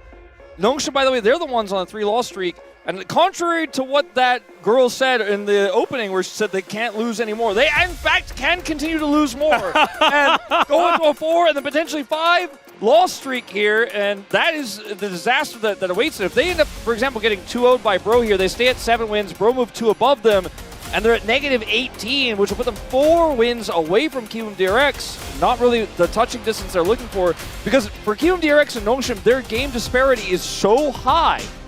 Yeah, and it's kind of ridiculous that it feels like this round has just begun, but Nongshim with a loss here will not be able to achieve first, even though they are pretty close as far as match score is concerned right now with everyone other than DNS, who have kind of, you know, been written off. But they've lost a couple of times now.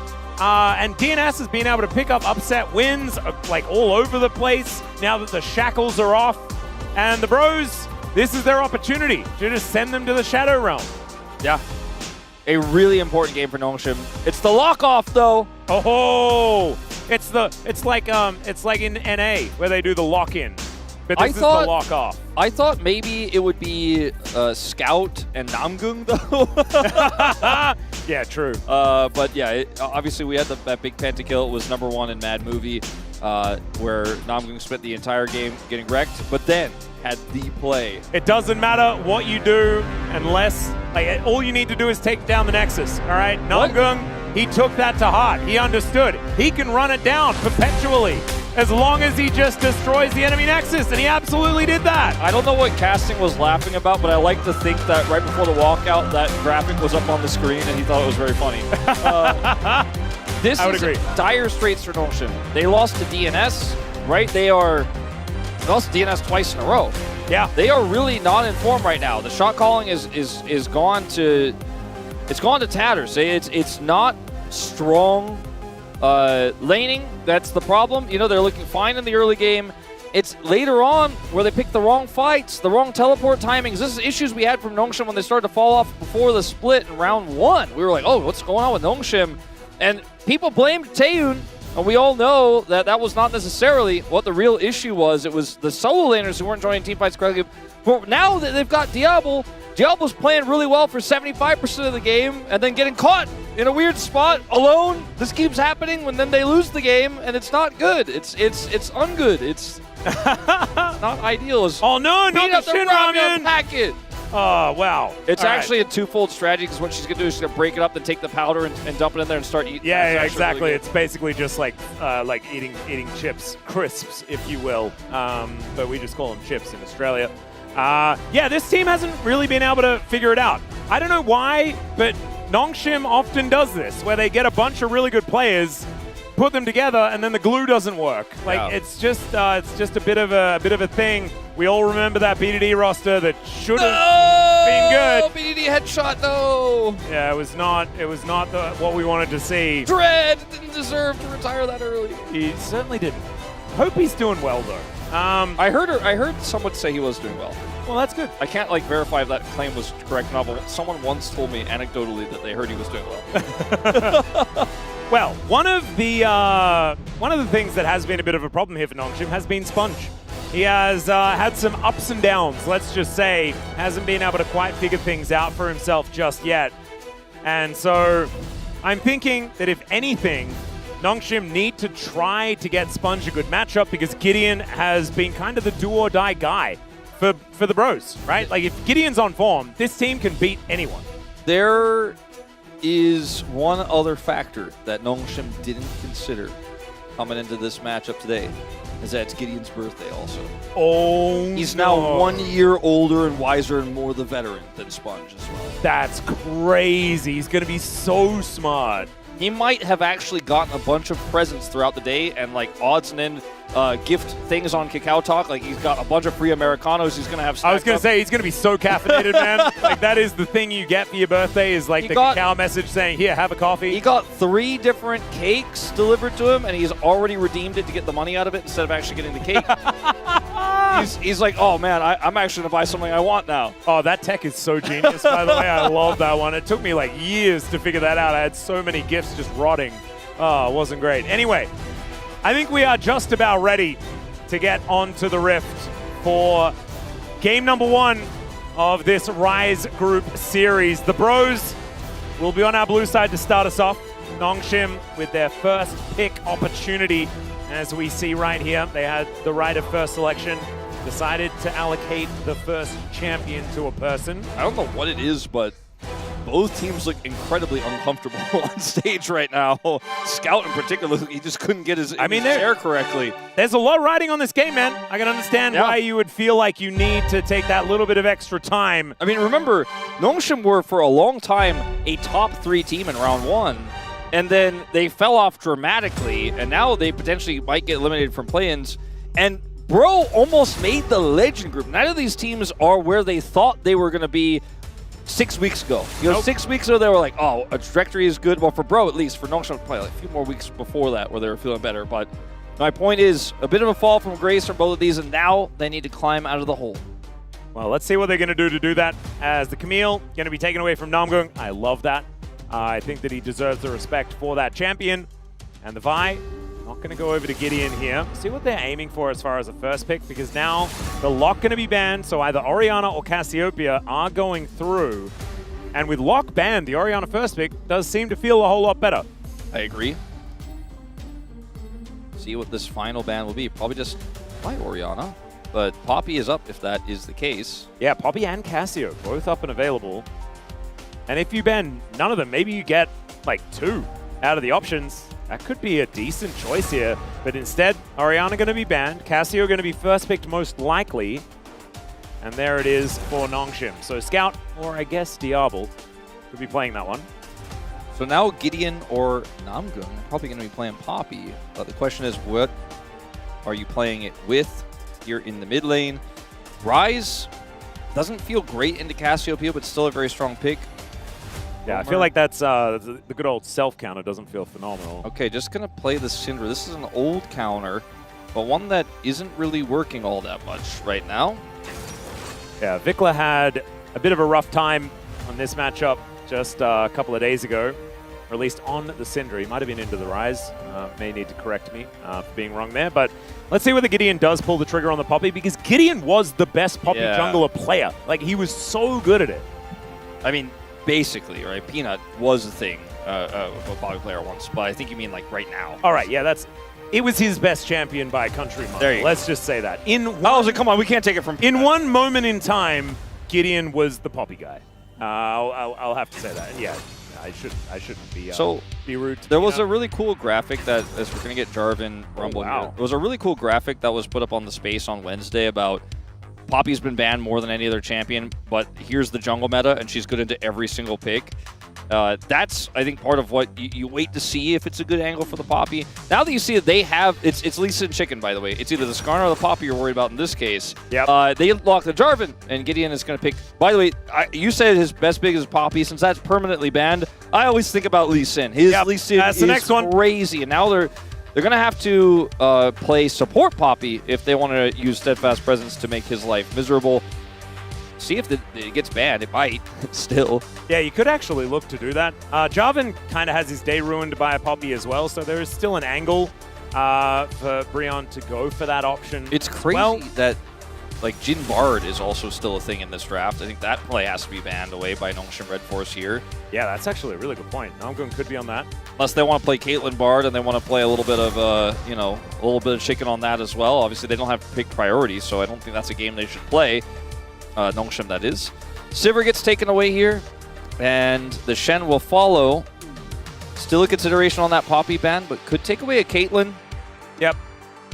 I think that's where I'd be most focused if we're looking at 80 carries.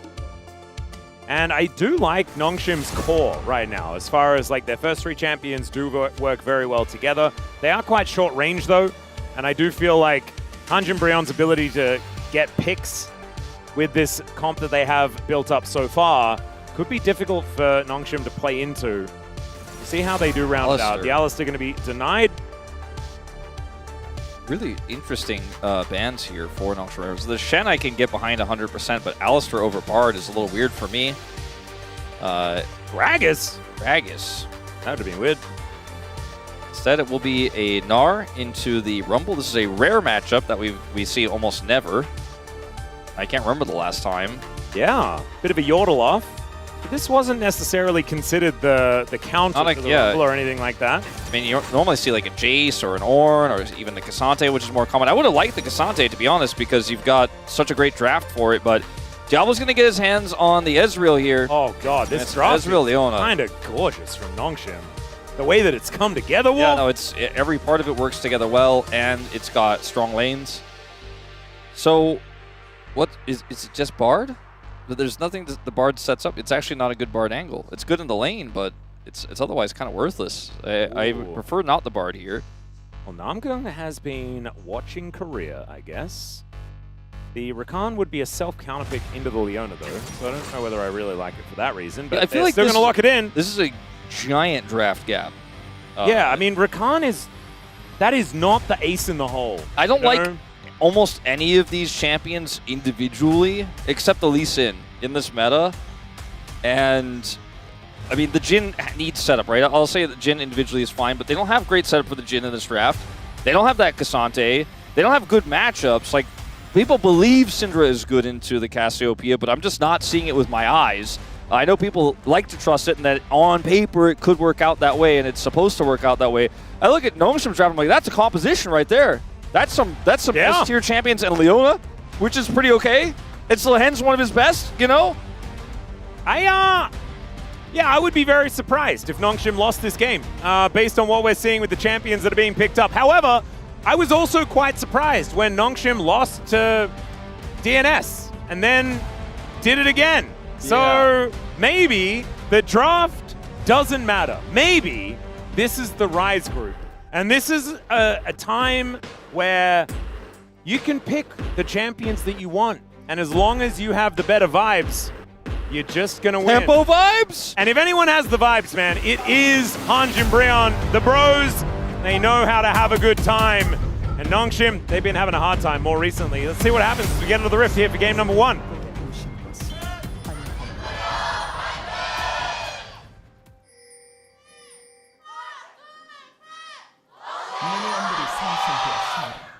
All right, here we are, ladies and gentlemen, on the Rift for game number 1. Bro versus Nongshim. You know, you mentioned that 2022 Nongshim roster with BD and Ghost and Dread. Yeah. Kana.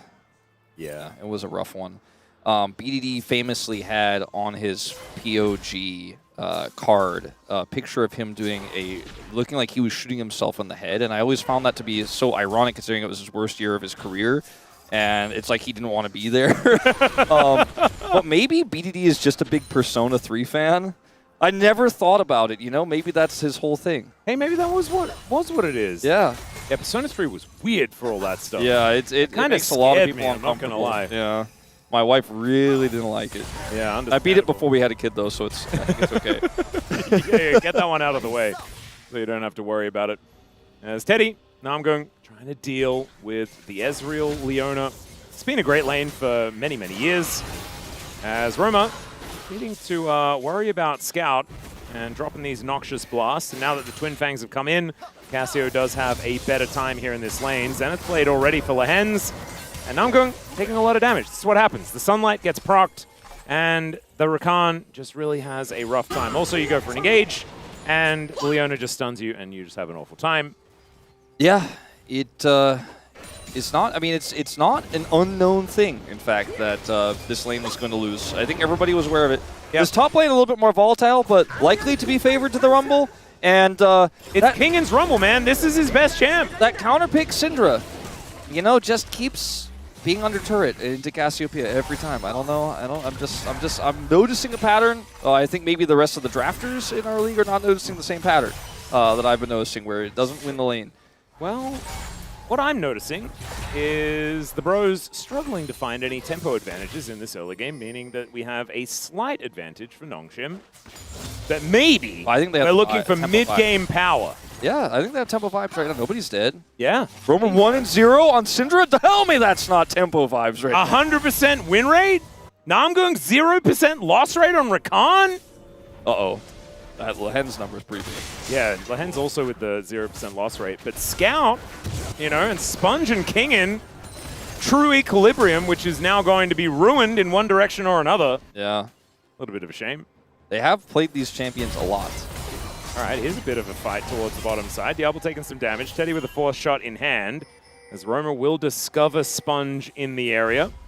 Not going to be taken down by the Jarvan just yet. So that gold lead is still going to be that 200 mark. Yeah. I think that Sponge feels pretty comfortable right now to do this. Just annoy these Raptors and then look for a play on the Roamer, who went up into the river, so now he's going to have to wrap fully around while the wave is away from him. This is so annoying for Roamer. Counter matchup, by the way. Yeah. I mean, the counter matchup doesn't matter too much when there is an extra dude in the lane. Gold Jarvan. I'll use anything to fit my narrative. All right, I'm so tired of this Syndra counter pick to the No, I also just like... Are you even allowed to call it a counter pick? Because I feel like it's a matchup that we see won by the Cassio. That's what I'm saying. Like, it's not a counter, but that they keep picking it after the Cassiopeia, which makes it technically a counter pick. Yeah. It's not a counter. It's the second pick afterwards. Well, this is looking pretty good for Gideon, as Sponge is taking a fair bit of damage. Scout does have the inside track, though, as Gideon. That was a very weird safeguard option. He's going to look to try and kill him. But the flash is now down. Namgung looking for an angle towards Scout, but Lehens is going to show up, and it's Gideon that's taken out. Sponge's revenge. as the Q is going to skewer him. I'm not going to lie. Well, actually, I did lie. I'm going to tell the truth. I'm coming clean. Okay. Not for 1 second did I feel any tempo vibes for Bro in this game. Yeah, I'm not having it. I didn't really see it either. I feel like we have to be honest. We have to come clean here because the whole thing about tempo vibes is that they're real and not totally fake that we made up. And so I did just totally fake make them up. I do think as well. I'm a Bro predictor. when it comes to the Bro tax, I think they're gonna need way more Bro tax than is even like available to be given. Yeah, there might not be enough money in the world. Yeah, Twitch or points. channel points. Yeah, exactly. In the world.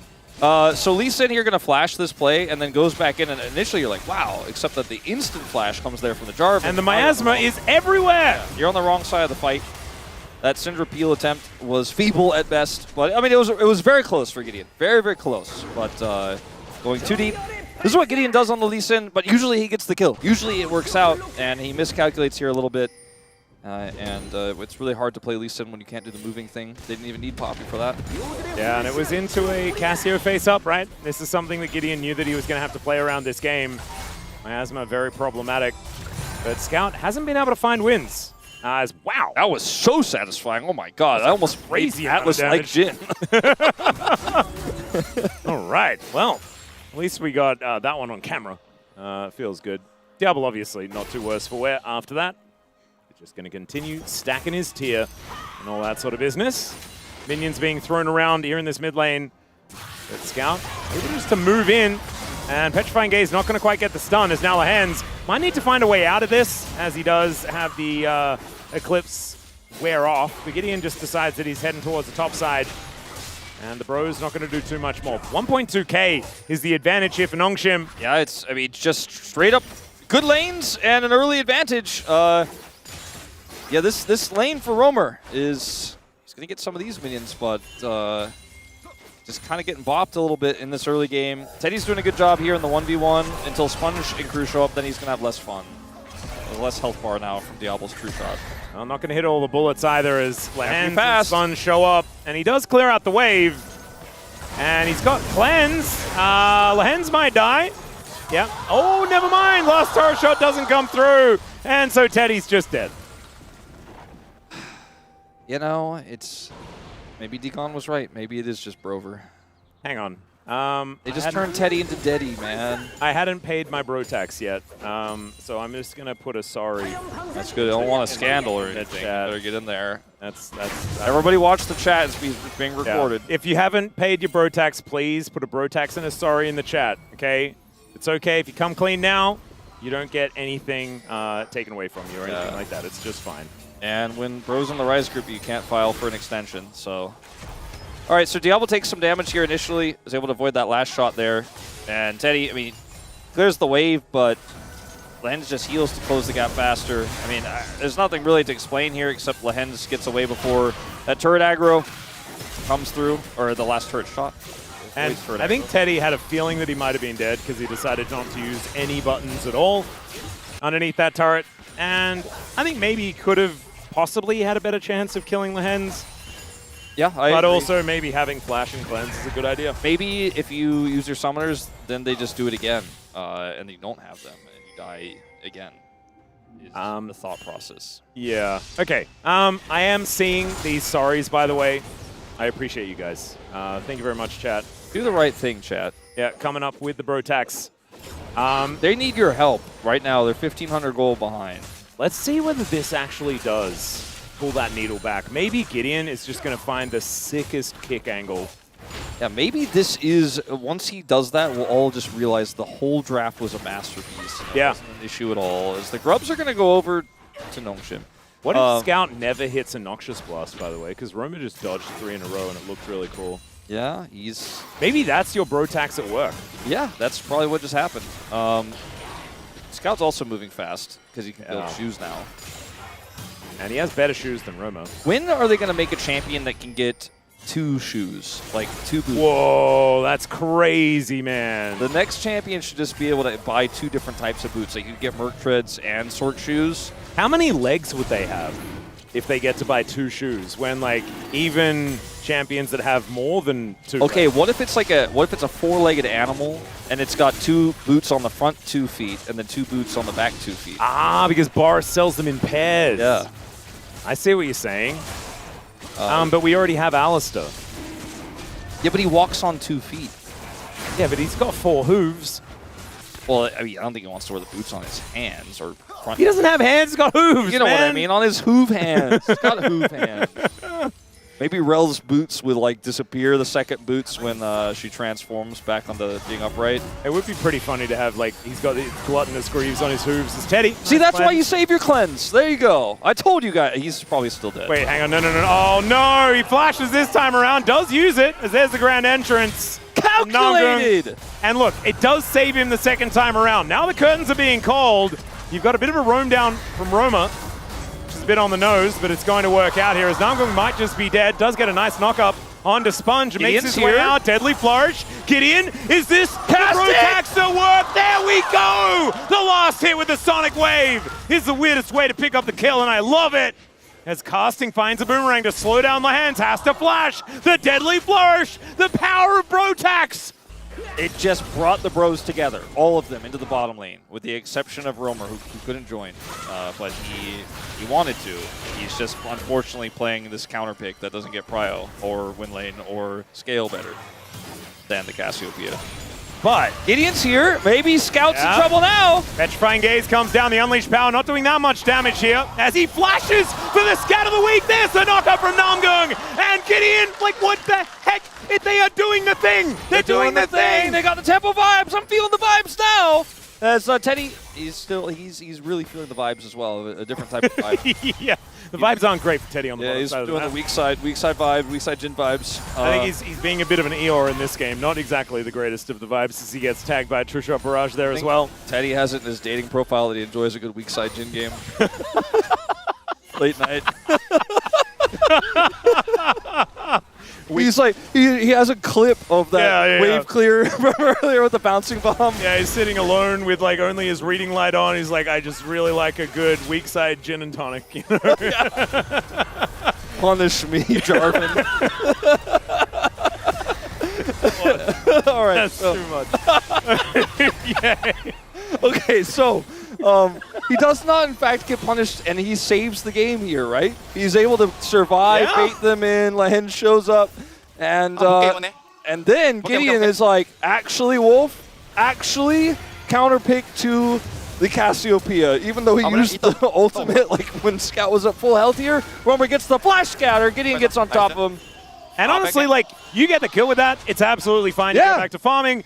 Kingen had to flash. Gideon is taking names everywhere. Yeah, remember the clips and then just decides he's going to go kill everyone. Remember in the early game we almost had that kill. It backfired, but that's the near success that we're now seeing actually realized in real success.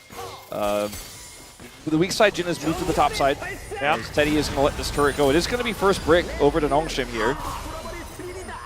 Teddy was like, I can wait. I don't do any damage.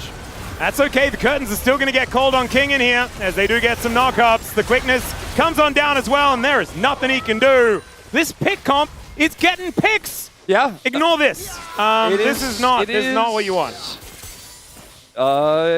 Look, he's going to get his 2-item spike really fast as Ezreal, and there's nothing they can do about it. But the Jin is only 1,400 gold behind. Yeah, you tell him, Teddy. But he's eventually going to get this turret down, right? I mean, there's nobody responding. They killed Kingen. He doesn't have TP. Teddy just needs another wave and many reloads, and then he'll get that turret. So Bro's tempo vibe's still alive. Yeah, the problem is, like, they haven't actually moved the needle on the gold, like, at all. Yeah. So they need to do more than this. Because the fact is, the cross map is the same amount of value, but with less resources. So, okay, we're in again. We're scattering the weak. Lehens is not weak, though. He's got Eclipse. Can he get He just never dies. Oh, he's reloading! Oh, no. Oh, Atlas. And first turret went over to Nongshim already, and so it wasn't exactly that much of a payday anyway, as Lehens finds a Solar Flare. Captain Jack, is that you? Nicely done there from Teddy. Still has to use the cleanse. So close to getting that turret. If he gets it, gets away, it's totally fine, but unfortunately he doesn't get it. Still significantly far behind. But we'll see what happens next. If Nongshim want to try to dive him, I don't think it's a good idea anymore. Even though he still doesn't have his flash. As Syndra is kind of pinned down here. I don't think she can come over to help. So Nongshim is still considering a point. I mean, somebody's going to have to come and get this turret. Roamer may just have to TP. He's trying to get his way over, and now Namgu and Gideon are going to help escort him over. But so much gold goes over to Nongshim. Like, they got all this plate gold. All these minions are dying. There's no one getting the minions in mid. This is, it feels like Bro are playing a different style of game to Nongshim completely.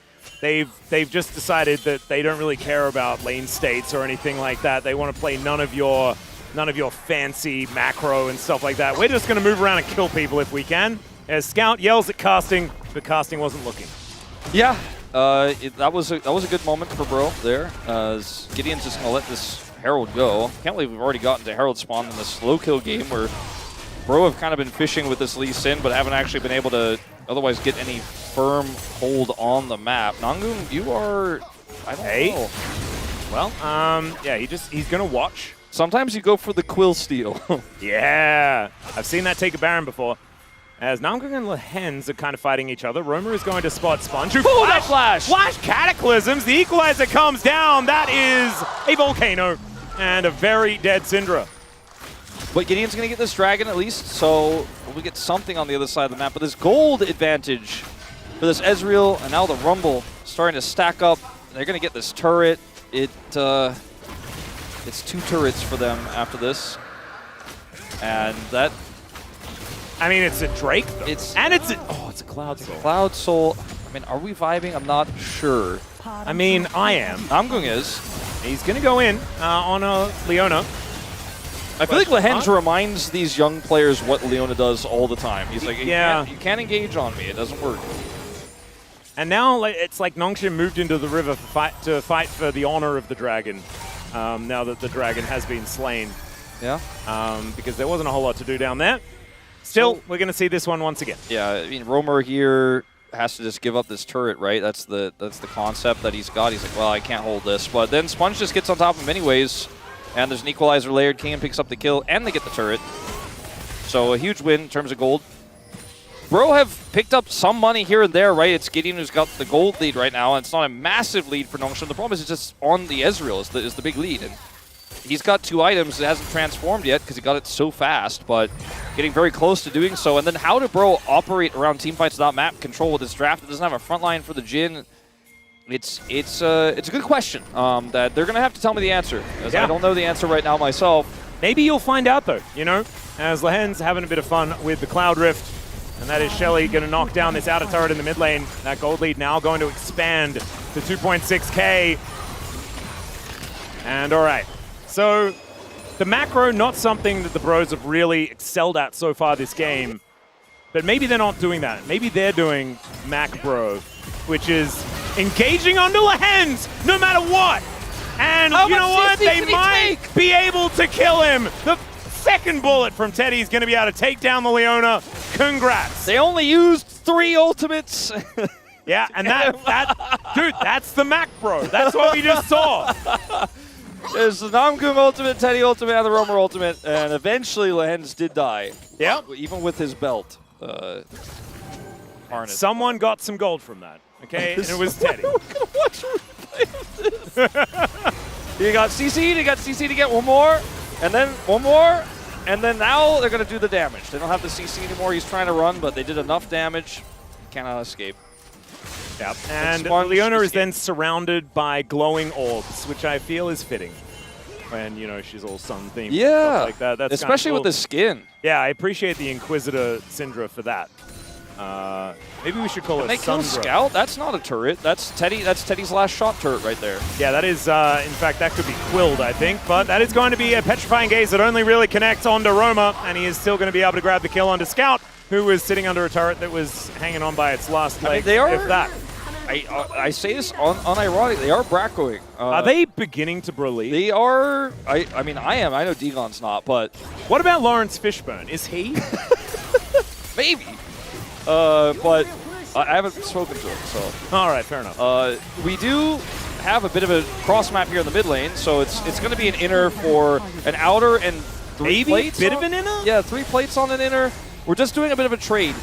The trade is starting to spread a lot of gold around Bro in general, though. Like, yeah, honestly, actually, the Mac Bro is kind of working. It's working, right? Like, now Romer has a gold lead. He's evened up this matchup.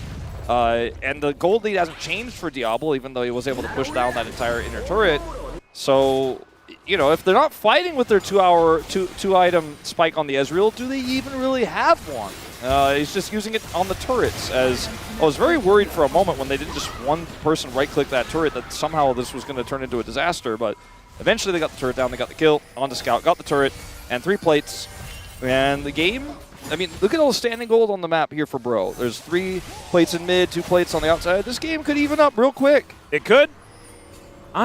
Look, so I went into this. There's a scout of the week on the Lehens. Thankfully, they do still go back home instead of just trying to kill the Leona again. Just peeling for the back there. Yeah, but what I was going to say was I came into this series not knowing who was going to win.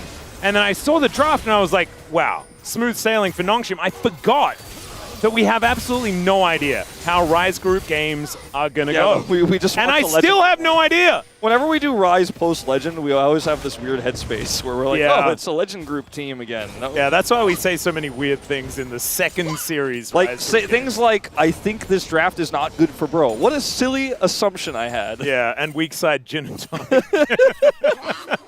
That was a good thing, though. I liked that part. I like that one. What came afterwards might have been too much, but sometimes you have to toe the line to understand where the line is. Yeah. You know? Yeah. I think that's very important. I haven't had an F-bomb drop on a League of Legends broadcast yet, but I know a few others have.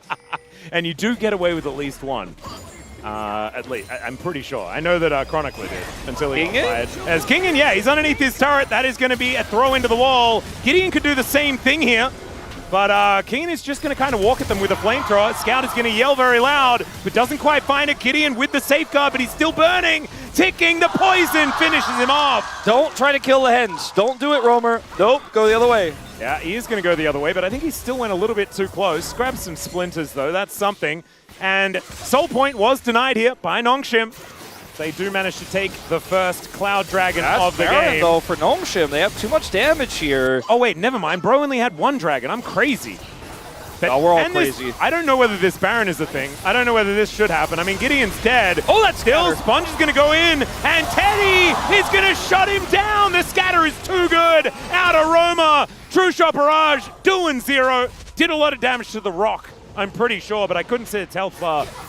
So that scatter just saved the play here for the side of Bro. And I don't even know if it was on purpose, but you know what? If you're that confident with the Syndra, you can pick it. I'll trust you. I'll trust you, Romer, as they wanted to get this turret real bad. But they cannot get it. The wallop's not going to hit. Casting good flash there, but they still end up getting burned down as his shield goes away. Yeah, a little bit of a shame there. Watch the scatter, though. Watch Romer. It was like when sideways, right? Oh my god, all hits 4. 3! I think it hit all 4. Did it hit Lehens as well, but he was already coming on the Zenith Blade? Yeah. That would make some sense. And then the Rock took so much damage, once again missed the health bar. Crazy play there, because if the Jarvan engage goes off, they might actually just get, at least lose some people. The Baron is definitely going to go over to Nongshim, but his scatter was massive. Yeah, and the amount of damage that Teddy was able to actually do there as well was kind of nutty with Ghostblade and the Storm Razor complete. It's not exactly an item spike, even if it does feel good, especially when you get the rapid fire cannon, which Teddy is making his way to now. All right, Gideon looking for an angle towards Diablo. Diablo teaches him that's how you hit a Q. Scatter. Oh, this is the target but it's really wanted. It's a Leona. Be careful. Let Lehens leave. All right, well, the Bros, a bit of a K-ramp. And, I mean, they sort of have control of the bottom side of the map here. Oh, Scout, potential pick target. Yeah, taking a lot of damage. You're going to connect from Gideon, decides not to go in. No flash for the kick flash play. Only they committed to killing the Cassiopeia like they committed to killing the Leona. But true. They weren't But it's not a Leona, so, I mean, that's not part of the Mac Bro. Yeah. Mac Bro is kill Leona, okay? Nongshim still have a 2,000 gold lead, which is, I think, really just primarily in the turret advantage they have in this game. It's these 2 turrets fall and the game is dead even, and now we're at a 3-item Ezreal, but the Jhin, like you say, he's not anything to write home about, but he's got a lot of setup in this draft now. Hang on a second. there was a Lehens to engage on, Wolf. Yeah, no, I was thinking that maybe they'd pull the trigger. I thought they might, but they realized there were more people there, so they didn't do it. Looking and wrapping around. Nongshim look like they have a date with the Baron, and that's what Sponge is going to head towards now. There's a TP for casting. If they realize this is happening, which I think, they know it's a possibility. I mean, there's no vision. And this Baron is already at half health. They've got a Cassiopeia. They have to go in. They have to, like, try and get this steal as Gideon. He's not going to be able to. It's just daylight robbery here. As there's Lehens. Obviously, they're going to go for the engage with Sponge with the Cataclysm. Oh no, it's a Barbecue as they just light them all on fire. Casting, he's got Megan up, and it's a little too late. And Teddy is defecting. He's heading the other direction. And Diablo realizing that he can actually teamfight. He's allowed to. He's hit a few items now. Casting's going to make it underneath this turret. True Shot Barrage not going to find the Gnar. And Teddy! yeah, Nongshim kind of put him in their place. Teddy! Oh, there's Lehens. We can shoot this one. Oh, he's reloading at them very aggressively. Does have a nice cleanse and does find the shot. Now Scout. Can he actually kill him? No Petrifying Gaze available. Teddy's running so fast, but I don't think it's going to matter. Once again, a reload, and once again, a dead Jhin. Teddy was really trying to showcase the value of Stormrazor in that moment. But it wasn't. He got Lehens, and then he ran a lot and tried to get energized. But this is sort of a half contest, right? Like they realize, okay, we can't get the Baron, we have to win a team fight, so they go in to try to get Lehens and then cut off the retreat. But as they go in, they get completely destroyed because they're not ahead in this game, and they engaged onto a Leona. But then Teddy makes it right, and solidarity for his team, he kills the Leona. Yes, he sacrifices his life for it, but you know what? He's like, mission accomplished. I think actually they had like a quest in this game, and the quest at the side of the screen said kill Leona. Yeah, 0 out of 1. Yeah, 0 out of 1. And you know how annoying that is. Yeah. You know, you've really got to do the quests first. Actually, I guess it would have been kill 2 Leonas, 0 or 1. Because what if the next quest is kill Rumble? Yeah. And then, like, it's a prerequisite. You missed the kill credit because you haven't killed the Leona yet. Yeah, it's a prerequisite quest. Okay, I got it. Well, I guess they have killed him twice. Yeah, it was actually a 1 out of 2, I think. Yeah, okay. Side. Well, the map control isn't going to get better for Han Brion anytime soon. Scout's going to leave. Oh, he wanted to. Yeah, gets scattered. Does manage to dash cannon forward. He's now just angry about the whole situation. Just wants to kill Roma. But there's the kickback onto Scout. Kingan's turned up, though. Now Gideon in a lot of trouble. The Scout of the week is not going to work onto Kingan because he ain't weak. And he's just going to burn down the Syndra. In goes Namgun, though, looking for a little bit of an angle towards Scout. It's a decent little Q there as Kingan goes golden. But there are a lot of members of the Bros here. I still am worried about this whole situation. And yeah, ignore the base, Wolf. It's not about that. It's about killing the Rumble and getting the quest completion. I think they just lost the game, but they got the top kills. All right, they killed Kingan, but they had to trade their Nexus for it. And maybe that is what the Mac Bro dictated. As Lehens, I mean, he almost got the last hit on the Nexus, so you can tell why he was the main bad guy. Nongshim, 1-0 in the series so far. I really did not like the draft for Han Brion, but I don't think this game was even a little bit about that. It was about a Leona that was in the right place all the time, and that place was anywhere between 1 to 5 Nongshim players and 5 Brion players, and Lehens, he towed that line in this game. But they ended up just getting the push to end the game as they commit to a topside play with no inner turret in the bottom lane. Leona and Ezreal pushing. Diablo does 22,000 damage this game, but there were very few team fights. Was there even like one proper 5v5 outside of the Baron where Bro just kind of engaged on Leona after they were too late to fight? Silly game. Silly game. It was so silly. And Bro need to go back to the drawing board on this one because I know they've got it in them to reverse sweep. I know that Teddy, if he plays a real AD carry, a traditional AD carry, can carry a late game, but in this draft, there were just not a whole lot of ins. I think it's time for the Teddy Kai'Sa. That's what I'm saying. Get yourself a draft where Teddy can play Kai'Sa, and that's what I'm looking forward to. We're going to take a break. We're going to try and figure ourselves out before we come back to a much more serious and really good Mac Bro game in game number 2. Space coming up right after this.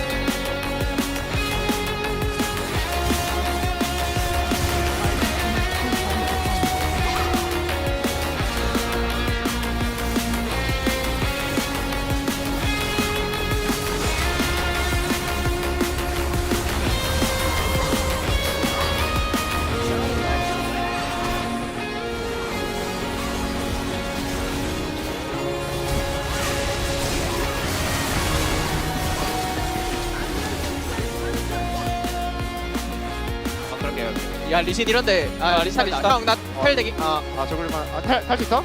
탈 수 있어 타게 얘네 천천히 다 간다. 우리 바텀 하자 미드 바텀 하자 야 우리는 미드 바텀 하자 그냥 신경 쓰지 말고 이거 다 보였다 우리 오케이 그거 빼야돼 야, 잡고 죽어 얘들아. 맞아 안 죽은 듯 알아볼 수 있냐? 잡고 죽어 얘들아. 상대 빠진 거 알려줘 우리 다음 타임 볼게 바텀 하자 자르마 리신 너플 리신 너플 나랑 바텀 하자 맞아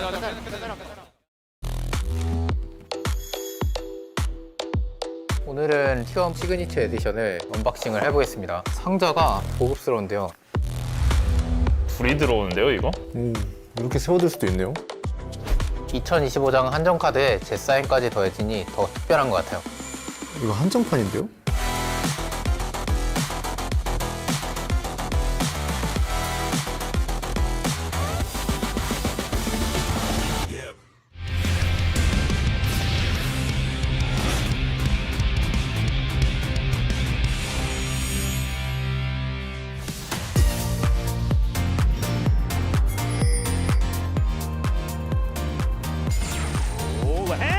야 조절해봐 일단 개급하다 다 버린 거야. 야 이번엔 짧았다. There's the flash! Oh, the shockwave as well! The delivery system so nice! The closer heels into the air! The clouds have been called as the hands trying to get out but will fail! Ron's now trying to turn it the pulverize on top of Peter! It's just gorgeous!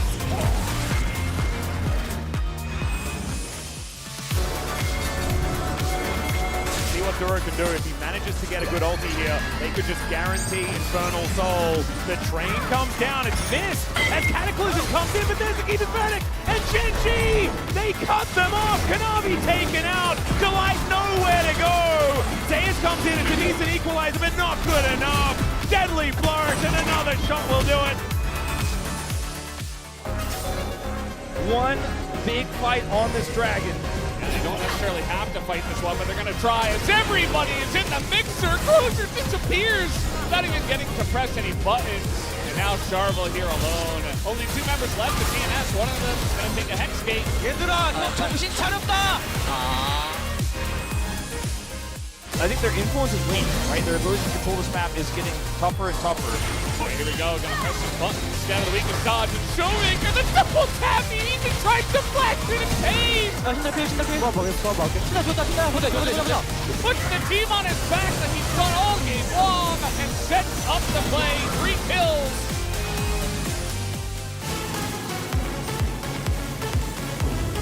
Release station vendor, you can actually push no, you don't. I'm saying maybe well, Gideon's still gonna go in and then explode. He's down to Diego, possibly. 너무 오래 숨지는 말라고 결말이 좋지 않을 Another chance, he's still gets the Tremble kills Maroma. Dragging it down as well. And Bigland's dead in the pit. The kill.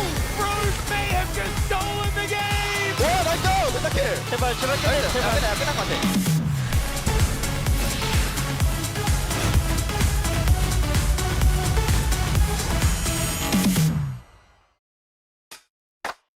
I can make it look easy. Feel like there's nothing wrong. It's so easy.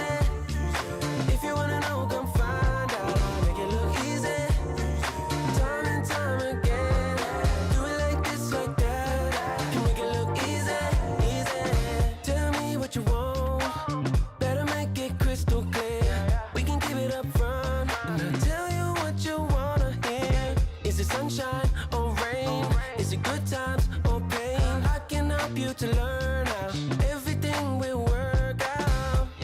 Always for the better. Don't get stressed out. No, never. Gotta be a hard worker, a little clever. I go all out with every endeavor.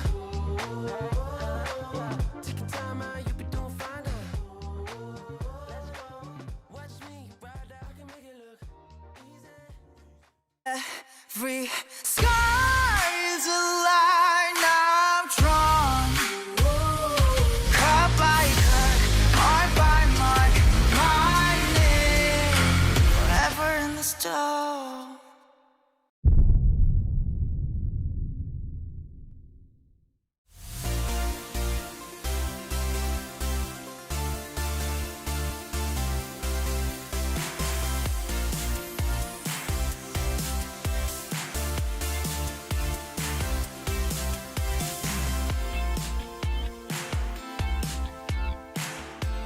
Hey, Ox, has it ever worked? Anyone trading a top fight win for Nexus? Has that one ever worked?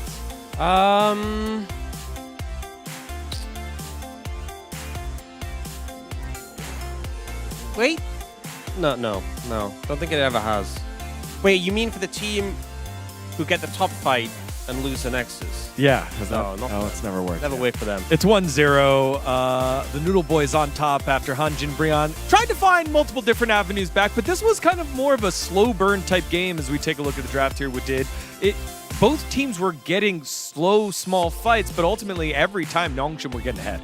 I mean, I think this is such a good example of what happens if you ignore there's a Jarvan and Rumble in the same team and you pick Syndra and Jhin in the same team, right? I was thinking that maybe they were preparing Poppy because surprisingly, Poppy was open throughout the whole draft. And we've been keep saying that I think Poppy is a great counter into like the jungle and support nowadays. I think there are so many dashing champions in the jungle and support pool. So I feel like, yeah, that's what they prepared, right? But they picked Lee Sin, so they wanted to play even more aggressive, but it didn't work out because in the early game, the Lee Sin invading didn't work. And I think that leads Syndra and Jhin in a really bad show. And I feel like the Cassiopeia pick had a lot of value here. You know, it's interesting that Poppy's not there because stopping dashes, she's very good at. But the Cassiopeia into Lee Sin, Rakan, who are your primary engagers, they're just going to have a tough time trying to find aggressive plays because the only sort of a mobile backliner is Cassiopeia. Ezreal's obviously hard to pin down. But both of these champions and having the miasma out, I think it's just, you really need the momentum. And I feel like you need the momentum around that mid-jungle of the Syndra Lee Sin to get this game going in favor of Bro. Yeah, you know, in the game 3 of T1 D+, we had the latest First Blood, but this is probably one of the latest replays that we've had so far in the LCK. We wait all the way to 24 minutes, where after initially attempting Baron, Nongshim attempted again, this time in secret. So they end up being a little bit late to actually approach and contest the Baron itself. It's already gone. But then in the ensuing fight, they use a couple of cooldowns on the Leona here, which doesn't get value. The Jarvan Cataclysm with the Equalizer just instantly wins the fight. And I feel like the way Bro approached it, they weren't there in time for the Baron. That's fine. Sometimes that happens. It's not ideal. But then they just didn't really have a plan for the fight. They're like, hey, let's just hit the Leona a little bit. But you're burning your grand entrance on this Leona. And it just sets up the Jarvan to have such a free time to engage. Yeah, I mean, I feel like at this point, you can't really do anything against Nongshim's team comp. You don't have damage, you don't have any late game powerhouse here. So I feel like it was just too late for Brion to like fight back at this game because I think they were the team comp who needs the early game lead, but they couldn't, so. I love also in that replay, Lehens just recalls right in front of Teddy. This is the Lehens I'm afraid of. This is the 9-0 Lehens, not the 0-9 Lehens, when he's feeling like that. And then we have the play that we led the segment with. It was the final team fight, question mark? I mean, they knew that the game is going to be harder if they cannot do some crack plays on the top side. But Cassiopeia with the full sums is not the correct answer. I think they also have the TP to defend the play. And who's going to defend the base then? Yeah, I mean, this fight, you know, they're finding some success. And then after this, they'll just recall and go back, and surely everything's going to be fine down in the base, right? Yeah, surely. Everything's going to be okay. Yes. I mean, they'll kill this Rumble eventually. Okay. Time to oh, guys. The game is over. Our Nexus is gone! Since they got back in time to watch it go. And in solidarity, die with the team. There it is. Boom. Boomba. Yeah, that's a tough one. Again, when you're that far behind and the tempo's not on your side, I like the idea, but you could tell there was some miscommunication with Gideon, birthday boy, happy birthday Gideon, going in while Roamer was trying to go out. It was those types of hesitations that I think when Bro are successful, they don't have that. I think it also just took too long, and they have to bring all 5 members up to make this fight work on the top lane, which I get because you're behind and you really want to make sure this play works, but it just took so much time, and Nongshim were already setting up for their push. I don't think this is obviously not the mistake that lost in the game, but I think just clearer plans from Bro, because it feels like they get in these situations, they approach it, and like, oh, we're here now. what do we do? And I feel like I just love to see them just be more decisive with their approach and kind of have a plan before they arrive at whatever objective or fight they're about to take. But good thing about Nongshim is that they knew how to snowball the early game, but they couldn't finish the game, right? But I think this time around, they had the rough early game, but at the end, they had their moment. So I feel like Nongshim finally, maybe getting back here from this series. All it took was a loss to the DN Automotive Supers, and they're awake now. But Bromer, Mr. #1 Mad Movie play, looking to bounce back here to force a game number 3. Let's send it on over to the casters for game 2.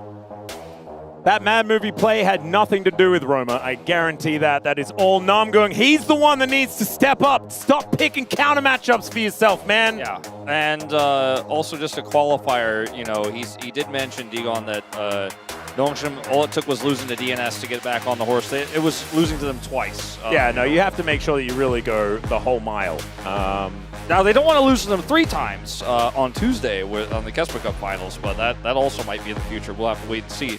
Ooh, bit of a preview. They have to go through T1, DNS do, in order to get to that finals, but anyways, that's not this tournament. This is the tournament where Nongshim 1-0's bro, and are looking to close out the night. And one thing that needs to change is we need to put in our bro tax before the draft. Because obviously, it was our late bro tax payments that really left the bros in the lurch. And no amount of good Mac bro can get you back if that's the case. You know, maybe what they need to do is draft a whole bunch of knockups so we can get a Mac Bro Air. And maybe Mac Bro Air is actually the better one. Oh my god. You know? That could be it. That's what I'm thinking. Well, first, we're going to see a Poppy and a Camille band come on through here from both of our teams. First pick, over to the bros this time.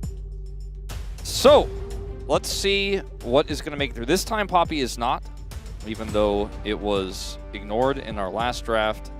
Camille ban means that, okay, well, we're going to see a Lucian ban into Diablo. I think that makes sense. Yeah, I would agree. I was kind of feeling like maybe Dive could be the play. You were talking about maybe wanting a Kaisa draft for Teddy. No Camille and no Vi. So they said no T1 draft with the Kaisa was played earlier today. That's not going to happen. Okay, so how do they pivot? What do they do instead? All right, one final ban for the bros. Lock. Okay, so we are angling for an Orianna. I think what I'm starting to Nongshim figure out with the lock bans. Maybe angling to ban Orianna. Aha! So does that leave us with the first pick Jace? Does it leave us the first pick? Okay, they're going to pick Orianna up. All right, Brad going to be taken away. And Romariana. Romer. Rorianna. I imagine that's where Romer's going to go. Might instead do something completely different. What if they slammed Tarek? They're going all the way down to the very end. Yeah, it's Orianna. It is going to be Orianna, but the enemy team will have Ryze and Pantheon. I imagine they were really considering the Tarek, though. It definitely came across their mind, I would say, yeah. Yeah, I imagine. Nocturne does need to be picked away, so it doesn't get to be Ryze Pantheon, but Nocturne Ryze might be okay. I did forget that Nocturne was up, so they're going to take a different direction. Gargoyle delivery. Kind of love this. And Nocturne did need to be denied, so just play it alongside the Galio. They need to deny a Lulu pick here ASAP. It needs to be Yunara Lulu. I don't think there's anything else that they're allowed to pick here. Or it's going to be Lulu on 3. And you can ban away Yunara if you want, but it's still a Lulu draft. You got to go Yunara Lulu here. Well, I actually kind of think that Nongshim have a pretty good Kaisa draft, which is kind of crazy, right? Like, that's you true. Get the Nocturne to get in there, the Galio, like, sets up all the knockups, and then you can have a field day as the Kaisa. Like, everyone sort of having globals, can join fights. That'd be kind of fun. I don't know why I got Kaisa on the brain, but we also know that Diablo is very, very comfortable picking up that champ. He's talking a lot. I don't think there's any world where they just pick Caitlyn here, right?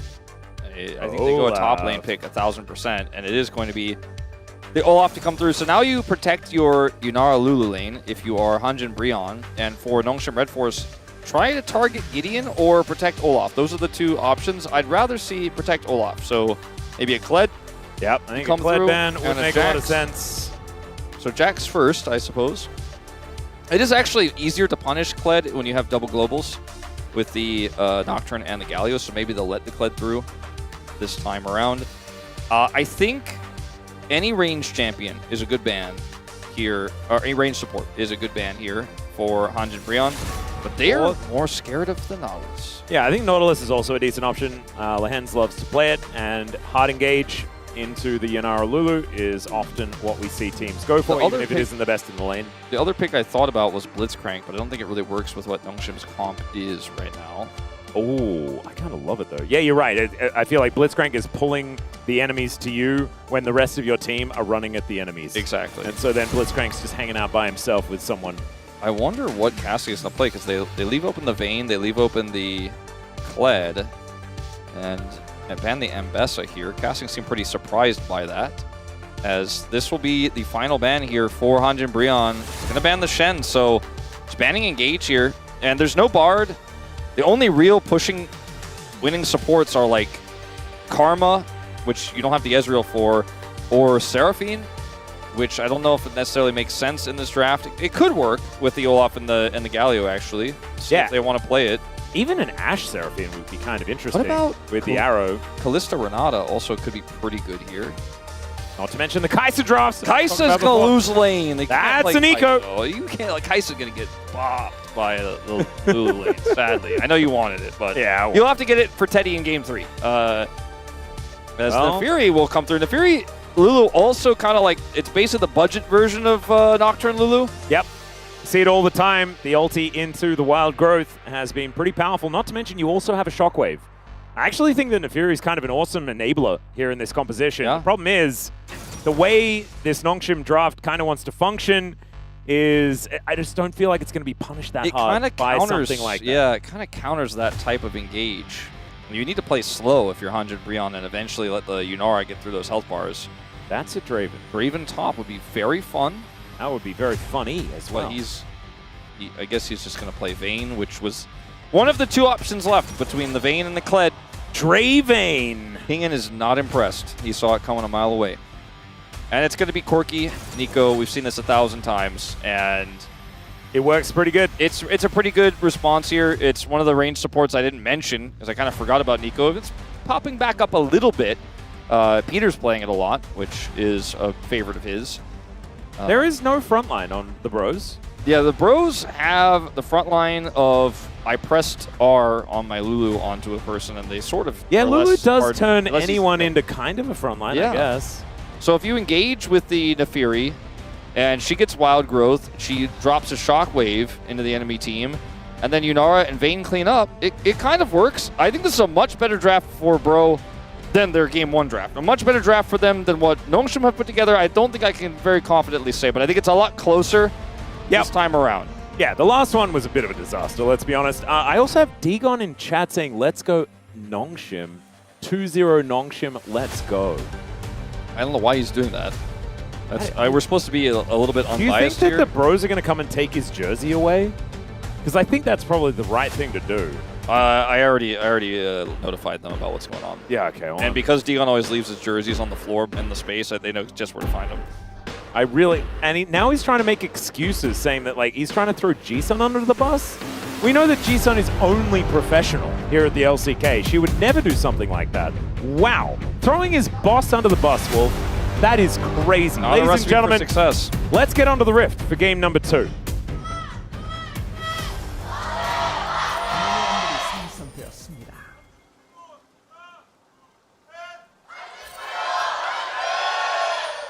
All right. He also just wrote in the chat, W hat. What do you think he means by that? I don't know what that means, Wolf. I'm really worried. Think Nongshim are going to get a W and put it on the hat? That's super. He's being biased again. At least Orcs is in the chat giving people the information that they need. And I think that is really good. Thank you, Orcs. That is not Susture. That's just doing the right thing. A Sponge coming on over to try and do the right thing in the enemy jungle here, as Gideon, all he wants to do is kill some Raptors, and he's really having a rough time doing that. The Dark and Daggers do come on down, though. I just don't know whether you win a fight at level 1 into this Nocturne, who does get another Duskbringer. Yeah, the passive is pretty strong for the Nocturne, so especially because he spins and the doggos don't like it. They also get involved, so he is just going to send the Nefiri to the Wolf Camp, which is kind of like we're somewhat related to or family tree, I guess, in terms Yeah. of how darkened dogs work. Hey, Wolf. Yeah. How do you feel about the Raptor Neferi skin?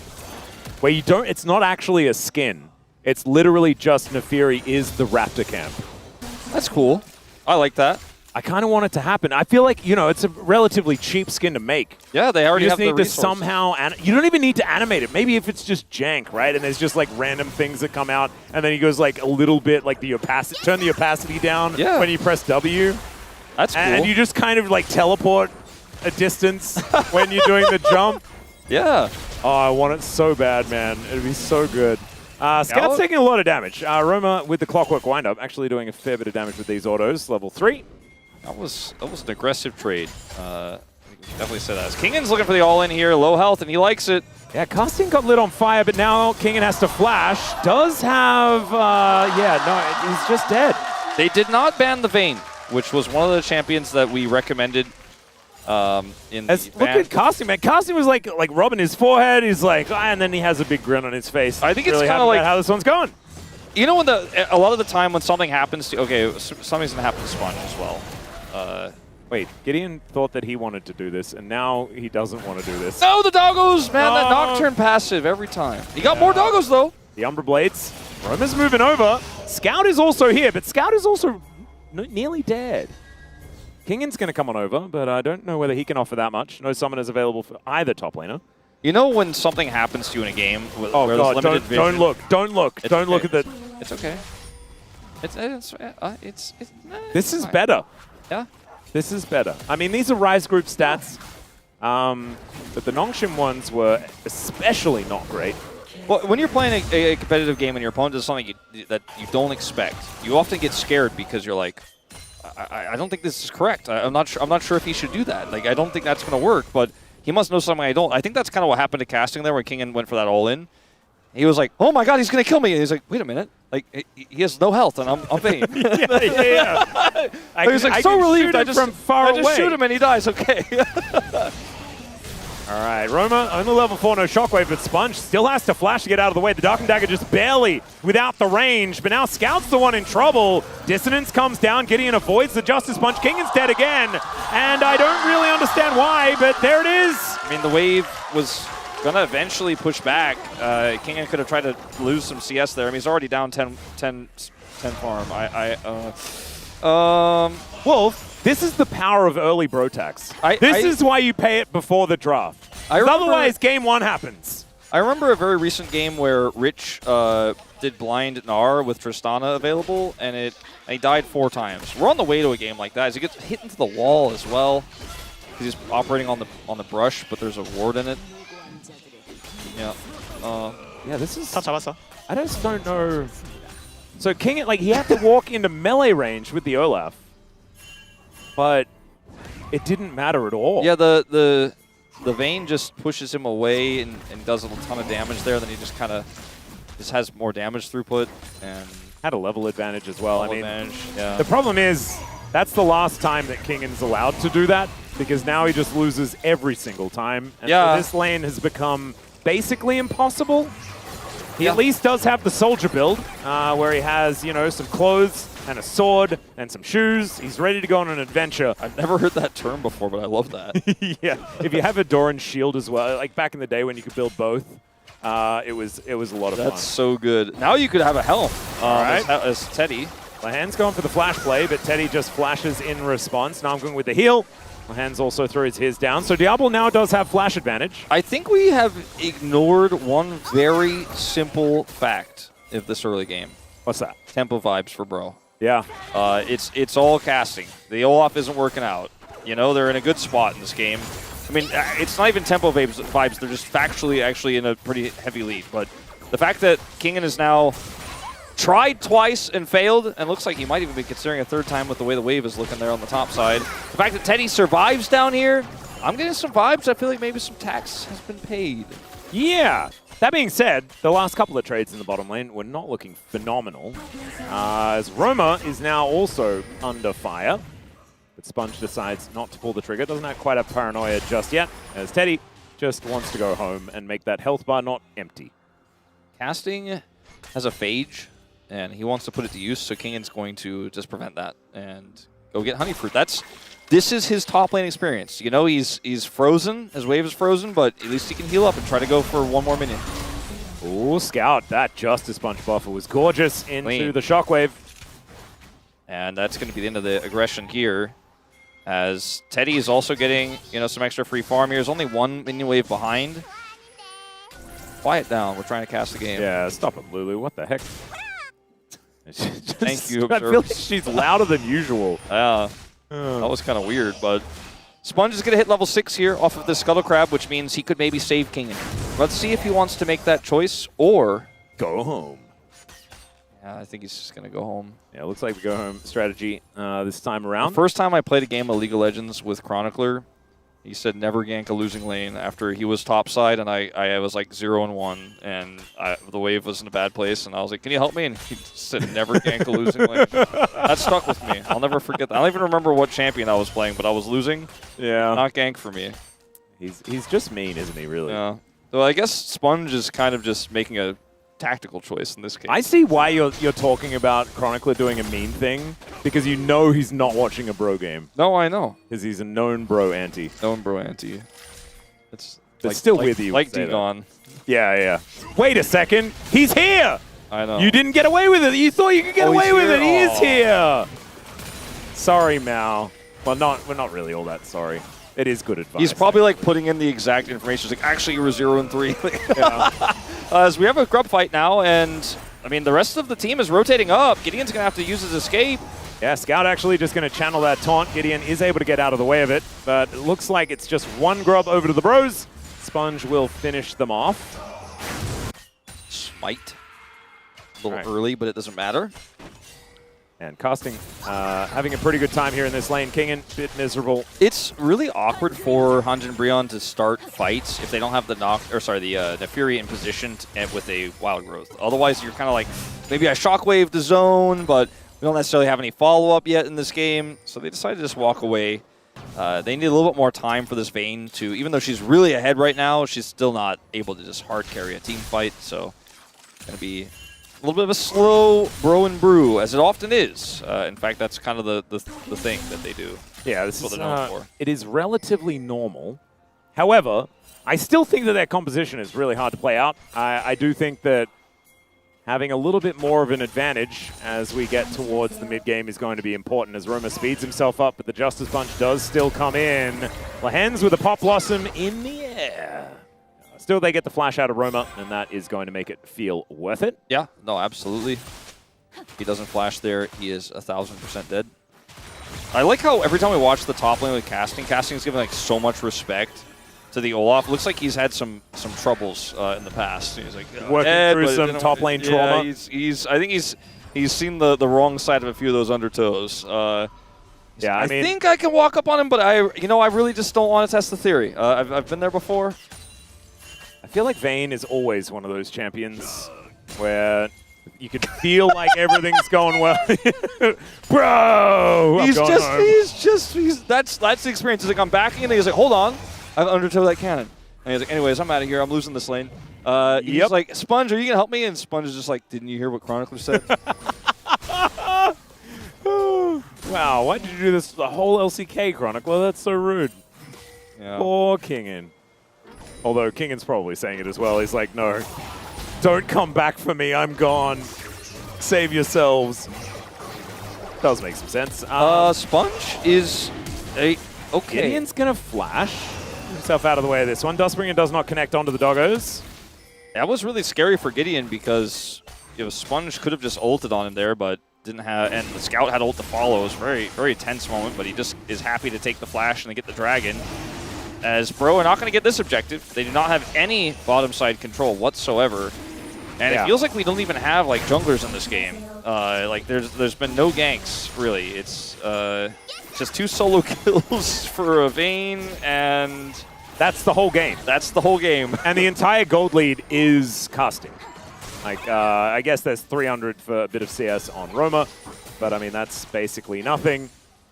Teddy and Namgung have lost a few plates here towards this bottom side of the map. Diablo is now a couple of waves in the lead.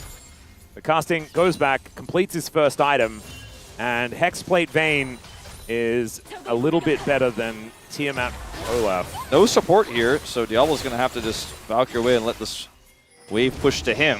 So it looked for a moment like Teddy was going to try to make a play there with Namgung at the ready with his wild growth.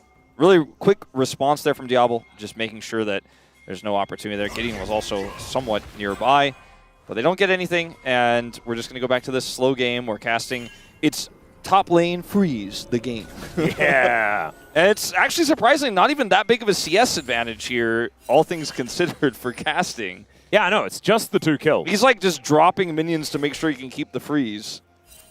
And honestly, denying experience is also just such a huge deal. He's almost 2 levels ahead. And about to hit now, level 11. There it is. Now Teddy's like, oh, I have to bully the Olaf. I put an 80 carry on the top side for a reason. He doesn't know who's in here, by the way. Yeah, it's Lehens that's moving on over. But Casting is able to tumble his way out of there. Diablo and Lehens are going to take up position, but now Namgung and Gideon are moving in. There's the Pop Blossom used defensively. It does pick up the dogger, but now the ulti comes in, and the Vayne continues to wreak havoc. They do lose their Lulu, though, and Diablo is doing so much damage. Gideon goes untargetable, but then he goes dead. And now Casting with a nice flash, but he's still going to be taken down as Scout picks up the double. Diablo's underneath the turret here as Roamer is now their target. They run out of minions under the turret, but it doesn't matter because Roamer is not even there anymore. Yeah, I think that's the end of the play. Very funky one there on the top side, but Casting does end up going down. And now there's no way to push this lead any further here for Teddy in the range matchup. So both of these bottom lane players, who are, one is an 80 carry, one is a top player in this lane swap, will just return home. The first part of this fight is pretty messy, right? But look at how much damage is done here to Lehens. And when they turn around onto Diablo, the rest of the team is here, and Casting is just like, I'm not even going to try to get DPS. I'm just going to try to rush to the turret. The flash timing is good. Roamer is just too slow. If Roamer is able to wrap around faster, or even like just join at the initial part of the fight when they pull the trigger there, I think that ends up being a pretty one fight for Bro, but instead it's just him trying to defend. Lens takes so much damage, but ultimately sets up the jungler to find more success there, and Casting just cannot actually fight it out. And Lehens now going to take a lot of damage here from Teddy. Throws down the ultimate. Lehens should just be taken out here, but Diablo, he's the one now taking the damage, and Lehens will survive. Pretty straightforward trade there. Lehens does end up getting out with his life, but that was a big moment for Teddy to potentially grab that first kill and put himself on the board a little bit here. Just having these little scrappy engages where both teams were happy to play the slow passive game for a little while, but now are just trying to find any mistake they can punish. And we are moving into a second Dragon here pretty late in this game, as well as that Herald spawning in 30 seconds. A lot of tools on cooldown. Teddy doesn't have his flash. And Namgung does finish the Ardent Sensor, so that is something. Bit of extra power for Teddy in the next fight if there is one. I'm very worried that Nongshim are just kind of getting this comp online. Yeah, I think that Roa really fumbled the execution of the lead that they had, and Gideon just wasn't able to apply pressure anywhere this game. And now, yes, Yunara will scale, so will the Vayne, but if you lose Herald, you lose so much map control into this double global Nocturne Galio with a 2-item spiking Corki on the way.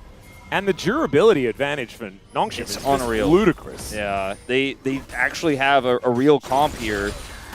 Oh, Kingen might be getting dove here as the Ragnaroks does come out. Namgung coming down as Gideon is going to pounce on top of him. There's the Wild Growth, and they do kill the Viking. They run out of minions here, and Sponge is going to be able to take the Herald while Scout takes down the first turret. Nongshim pretty happy with the cross map. Yeah, I think this is definitely a better trade for Nongshim, even though Bro will eventually get that turret and got that kill. This Herald is so much more valuable because it allows them to get the mid turret. And once the mid turret is gone, Sponge can kind of play around so many different angles that it's so difficult to defend. Oh, Kingen here, he has really very few options, right? He Ragnarok's early to try to put some damage down. Critically, Casting does not proc turret aggro. And then he is able to come and just burst him down here. Once the Ragnarok runs out, they even just drop the Wild Growth just to be safe. A lot of resources used, but they do secure the kill. But like I said, the cross map is just better. This turret's pretty healthy here in the mid lane, actually healthier than I thought, so they won't be able to just guarantee it with a Herald charge. But if they win a team fight around Dragon, for example, it just becomes so much simpler. A close game, but definitely Nongshim favored. I would say so too, and I kind of like Nongshim's draft as we get later on into this game, despite the fact that there are a couple of hyper carries here on the Bros. playing without a front line is quite difficult when you have a composition relying on these auto attackers. Another Chemtech Soul. As the paranoia comes down, Teddy was left alone, is able to dash out of the way of that, and Kingen tanking this turret for a long time, but Sponge's damage is just not quite there, and he's going to die to this turret. So there's a kill going over to the Yunara, and Diablo going to get some plate gold here. The Rift Herald not going to be able to finish off this turret with a charge, but it is very close to going down. I just don't understand why they didn't just do that in tandem with the Herald drop in the first place. No, don't say weird things like that. But, you know, it worked. They got Teddy. We do not want logic in this game as Kingan's running around in circles, but they pick up Casting, put him down, and Lehens is going to help grab that kill. He's condemned just because Casting was mad at him. Those teammates were like, can you play more aggressively on this Vayne pick? I gave you the counter pick and it all. He's like, this is why I don't do it. This is why I just froze the wave the whole game. The second you step up, they're going to come for you. And they did come for him there, and he does go down as this is a nice little taunt. Yeah, I don't know, actually going to take a fair bit of damage from Scout. So look, the Herald is being dropped, but then he's like, nah, I'm too impatient for that. And so he just sends it into Teddy, and Kingen takes the turret aggro for a really long time, but eventually he's like, Kingen almost died himself, man! Yeah, I know. They could have just waited for the Herald. Anyway, I don't want to get too into the weeds on it. You guys all watched it. Casting gets slowed here, and then Lehens shows up. And Casting doesn't have any way to buy space here. Pop Blossom hits just on the edge. Well played by Lehens as he gets booped back. They're going to get this turret on the bottom side of the map here. The mid turret only has one plate left. And it's just like last game where suddenly Nongshim are just like, oops, no turrets, bro. Yeah, the Mac Pro is not quite working out this time around. As Namgung taking some damage here. Teddy trying to defend an almost dead turret. As my god, the damage from Diablo is just kind of absurd. He hit the two items have already been picked up. And he only needs 50 stacks to get that Muramana up. But this item is so early because he's been farming like a madman that he's still got a bunch of those stacks to pick up. So Roamer, the target here after that taunt play, just gets burst down. The bottom turret is going to fall as well. And Casting just run from Olaf to leave. Yeah. Scout teleported towards the top side to try and take down the Vayne. Not going to quite be able to do so. Essence are even not quite done here for Casting either. Teddy just needs time. Okay, we get to the 30-minute game. He's going to have the magic, right? Trust me. He might even come online earlier than that if Nongshim make a mistake. You know, bro fans, do not despair. Yeah. Don't let Digon tell you it's Brover. It ain't Brover while I'm breathing or something like that. Yes, exactly. That's the exact quote. Yeah. That's the Bro song, as we remember from that World Soul. It's really cool that Bro let Riot borrow it for a minute there. Yeah, it was pretty cool. For the World Championship. They changed the lyrics a little bit to make it more original, but... I feel like honoring the Bros at the World Championship was the really nice thing. Because I think they definitely deserve it for all they do for our sport. I'm just looking at the map right now, and I'm like, Nongshim are winning everywhere, and Bro are actually just not even responding, as finally they will leave the base and start to come over here and take out this turret. But yeah, this game is starting to very quickly become very unplayable. And it started off so well for Casting. I didn't play through him at all, and you don't really get to, right? Like, it's a Vayne, you really want to keep her on an island in a side lane, just in general. But they were not able to really leverage anything elsewhere on the map either. There are at least 2 items now completed for Teddy as well. Fiend Hunter bolts have been put together, and there's a dash cannon for Roma.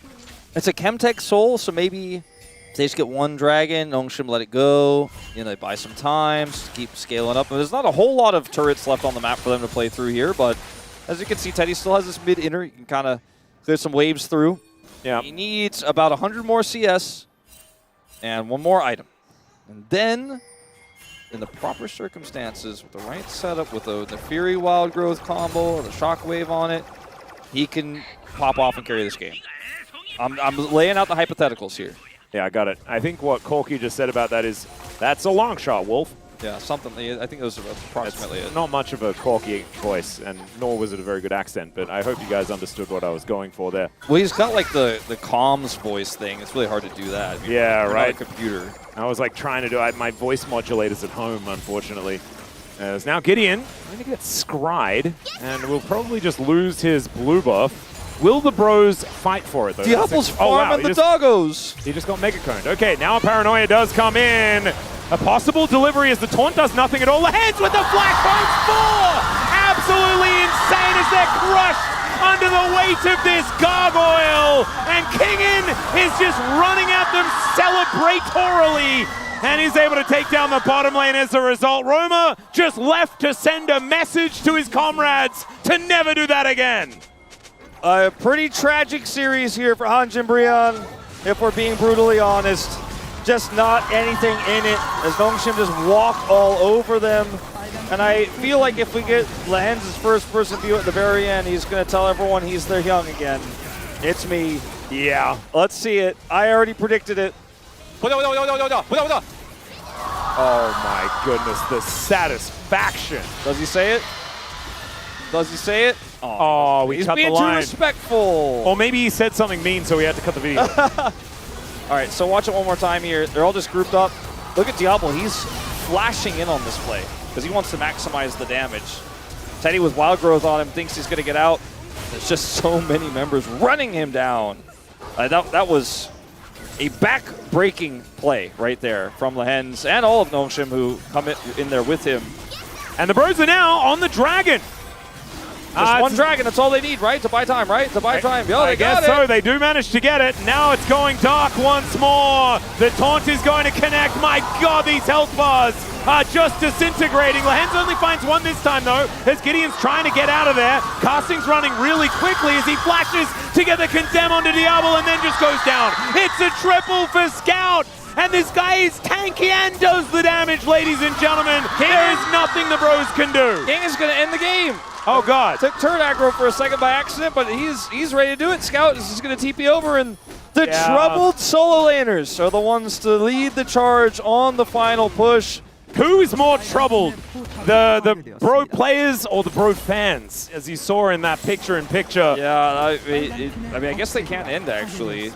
I mean, it is, only 24 minutes into the game. But still, right. Let's have a look at this one more time. This was optimistic at best from the Bros. And how do Bro keep walking into, like, every circle engage? It's just a walk-in taunt from Scout into Pop Blossom. I really appreciate the attempt here from Casting to look for the flash onto Diablo to push him into the wall there. Just not enough damage to kill him. Namgu can't really affect this play at all. The rest of his team is already dead. We see the double TP. I thought to end, but actually with no big wave just to get the inhibitor. And now they're sieging up this top turret. I mean, I'm going to be honest with you guys. I'll break the fourth wall. The person who collects the palm vote came up here. Yeah, I was like, she's a little bit early, isn't she? I mean, I think we all thought the game was bad. Gideon's going in. They do kill Lehens. But as we all know, that only makes him stronger. 8,000 gold the lead. Diablo did flash on that Lehens play in the mid lane, so doesn't have his flash up for a few more seconds here. So he's fairly vulnerable, but they don't have any engage. They're still going in. The Gargoyle is going to crash down on top. Doesn't get too many knockups as the Wild Growth does come in. But now Scout just finds all of them. The Phosphorus Bomb to get rid of the Doggo. As Casting is still able to dance around this fight. Kingen will go down.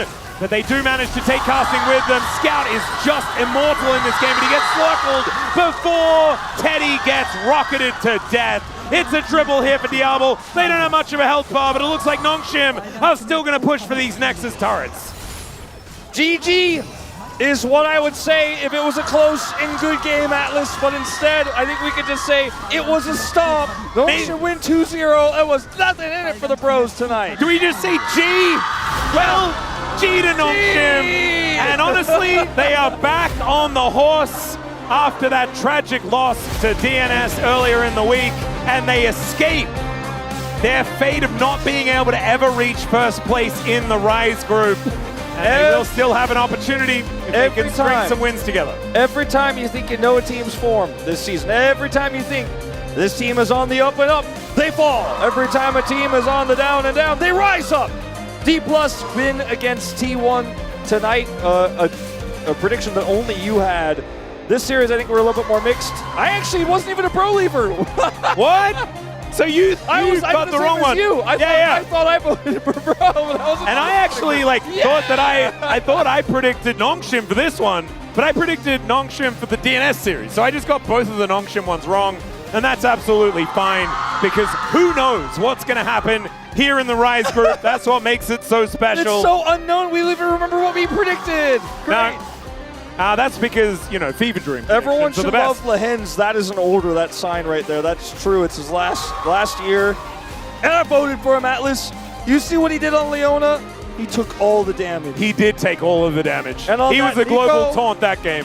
He picked an off-meta pick, crushed it. Some incredible Pop Blossoms. And even the one Pop Blossom that got into Bro's head where he just ulted the air, that's the kind of Pop Blossom that can lose you the series if you're zoning. Leon. It's zoning, Wolf. And he did also get a flash for it. So I think it's absolutely fine. As Nongshim, they're not out of the woods. But this is definitely a good sign. They can't keep losing, and you know what? They stopped losing. They did. Maybe they saw that video. They were like, she's right, we can't. It's actually getting pretty high stakes here. Kingen, it was a weird game for him, but he was able to get a large impact later on, so we can just forgive this one. It honestly didn't matter at all that Casting got so far ahead in the top lane because Nongshim's composition worked. And the Bros just kind of didn't. Yeah, they were just playing as a team better. They were grouped better. They moved faster. They had double globals in this comp, which helped a lot, but we are getting some of the weird highlights. Yeah, we were. I think production they're knowers. They're like, let's just remind everyone how silly this all was. This was the big one. Yeah. This is why he'll probably get POM, right? Your 4-man knockup. Roamer just on the edge, but almost a 5-man. Then Scout gets the knockup. We're going to get Lehens into Korea in the Mad movie this week. That's actually so sick. As those two plays looking pretty phenomenal. I have to say, Scout having an absolutely amazing series. Yeah, he's also a potential contender for POM. I would agree. I think his Galio was unbelievable here in this game. Always where he needed to be. And even though, you know, we were saying that the Bro composition didn't quite work, they had to play it properly on the side of Nongshim, and they absolutely did. Even that Winds of War, like his CC score has got to be so high this game as well. Oh yeah, Imperial Mandate Galio is just kind of broken. Yeah, I swear. It's one that like I used to play, but I haven't played in a while. This game makes me want to go back. Yep. Let's have a look at some of these numbers. Top of damage on Nongshim is Scout. In fact, yeah. The Winds of War was certainly raging in this game, but Diablo I think did just very quietly farm up to become an absolute monster here in this game. The Corki by the late game was just doing so much damage, and he had that 2-item spike when he needed it. It's as you say, Scout will be able to pick up the player of the match here. His Cassiopeia was pretty fantastic, and his Galio, unbelievable in that final game. Still think Lehens a little bit robbed. He performed very well against the counterpick Syndra, and then Galio took over the game. I think Lehens is robbed as well. Yeah. I mean, we jest about how they kept engaging into his Leona in game 1, but he was always in the right spot. Like, he was like, you can't pass me, and if you try to kill me, it's actually a mistake, and we win. So he was oppressive. He was in the right locations. I'm a Lehens voter. And I would have been too if I had a vote, but I don't. If it is one of these split vote scenarios, just understand that I would have pushed it in the Lehens direction had I been able to. But I'm just not. This was a weird series, Wolf. This was a very, we had a stark contrast yesterday between our Legend and Rise, and we have it once again here today. It's weird, but I feel like also very forgettable. This is not a memorable series, unless you're a Bro fan. Yeah, and in fact, that is not really the memorable that you really want. But now it is time for us to have a chat with Scout, so here is Dear for the interview translation. Thank you very much, guys. This is Dear for the POM interview translation, joined by Scout on the side of Nongshim Red Force. Just defeated Hanjun Brion with a 2-0. The Rise Group standings race is quite fierce, but you took a precious win to end the 3 losing streak. How do you feel? From today, the rest of our remaining matches are quite important, and in the end, I'm just really relieved that we were able to win. Although I don't think our performance is really up to par, so I think we just have to work even harder and do better. I just want to make sure that we can win the 2 remaining matches. Winning is really important, but I think it's really even more crucial that our performance, we can see some improvement in our own skills. And with your POM today, you have reached 500 POM points. How do you feel? I mean, nothing really new.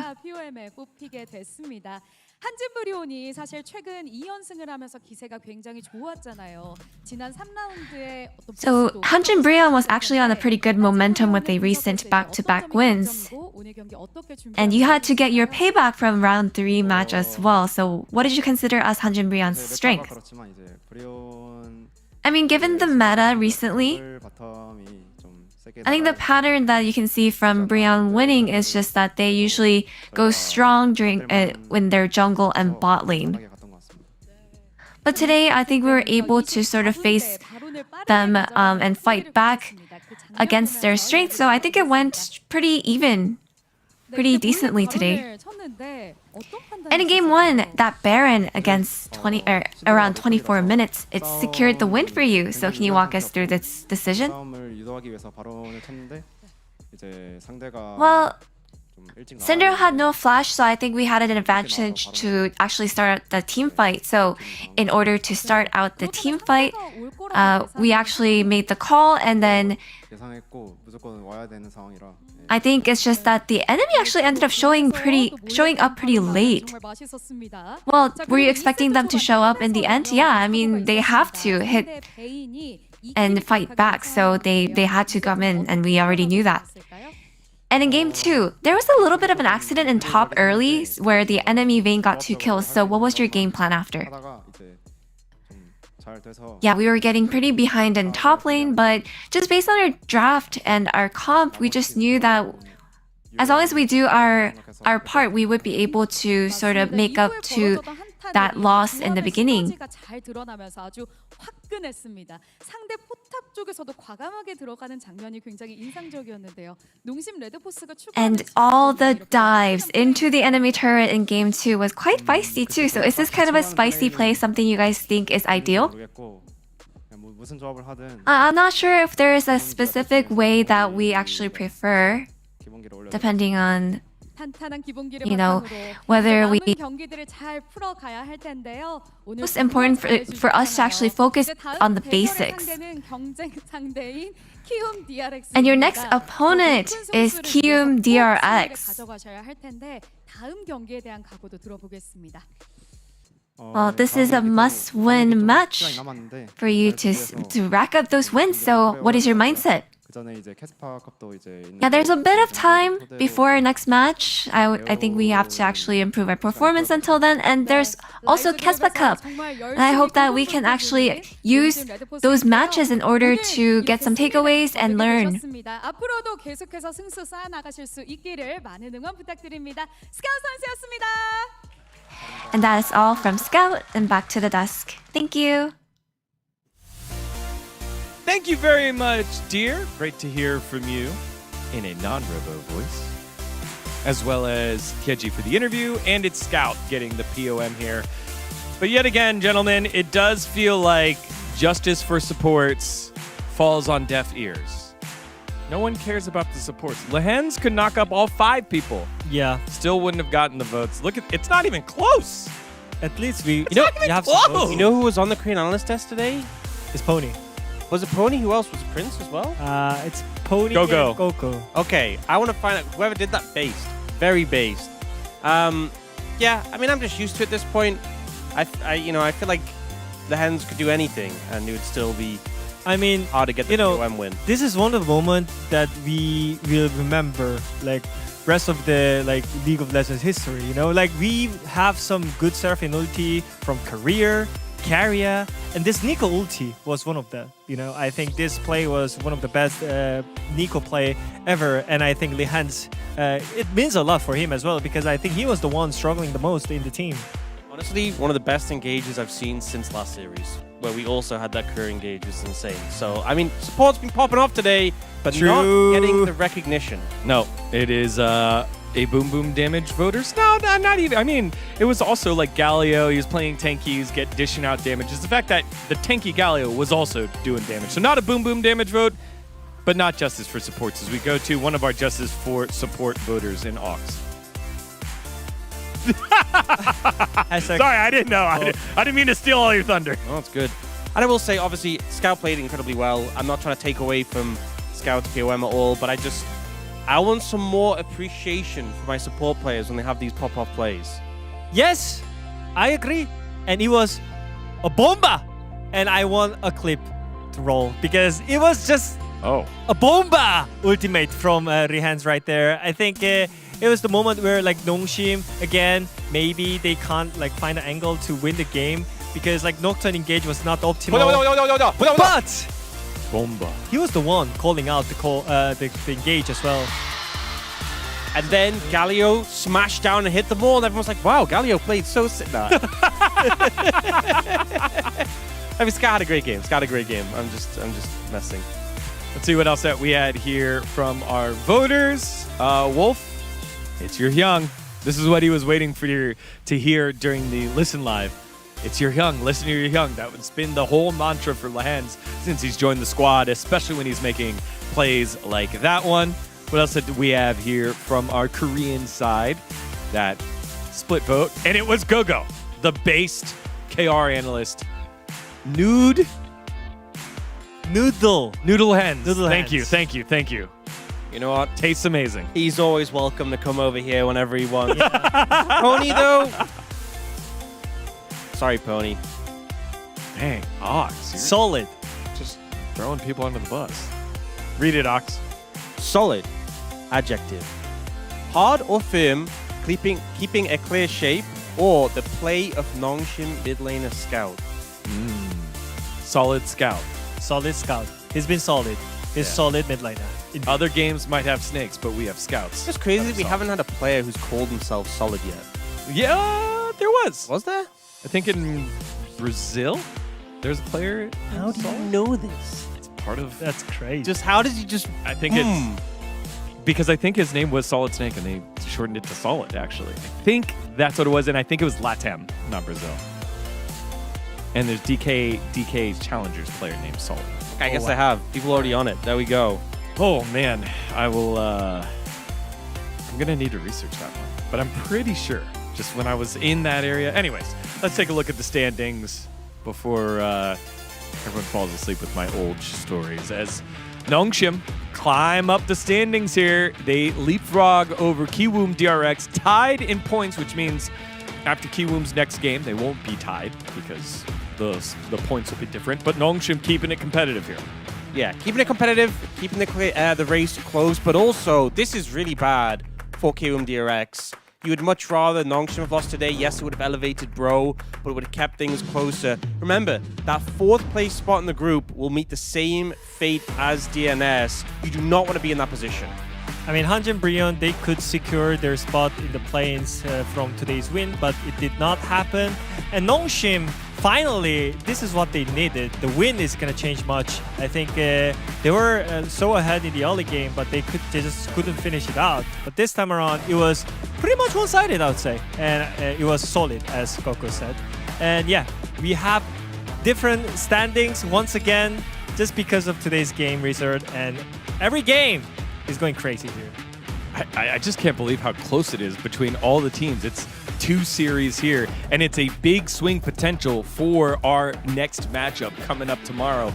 The Saturday showdown. It is Hanwha Life Esports and KT. Again, now KT find themselves in last place of that legend group, don't want to be part of the play-ins, and BNK trying to avoid the blue shell that the DN Automotive Supers just continually wield here. Yeah, they've leveled up, and unfortunately it's too late to change their fate, but they are certainly changing the fate of some other teams in the Rise group, so excited to see if they can continue that trajectory. I mean, my predictions for this week is not going great, right? And I was 0-2 today. How was yours? You know, I was actually flawless predictions until today, and then I went 0-2. Now it's 2-2, no? Now it's no, it's like 4-2. Friday. Oh, true. Keep up with it. Come on. Come on, Woodid. Woodid will get 21 hours to sleep on it and get his energy back to remember what day it is, because he and I will be back for tomorrow's action on Saturday Showdown. You don't want to miss it. Every match matters here at the LCK. On behalf of everyone here, thank you so much for watching. We'll see you tomorrow. Right in the face.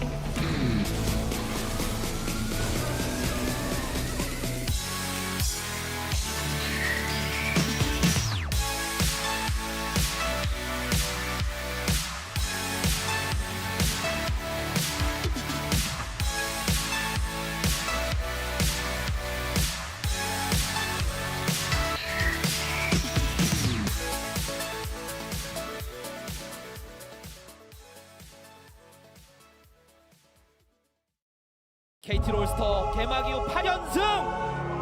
아우라 생명 진짜 완전히 KT를 파괴해버렸습니다. 10연승에서 11연승으로 1라운드 하나 생명이 2라운드는 KT가 왜요? 밴디는 어디서 이런 선수를 데려왔습니까? 열차가 올라갈지 뭐 전차가 질 줄 알지 역대급 LCK예요.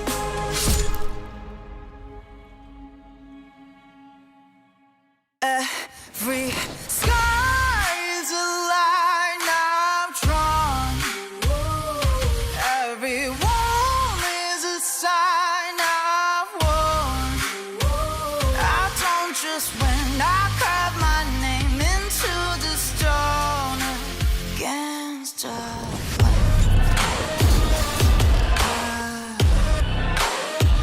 I don't just win, I live my mark into the stone.